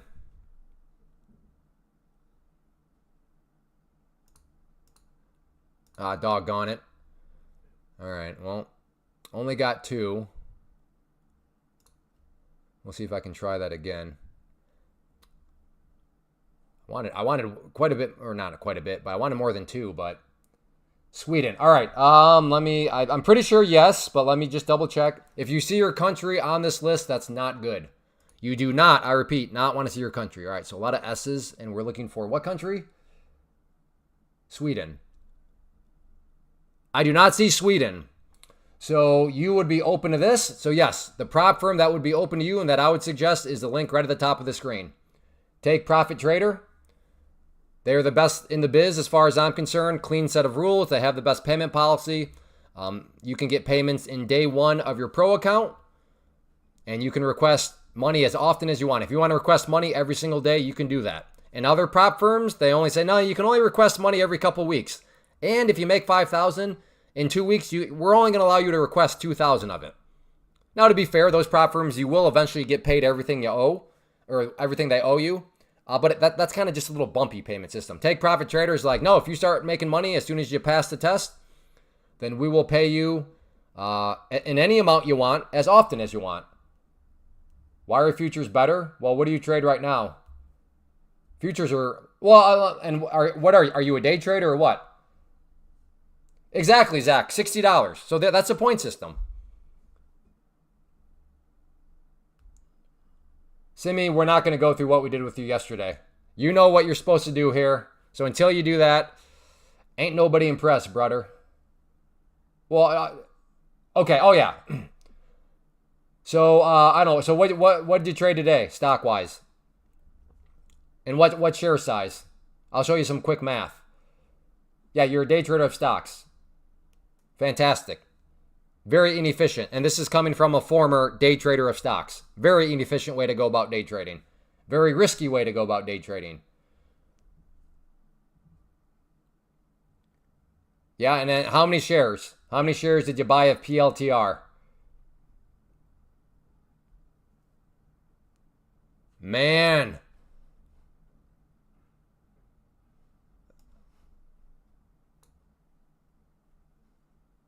No, he didn't necessarily get cooked. Why would you think he got cooked? He might have, if PLTR went down today, he could have gone short. Yeah, this is a great look. Good. Too much stuff going on. All right, 100. And how PLTR at what price? At what price? PLTR is what, like 190, or I don't remember what it is.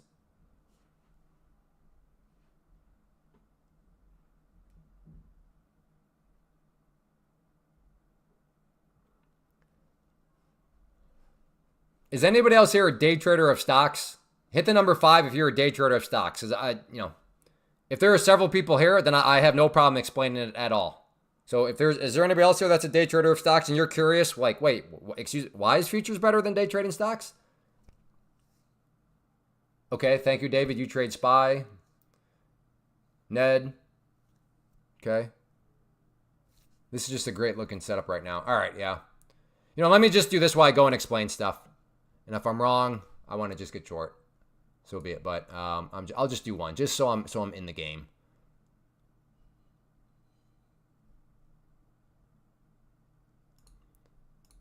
So stop. All right, there we go. So just one. This is just for my mental. Okay, so I'm looking to get short at that red line. My stop is above all that. Okay. So you were trading PLTR. All right, let's go through some math here on why this is very, very inefficient. So PLTR, rough day today. You could have been short, but let's just look at this. Let's just say that, let's say you nailed this. So, so let's assume like a really good case scenario. You got short right there, and let's just call that 128. I realize it's not. And then you nailed the bottom down there at 124. So, check out a pretty big distance right here. Big distance on the chart. And per the math, if we're pretending this was 128. Again, it wasn't, but we're just going to err on the side of caution down to 124. So that is a difference of $4 per share. Now, you said that you had 100 shares. So and I'm just at $128 per share. If you had 100, we got to multiply that by 100. That means you needed $12,800. So let's say that, like I said, you absolutely nailed it. From down here, you made $4 per share. Okay, well, you had 100 shares. So what does that mean? It doesn't matter. I don't need those details. I'm just, like I said, you said you used position size of 100.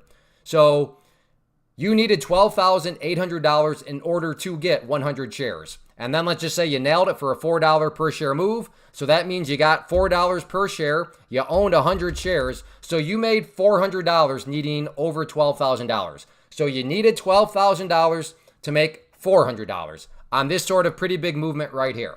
Okay. Now let's hop over and take a look at a futures chart. So keep in mind that distance, because we're going to go a much smaller distance. So from, let's just say from this point on the chart down to this point. So hopefully we can all agree that is not anywhere close to the distance that we just looked at on PLTR. But this distance right here is 20. 20 what? Well, 20 points. And as we just discussed, on the NQ, 1 point per contract equals $20. So as everybody just learned, how does that work? Well, what was that worth? So if you had gotten a 20-point move here, so that distance, how much was that worth? Again, on the PLTR chart, that distance was worth $400 because you had 100 shares. It was a $4 move, and it was a much bigger move than this distance right here, right? The stock chart, way bigger distance. So in this situation, though, well, if 1 point equals $20 and that distance right there is $20, oh, look, that was also $400. So right there, we already see a disconnect. Wow, that stock needed to move a whole lot more to get $400 compared to the future, which, I mean, barely needed to move that much at all to get $400. And again, this is just per contract. Had you had 3 contracts as an example, well, we got to multiply that by 3. So now all of a sudden, this very small distance was worth potentially $1,200. But the big kind of unknown right now is the key question. Okay, yeah, but how much cash would have been needed? In order to participate in PLTR, you needed $12,800 to make that $400. But how much would have been needed to make that same $400? Or if you had 3 contracts, how much cash would have been needed to make $1,200? Well, we've been talking about futures. Now we're bringing in the prop firm. Well, with the prop firm, you could have gotten $25K in buying power. Or let me change up the colors here. You could have gotten $25K in buying power, which would allow you to buy up to 3 of those contracts that we just talked about. How much money out of your pocket? Would it be $12,800? No, $105. Not to mention, $105 is your risk. Now, I'm not saying that you actually had $12,000 at risk, because that would imply like PLTR just dropped down to 0 in a second.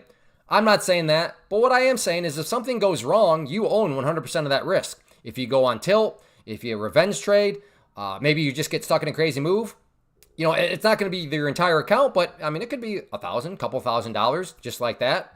But point being is all of that is at risk. With this situation, your total amount is $105. But at the end of the day, my point is this: from a capital efficiency, it took you over $12,000 of your money to get access to that $400, which again, we kind of like assumed you actually nailed that move.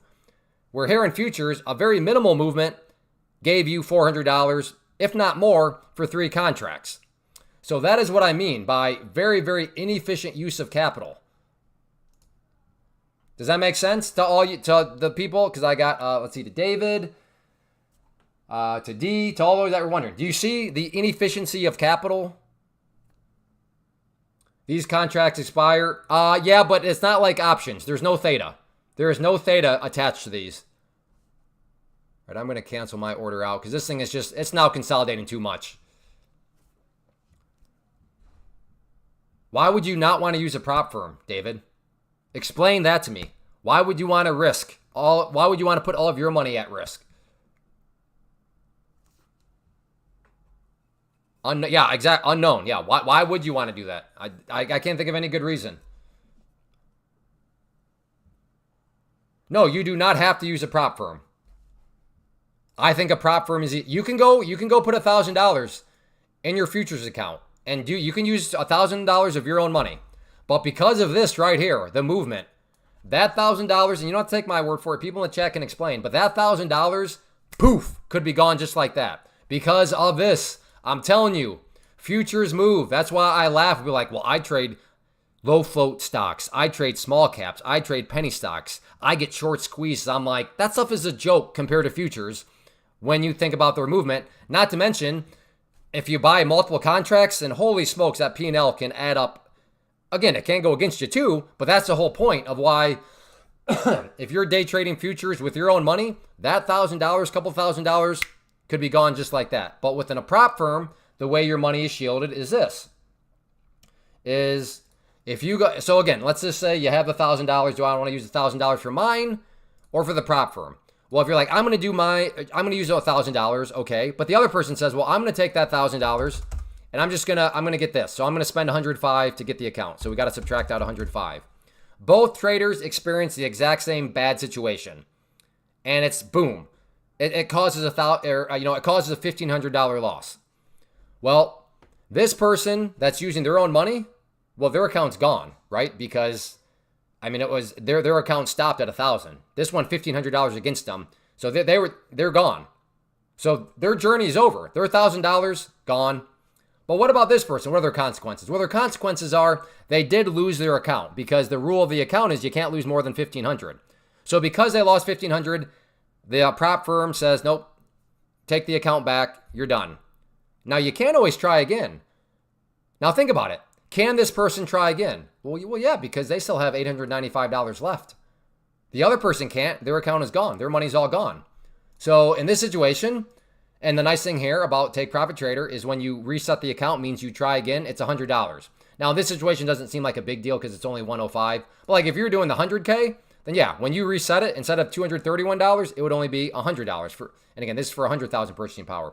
But just going back to, whatever, that person says, all right, I'm going to try again. So let's subtract out 100. And then they go doing something stupid. Okay. They blow up their account. Okay. Minus 100. Try again.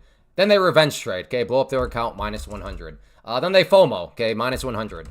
And then they're actually behaving well, but they get stuck in like a crazy move. Minus 100. And then, I don't know. They just flat out break all the rules. So, all right. Minus 100. But no, keep in mind, all these are giving them multiple trades. They're learning. They're fine tuning.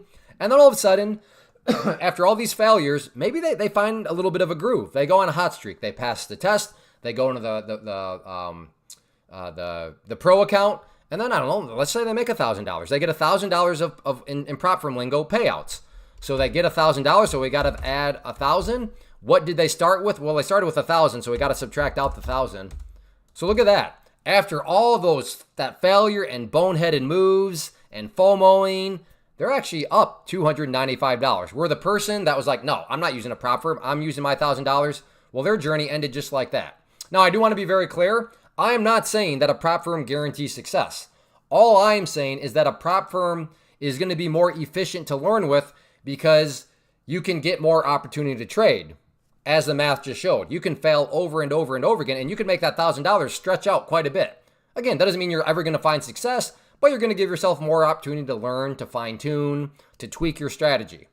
So again, to reiterate, nobody here is saying that a prop firm guarantees success. I'm just saying it's going to be more efficient because, in my opinion, logic states that if you have more opportunities at something, if you're learning how to hit a baseball, the more swings you get, the better of a chance you become at being a good hitter. Doesn't mean you're going to become a good hitter, but the more pitches you can get, the better chances you have. So to use the baseball analogy, prop firms are a way to give yourself more pitches when you step up to bat and are trying to learn. All right, for you golfers out there, developing a golf swing. The more swings you can get, the better chances that you can hit a straight ball. Again, there are no guarantees that you'll ever be able to hit a straight ball, but it does suggest that the more opportunities you get to swing, that you could develop a good, solid swing. So I don't know if those sports analogies made sense, but that is my thoughts. You asked for my thoughts, so there they are. So hopefully that makes sense. So basically, if I bought 3 contracts each point. No. The $60, Zach, came from per contract. So if per contract you were losing $60 and you had 3, now what is your risk at? Again, if per contract that was $60, Now what would you be at? Does that make sense, David?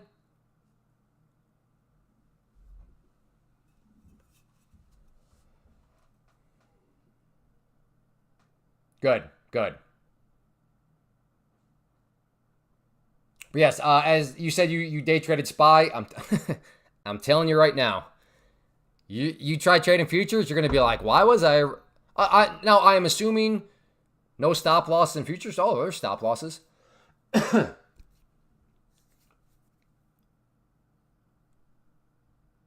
Yeah, oh yeah, there's stop losses. All I'm saying is like, assume sometimes we lose our mind as traders and we don't honor a stop loss. So if you don't honor a stop loss and it causes you thousands of dollars of damage, I'd rather have that just cost you a blown prop firm account, which, as you just saw with the math, cost you $100, as compared to potentially thousands of dollars because you didn't respect a stop loss with your own money.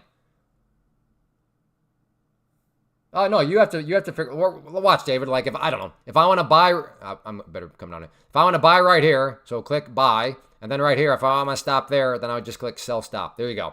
So the green line is my buy, red is the stop. So it's that easy, that quick to enter stuff in. No, I did not take a course. I had to teach myself, which I never did again, which I promise to never do again. And that's why when I got into real estate investing, I spent about $5,000 in courses. I have a video on my YouTube channel where I talk about that because I understand. What would you suggest, say, Clay? And I'd say to take a course. But I totally get it. From that person's point of view, I don't have any leverage because they're going to say, well, of course you're going to say that. You offer a course. So it's like, I get it. But that's why I try to tell people, but I truly do believe it because here are all my receipts for the real estate stuff that I spent money on when I learned real estate investing. How did I teach myself? Through a lot of trial and error. It was very costly, which I'll just show you right here. So this right here is the video. I think it's... All right here, yeah. Sales, pitch, or belief. So in this video right here, I go through... I go through all of the real estate stuff I spent money on, which, when you add all that stuff up, just under $5,000. Because my whole point was, after teaching myself trading, no way was I ever going to go through that again with teaching myself something else. Investing in structure, investing in a learning in a process where you don't get all overwhelmed is worth it. But again, I realize I have no credibility to suggest that as somebody that sells a course, because your valid argument is going to be, well, of course you say that because you want me to buy your class. Fair enough. Again, that's the point of this video, where I can say, no, but I genuinely do believe in what I'm saying, to buy structured education, because that's what I did with my real estate investing right there. Over $5,000 worth of stuff. And I will say it was well worth it. I have not made money on every single deal I've done, but I'll just say that overall, I'm very happy with my real estate investing. Will the prop firm teach me to trade? No! But sign up for this, brother. We'll get you free class I'm offering tonight. I'll throw the link in the...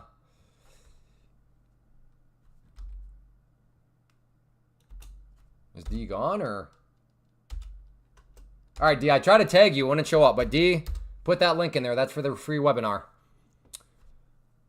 I did the same things. I taught myself through, yeah. And I bet it was very costly along the way, Larry. I know it was very, very, very costly for me.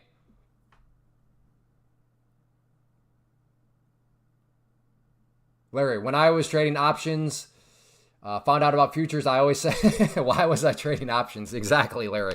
Exactly. Yes, it was. Yeah, that's why I get it. Why would I spend money on your course? I could use that to help me learn how to trade. That's fair. But I'm telling you, there is value in structured education. Especially, I don't even know how people learn. There's so much more information out. Like, at least when I got started back in essentially 2006, I mean, yeah, YouTube was around, and social media was around, but it's nothing like today. Like, oh my goodness. Like, there was no TikTok back then. There was no Instagram. I can't imagine trying to learn now. Because when you're new, you don't know what you don't know. So you have no idea if this person's preaching something that's, it's crazy. It's crazy.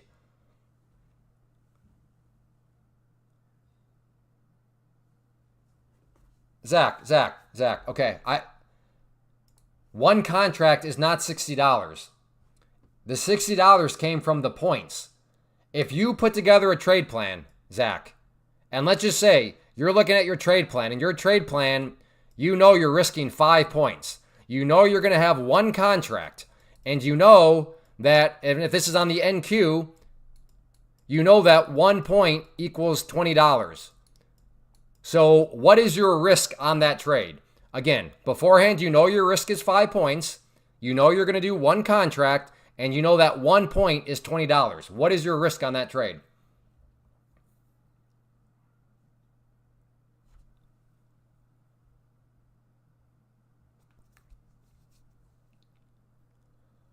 I was also, oh, you're not in real estate anymore?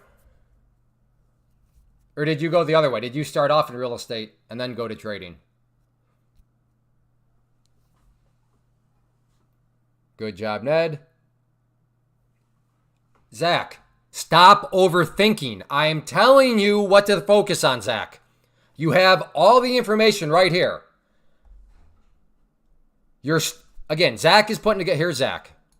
Okay? Let's give him some big muscles, all right? Zach is just a buff dude, okay? Zach is saying, I'm risking 5 points on this trade. It's with one contract. And 1 point is worth $20. What is Zach's risk?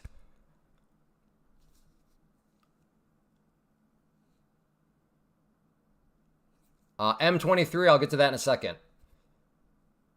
Yeah, there you go, David. Yes.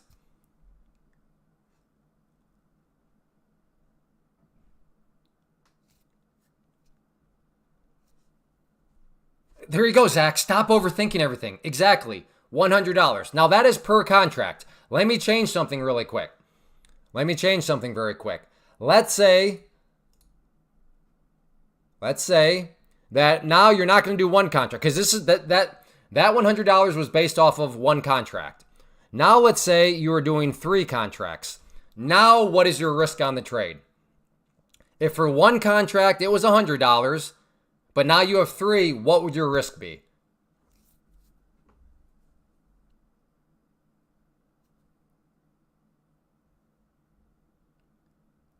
Good, M23. Good, Ned.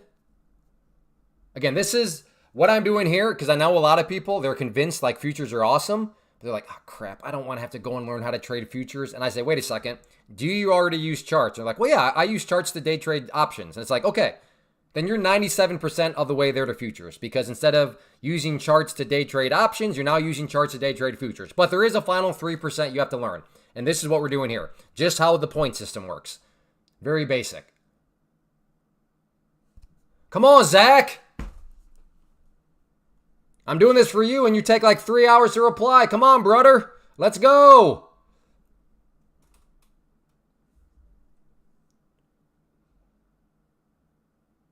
Again, the question is open to anybody that is maybe wanting to do futures, but they're kind of operating under the false premise, which I understand.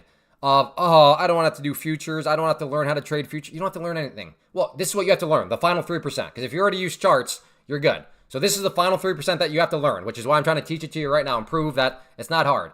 Hey, there you go, Zach. $300. There you go. No, you don't.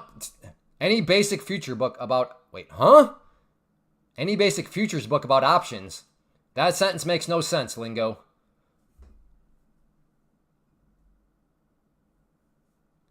There is a delay, David, but you sure are answering a lot quicker than he is. The delay is the same for you as it is for him. But yeah, there you go, Zach. Again, if you're still all confused, then I don't know how else to explain this. But that's how the point system works.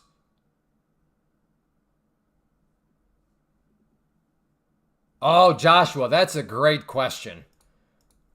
How do you know when to choose an options contract? Do you out the money by a dollar when trading futures? No, Joshua. This is one of the great things of Pam's plan about why futures are great. You get to say goodbye to theta and strike prices. You don't have to deal with that question of, I don't know, what strike price should I choose? That's not how it works. There are no strike prices. You just choose a futures contract and you trade it. So thank you for asking, but yes, none of that nonsense here in futures. Very good question, though. Lingo. Lingo, what do you trade right now, Lingo?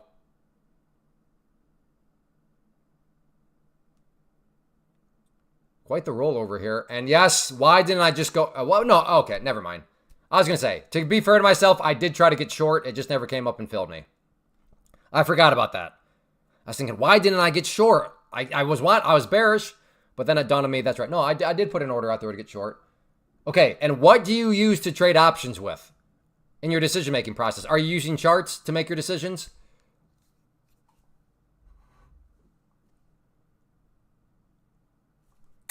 Chef's kiss.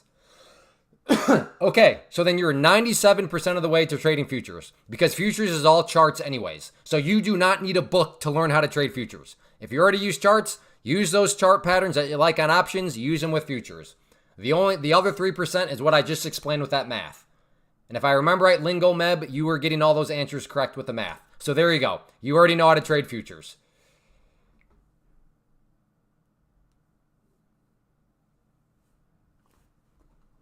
Again, that's what I mean by a false premise. People are like, all right, well, if I'm going to trade futures, I need to read a book on how to trade futures. No, you don't. If you already use charts.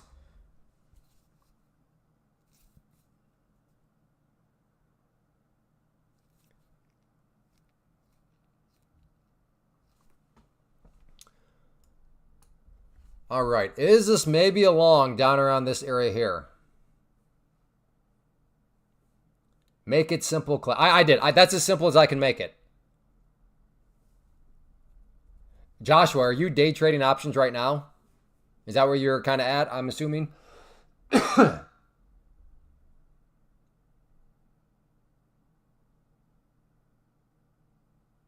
Yeah. So I mean, you've got to think that this is some sort of scam too good to be true when you see stuff like this, right?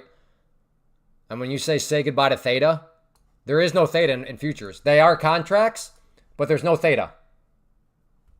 Right? That's mind blowing, isn't it?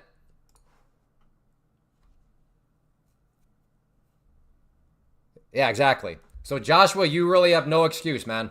You are working inefficiently day trading options.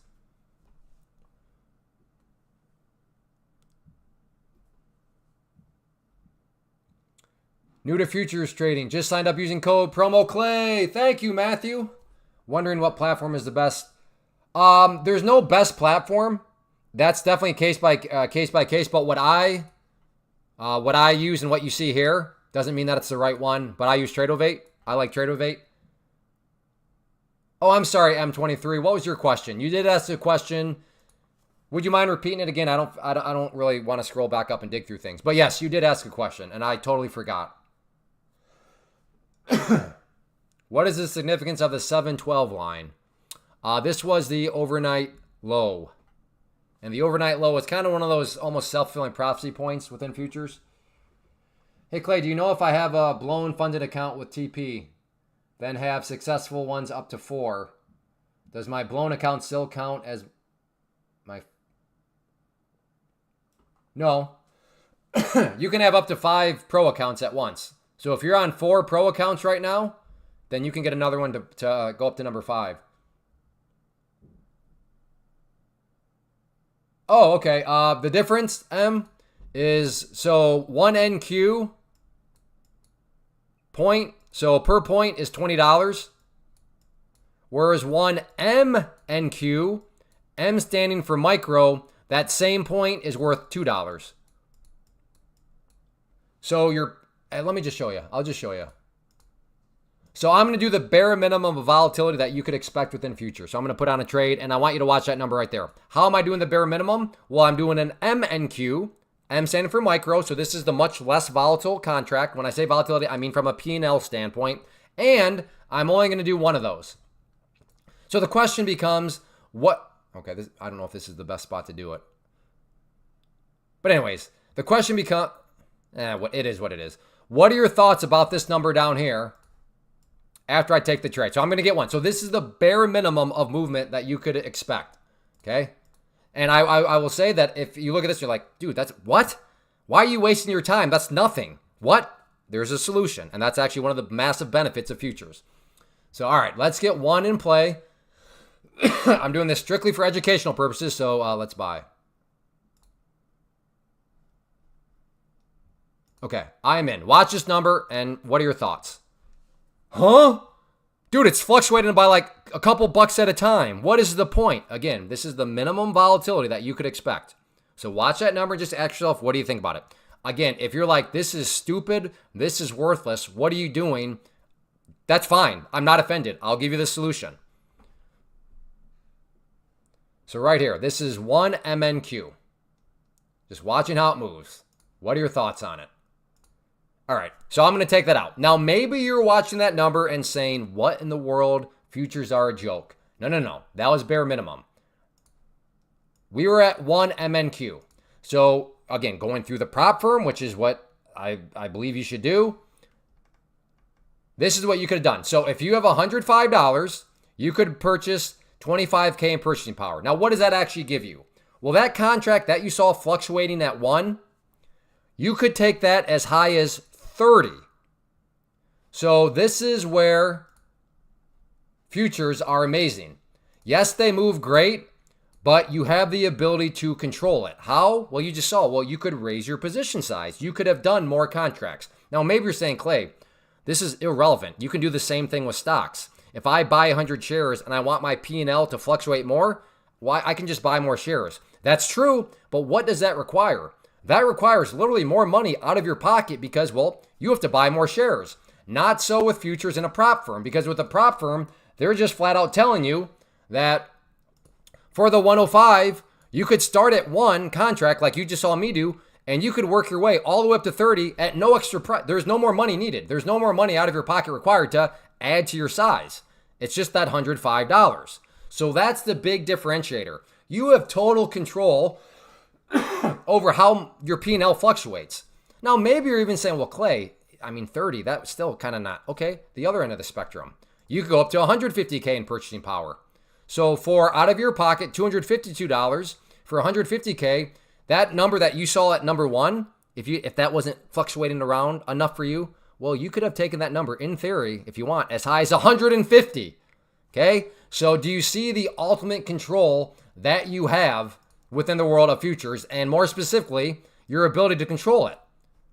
And then, of course, if you're like, well, it's still 150 MNQs, not good enough for me. Well, then you can go do NQs, all right? And NQ just moves that much quicker.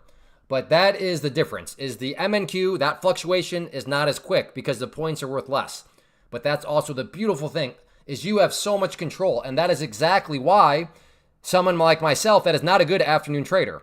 Again, the only reason I'm even trading is because of the live stream. But because I'm not a very good afternoon trader, that's why I use the MNQs, because I can control this a whole lot better. Because I don't want to be, if I'm not a good trader in an environment, I don't want the NQ where this number is fluctuating a whole lot more. So, that's just, there's so much flexibility because your ability to control it, again, at no extra cost out of your pocket. Because it is a 100% valid argument to say, Clay, the same thing can be done in stocks or options. If you don't like the P&L fluctuation in options, just buy more contracts. That's true, but that requires more money out of your pocket. Not so with the prop firm. Because that one price, it tells you that what you could, build your position up to at no extra cost. So does that make sense? Does that all make sense? About what I showed you was the bare minimum of volatility that you could expect. And again, when I say volatility, I mean the P&L volatility. Thomas, no. And for those of you that are wondering why you're being mean to Thomas, Thomas has been here basically since the live stream started. He's asked me all these questions over and over again, and he's still not doing futures. So Thomas, you're clearly not serious about any of this. But if you are brand new like M23, I've never seen M23's name before, I'm happy to answer that question. But there does reach a point where I need to pick and choose my battles. And Thomas is a losing battle. They've been here since basically I started the live stream about 4 months ago. Not hundreds of questions, but lots of questions. And to think that they're still not doing futures, yeah, they're never going. Good, M23. I'm glad that makes sense. How do you copy your trades? Within Tradeovate, there's a trade copier. So you would just select at the top of Tradeovate your accounts, and then there's something that says group trades, and then you would just group together whatever accounts you want to trade. Which is the other awesome thing about prop firms is this right here, nuclear explosion growth with copy trading. So with Take Profit Trader, again, the prop firm that I'm using to recommend, you can have up to 5 accounts that you can trade at once. So maybe you make one trade for $500, but if you copy that trade to your 4 other accounts, well, yeah, you only made that trade one time, but because you copied it, you technically made the trade for $500 5 times. So you made one trade for $500, but you walk away with $2,500 because $500 across 5 accounts, $2,500. So it's crazy how fast things can add up. Of course, remember, that is a two-sided coin. If you make really bad decisions with that one trade and you're copying those bad decisions to your 4 other accounts, well, you made that bad decision 5 times. So yes, two-sided coin, but if you are responsible and you can, I mean, it's very, very crazy how much that can explode upwards.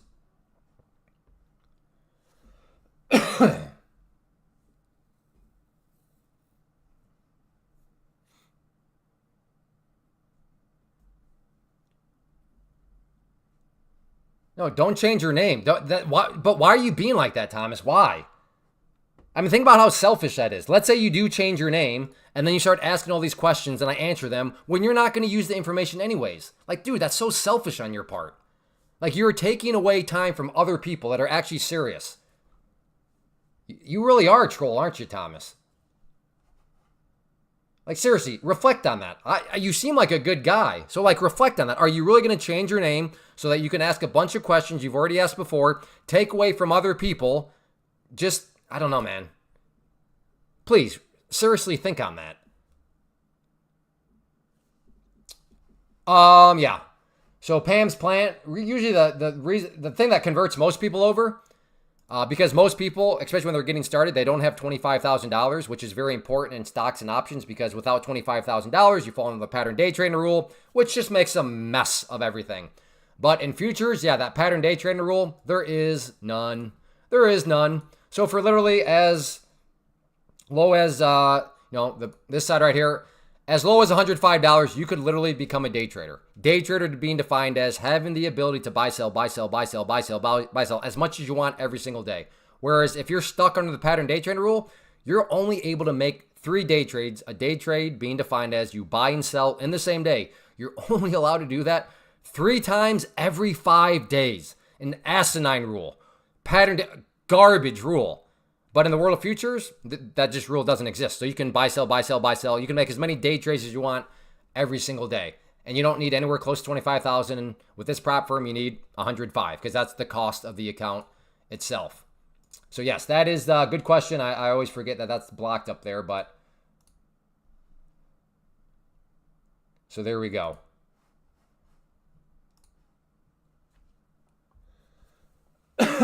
Yes, David, exactly. Good question. If it were me, I would start with 1 MNQ. And then, if you can trade and you're not sweating, all right, well, let's change that to 2. Prove that you can handle 2. Okay, let's go to 3. And then you just work your way up. And then eventually maybe you're like, okay, I'm done with the MNQs. I want to trade the NQs. The very, very volatile older brother. How much time do you have to, very good question. You can take as long as you want. Now, you do not, I would recommend getting it done within 1 month because that fee right there is per month during the test phase. So you can take as long as you want to pass the test, but I say get it done within a month so you only have to pay that once because after you pass the test and you go from test into the pro, $0 monthly fees. So you don't have to rush. Don't rush the test. But because of this right here, because of the movement, and because of how futures can move, you can pass all those tests within a month. You're like, wow, I've never made that much before in a month. With futures, they move. It's realistic. So again, no need to rush, but aim to get it done within a month so you don't have to pay that fee multiple times. All right, I'm looking for a potential long here.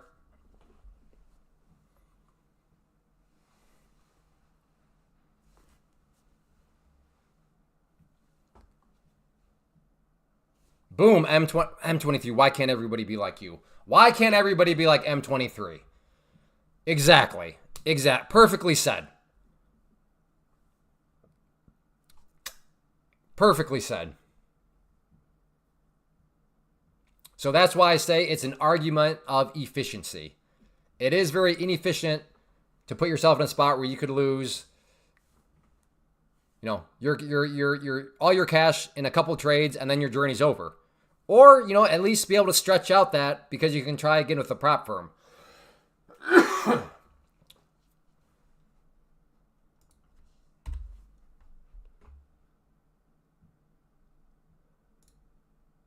All right, I'm long here.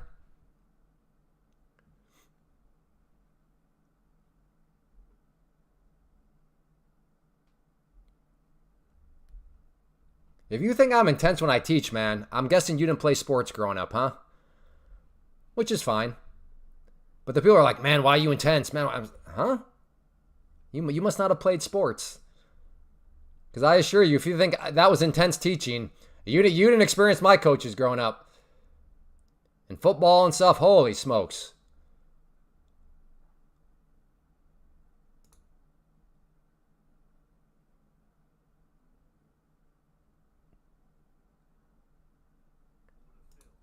Okay, added some more. This could be a rough loss if I'm wrong, but I don't know. I got a clear-cut stop down there.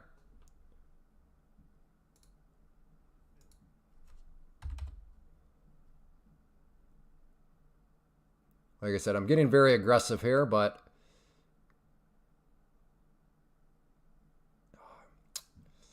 let's see what it wants to do.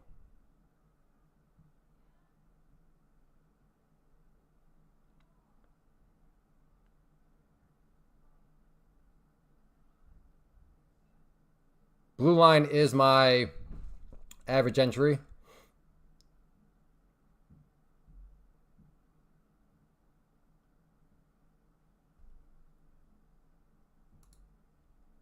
I'm going to buy some more right there if it wants to come up to that level. In. Come on. Bounce for it. Push. Push. Now or never, brother. Uh-oh. Uh-oh.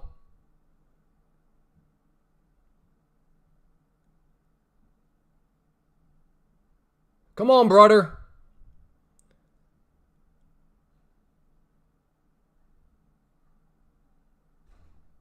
That white line is my stop. Come on. Uh-oh. Oh boy. I just got smoked by slippage. Goodness. Well, that's why prop firms are important. Holy smokes. What just... There it is. Perfect example. That was not supposed to be that big, but I just, yeah, slippage just ate my lunch. Is Trump speaking again? Oh.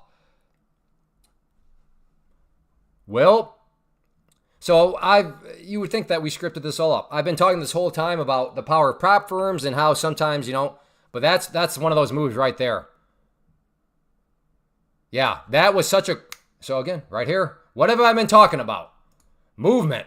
These things can move. And yeah, sometimes the movement favors you. And you're going to be like, did I seriously just make that amount of money that quickly? But in this situation, the movement was not in my favor and slippage ate my lunch. Whew. Well, I'm glad this is a prop firm.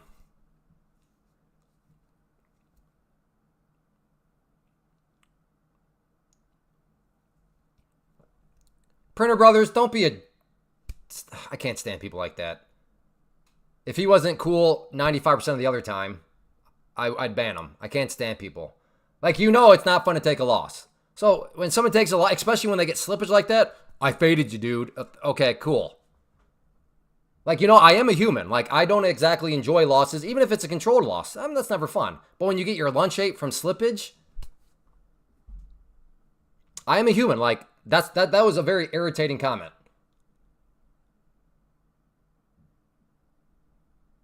Faded you, bro. Okay, cool.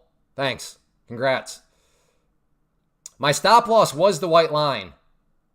No, don't tell... All right, he's gone. Don't tell me... Don't gaslight me and tell me to relax.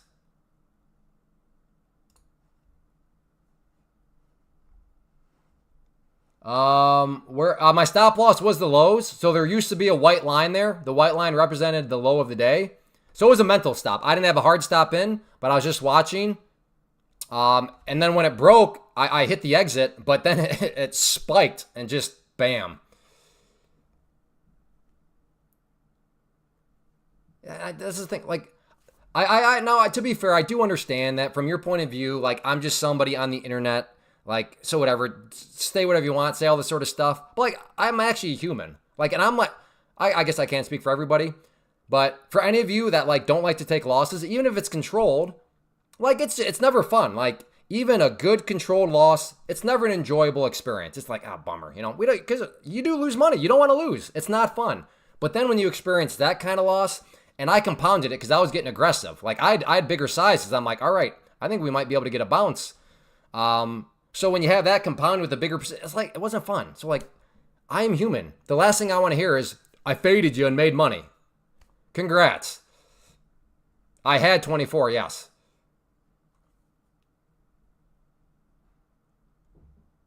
Shouldn't you have taken the same trade again for the 85%? I don't know what you mean by that.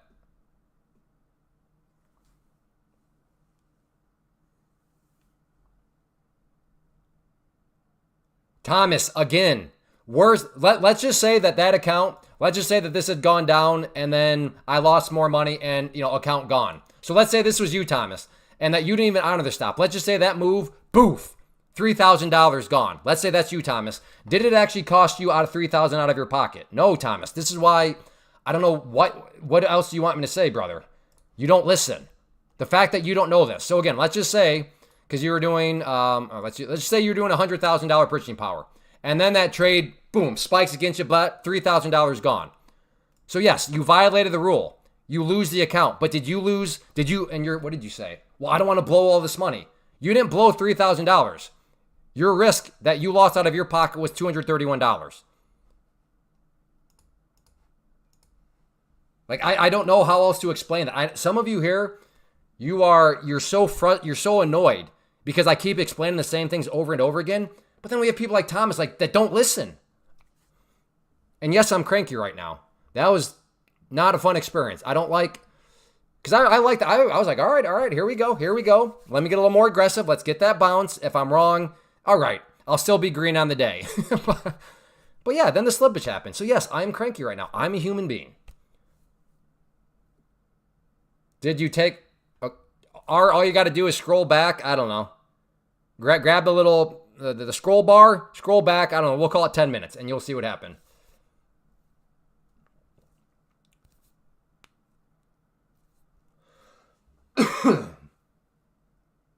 How long it takes for a novice to pass the preference challenge?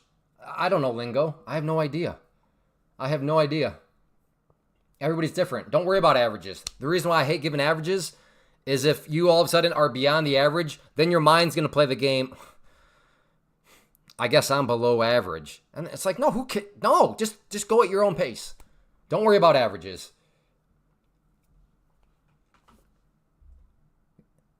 How long, on average, how long does it take someone to learn a trade? I don't know.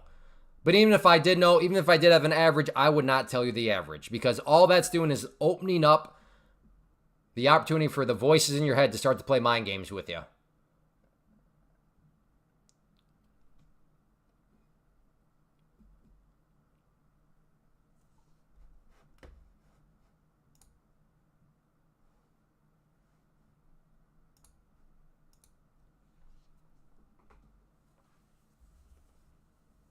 Process over 100%. Yep. I mean, I know what you mean, Larry. 100% agree, but I think you would also agree. I mean, that should be it for all traders at any stage. Your process should always be first. You better have a process and you better follow the rules of that process because if you don't, the profits thing is going to be kind of hard. I don't know about that, Ned. I think that's just one of those numbers that people just throw out there. But I get the essence of it is it's not going to happen overnight. So yes, at that, I agree.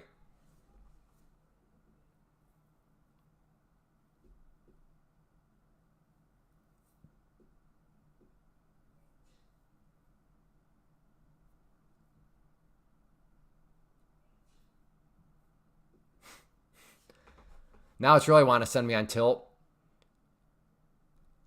I get just hammered in the face. And then, oh, no, let's just V-shape right back up. That's great. So Trump is speaking right now? Is that what happened? Is that still happening? Is Trump still talking?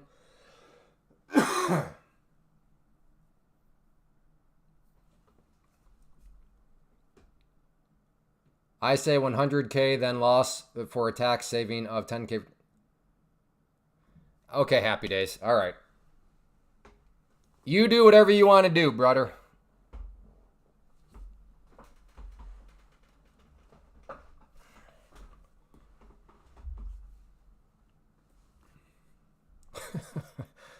Oh, goodness.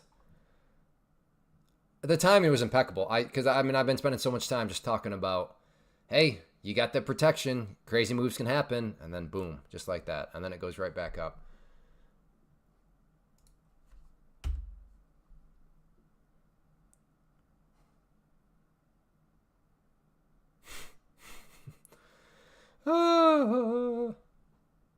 Sometimes the best medicine for getting smacked in the face like that is just laughter. You got to just laugh at yourself.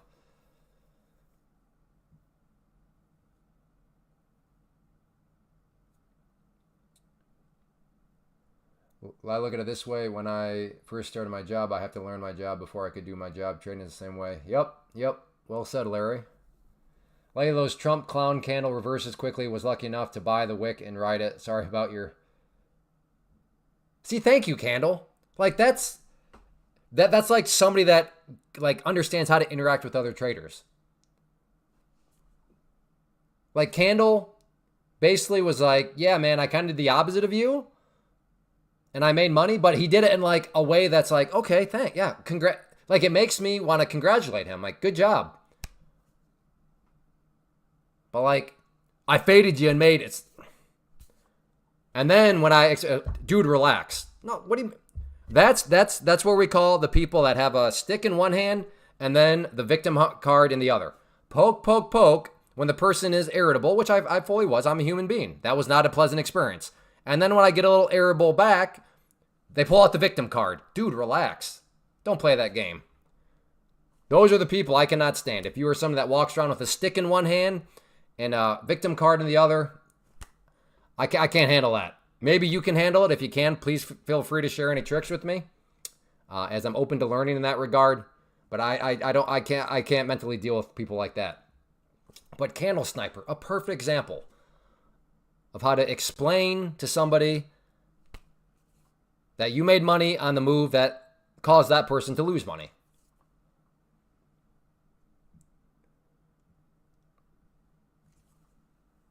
Hey, come on now, Ned. Let's be nice.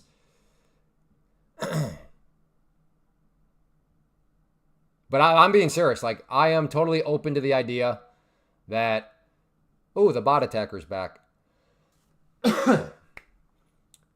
Hey, bot attacker, if you're here, speak up. I want to learn more about your algo. Let's put it to the test. What entry am I looking for now? No entry. I am mentally hijacked right now, David. I am not in a good mental state to trade. That was already annoying enough, but I would have rather have seen that just collapse. So I'm like, all right, well, at least I still got out. But now I see this, and I see it bounce right back up to where I think it would have been. Because that would have been a nice little green trade. A very nice green trade, because I got aggressive. So yes, I am not looking for an entry point, because I am mentally, I'm mentally hostage right now by the voices. So the only good thing I have going on right now is that at least I'm acknowledging that I've been mentally taken over. This is the test. I don't know what test you're talking about, Trading Chris, but go for it.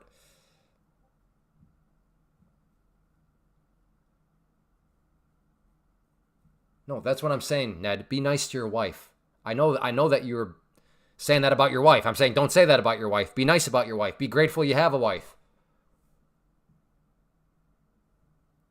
From my understanding, these days young men are having problems finding ladies. I don't know if that's true or not, but because I've been out of the dating scene for almost 20 years now. But Ned, be grateful you got a life, Or you, not a life. Well, yeah, I guess that's true. Be grateful that you have life. Be grateful you have a wife. Don't be mean to your wife. Oh, this is the test in the sense of not going on tilt. That's what you meant by test trading, Chris?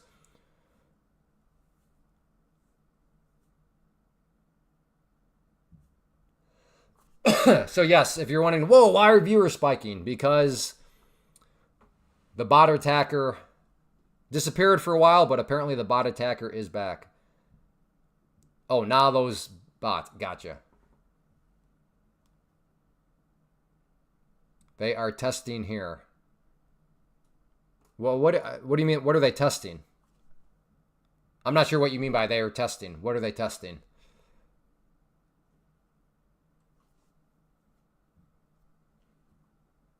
I mean, I want to go short here, but I just can't do it. I'm pretty sure that's a good entry point, but that could also just me be wanting to force a trade. No, no, no. But I'm also saying, Ned, be grateful you have a wife. Like, don't rag on her. But to be fair, I don't know your relationship. Maybe you guys rag on each other like that, and it's all in good fun. So I got to be fair to that. Like, maybe that's like how you guys just kind of joke around with each other, which fair enough. The bot attacker needs a wife and not spend so much time. I don't know. I don't know. To see if it works better before they boost themselves. No. There's no test, Trading Chris. I've gone over this a couple times, but there was somebody that showed up claiming they had an algo that was like basically 100%. I asked for some proof. I asked for some levels. Like, hey, can you call some stuff out? They didn't. I banned them. Because I asked like many times, and the people were like, "Can you just ban this person? They're like ruining the live stream." And then my likes all of a sudden spiked, and then this came aboard. So the person creating a new account, enjoying your likes, I will give you one chance to apologize to me for your rudeness and arrogance and make it count. And I did not do that because I tried to gain more clarity, and then they eventually were like, "Well, you need to apologize, and you better start begging." And I was like, "All right, you're banned again." And then ever since then, they've been back with the bot attacks. So no, there is no test going on. It's just somebody that's very angry and upset at me apparently still.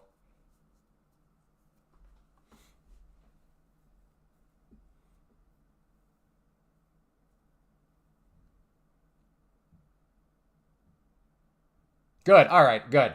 Sounds good, Ned. Like I said, as I was like, well, I don't know. I'm assuming to know their marriage dynamic, which is a bad assumption on my part to make. So, yeah. Sorry about that. Sorry for my assumption. But good. I'm glad that's all in good fun.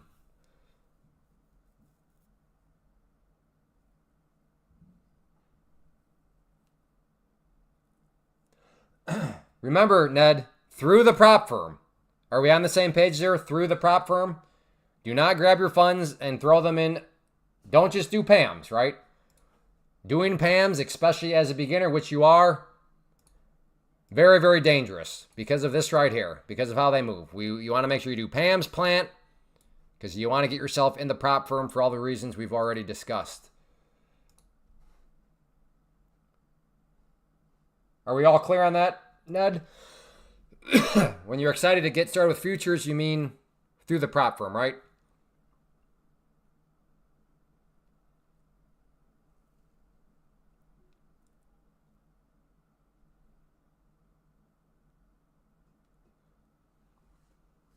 Do you think it's normal to have that type of slippage?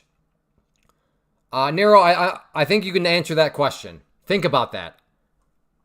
I bet you can answer that question. It's not normal because this is not a normal candle that you just have out of nowhere. Like, usually they don't just go that crazy. So no, it's not normal. Usually there's no slippage or very little slippage because, I mean, when you watch these numbers up here, the spreads are as tight can be.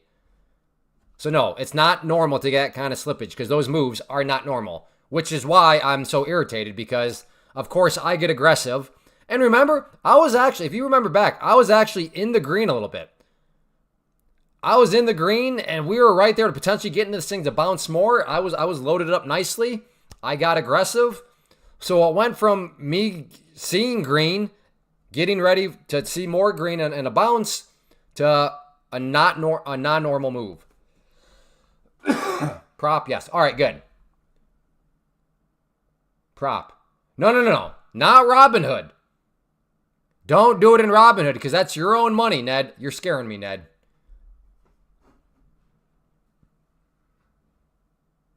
You're scaring me, Ned.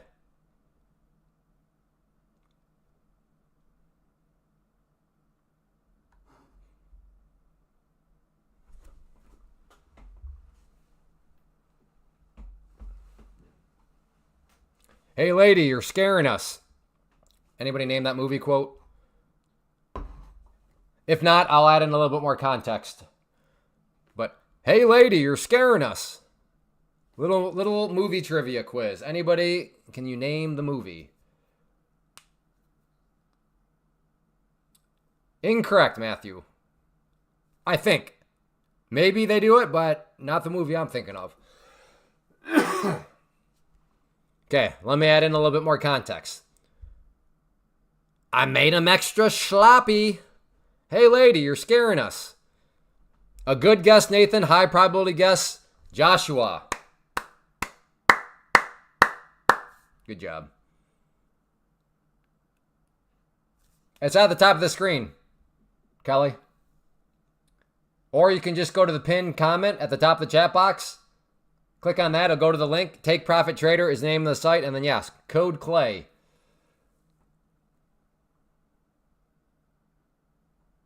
How many days do I have to trade to hit the profit target? Yeah, it's a minimum of 5, but you can take as long as you want. But I tell people to get done with it within the month so that you don't have to pay that monthly fee again. Exactly, Mikey. You stepped away, and I got roasted. Will Tesla go back up tomorrow? Well, Mike fam, why are you a day trader or swing trader, Mike fam? DC Tesla down 11%. Well, DCBA, same question. Are you guys day traders of Tesla or what?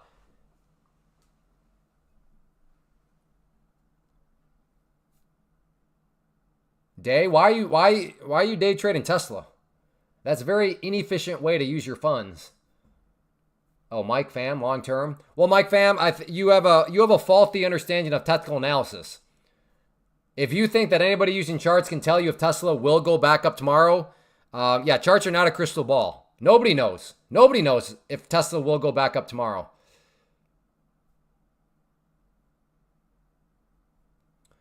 You were working hard. When I feel tired, well, come on, man. You should be watching me regardless of if you feel tired. Come on, Michael J.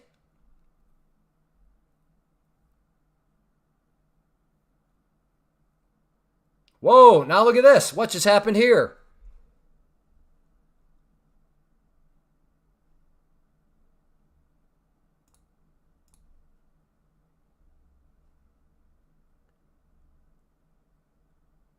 What am I doing? Why do I have an order out? See what I mean? Being mentally hijacked?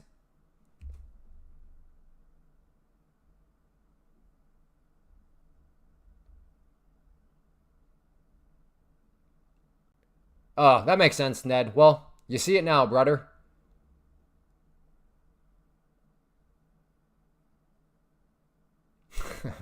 Fine, Michael, fine. I guess that's a good enough excuse.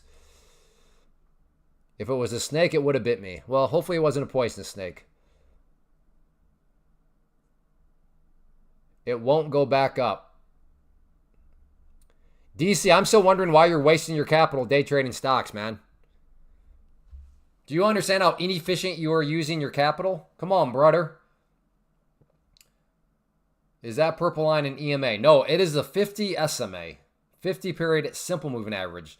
The green line here is the 21 EMA.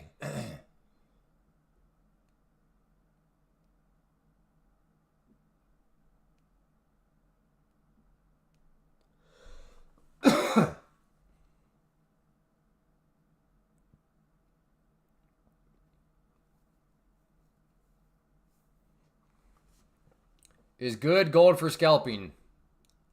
No.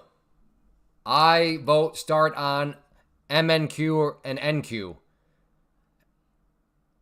And then you can try a gold. But I have a sneaky suspicion you're going to find MNQ and NQ.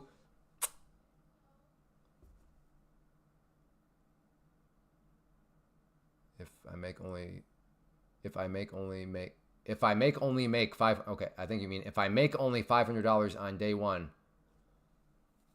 No, that's just per day. That's just per day. So Matthew, in any day, you cannot go over $750. But yeah, you could make, in theory, $750 each day.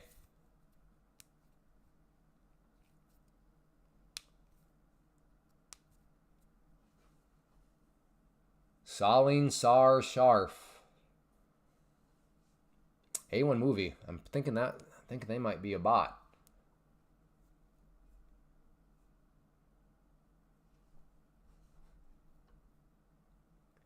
DCBA, now no longer interacting. Trying to show them a better way, but I guess they don't want it.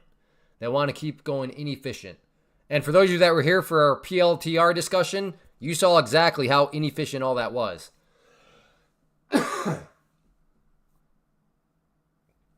Trump says he asked Musk to leave.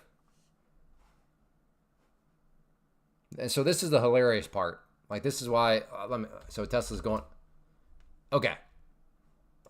So Tesla's getting destroyed, blah, blah, blah. Okay. So let's look at this real quick. I'm going to illustrate. This is why day trading options day trading stocks is just inefficient towards futures. So let's just look at a distance here. Let's look at this distance down to right here, 297, right there.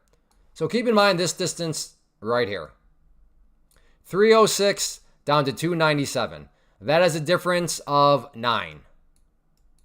Okay, $9 per share. Now, to take advantage of that in any worthwhile way, I mean, what would you I don't know. Let's say you needed 50 shares, okay? So how much money is required for 50 shares? Well, to get in at 306, so 306, if that's price per share and you want at least 50 times 50, you would need $15,000, okay? So $15,000. Mike, no. Watch Tesla, Mike. You're being inefficient with your capital. So, again, $15,000 was needed to get 50 shares, okay? So, based on this movement here, again, keep in mind that distance. So, that distance right there, pretty big, was worth $9 per share. So, for this trader, they'd be able to say, okay, well, I had 50 shares, and I made $9 per share. So, let's multiply that by that. So, they made $450 on the trade. So, it took them about $15,000 to make $450. Now, keep in mind this distance. And now let's go over to the world of futures. And we're going to go with a much smaller distance. We're going to go from, here up to here. So nothing too crazy. Much smaller distance. So from this number up to this number, 21,660 up to 21,700, that is a difference. I'm sorry. If I could do math. That is a difference of 40. 40 what? Well, in futures, things are measured in points. So if this was the NQ, 1 point is worth $20. So this distance right here, let's calculate what that was worth. That was worth, so that was 40 points, and each point is worth 20. So let's multiply that by 20. That was an $800 profit per contract. So that's only one contract. So $800 possible right there. Much smaller distance. But the part right now is, okay, well, Clay, but how much money was actually required out of your pocket? For that Tesla trade, you needed $15,000 out of your pocket. What about this trade? Well, by using a prop firm, you could have gotten, and again, this math right here was only on one contract. But with a prop firm, you could go get yourself $25K in purchasing power, and that you would have actually been able to buy 3 of those contracts. So again, that 800 was only from one contract. So you could have gotten up to 3, meaning you have to multiply that 800 by 3. That could have been $2,400. But how much would this have cost you out of your pocket to do all this? $105. I know. So what's the scam? That's what I mean. Day trading futures, through a prop firm is way more efficient. What's the catch? Well, you do got to pass a test. Got to show that you can trade. But as soon as you can pass the test, show that you can trade, and you move into the pro account, that's where when you start to make the money is yours. Now in the pro account, you get to keep 80% of your gains, pro plus 90%. But the point is, are you seeing the capital efficiency? Literally $15,000 was needed to make $450. Where in this situation, $105 was needed to make $800, if not more. So that is why I say that day trading futures is just so much more efficient than day trading stocks. Again, please don't type in the chat, but I'm making money day trading stocks. Okay, it's not an argument that you can't make money day trading stocks or day trading options or anything else. It's an argument of efficiency. You're being inefficient. Again, really $15,000 to make $450, or you have $105 at risk and you could potentially make way more than that. I traded a $2 account. A $2 account? What does that even mean? What do you mean a $2 account? Like you put $2 in your account?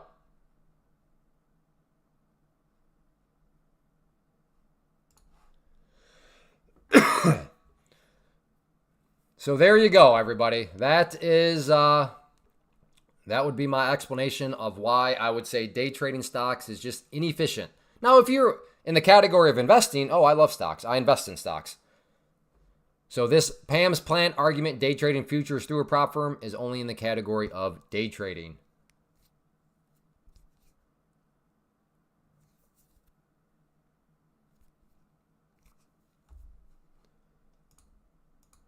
And as a reminder, I am offering this free class tonight. So if you want to get signed up for this evening, check out that link in the chat box there. Talk about the tools I'm using, how I build consistency, how I manage risk, and just really make sure that you have the right framework. Too many people show up with misconceptions. And these misconceptions, I'm not going to say they're going to lead you to blow up your account and fail miserably. That'd be a little too overly dramatic. But what I am saying is they can cause you to waste time. They can cause you to build bad habits. They can cause all sorts of headaches that you don't want. So like I said, if you want to make sure that you get a good kind of framework to build from, then I'm very confident this class can help you out. Jaboni, you don't need to join. Like, you already know how to trade. I think you've already asked me any questions that you need to ask me. So, yeah, this is not for you. But yes, I'll answer. At the end, there's a question and answers, so I'll be there live, and you can ask me any questions and answers, stuff like that. But like I said, if you are somebody that's maybe struggling or new, that's a class that I think can help. Just make sure that you can have some good, solid guardrails in place. Cool, Andre. Well, cool as Dre. Make sure you use that link up above. Do prop firms give real-time data of, yes, yeah. When I say that, when you say do prop firms, there are many prop firms. The one that I'm speaking for is Take Profit Trader, because that's the one I use, that's the one I recommend. Whoops. So yes, when you go and you purchase when you get your purchasing power, so for example, I don't know, let's just say you want 75K in purchasing power. So you click on that. For 75K in purchasing power, the 171, that does include your live data.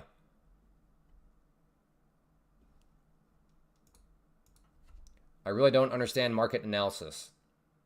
Well, yeah.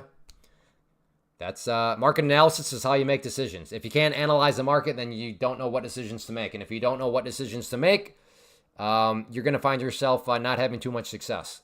There's no perfect way to analyze the market. There's no 100% win rate, but yeah. So yeah, Unforgivable. Maybe check out the webinar that I posted up above. All right, well, I'm going to call it good. We're at the 4-hour mark. I'm pretty mentally burned out and irritated from this just catastrophe that you saw earlier. But I will say, man, I'd be so much more livid. I'd be so much more irritated had this trade all happened with my own money. But given this is all happening within the context of a prop firm, much, much easier pill to swallow. Okay, I'm going to ban this person. That's got to be some sort of bot.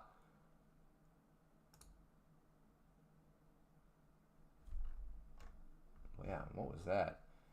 So there we go. But yes, I will be back tomorrow at 11 a.m. Eastern. If you're not yet, if you did not hit the like button, make sure you hit that like button on the way out.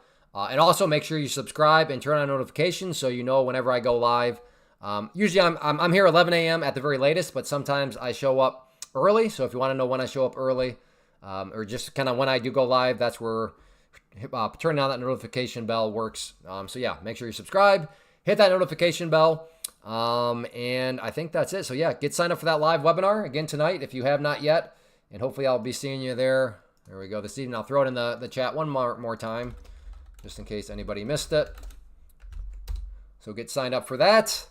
And like I said, oh, and then again, if you are either a user of Take Profit Trader or Apex, and if you like the channel, you want to support the channel, code CLAY is a way that you can do that.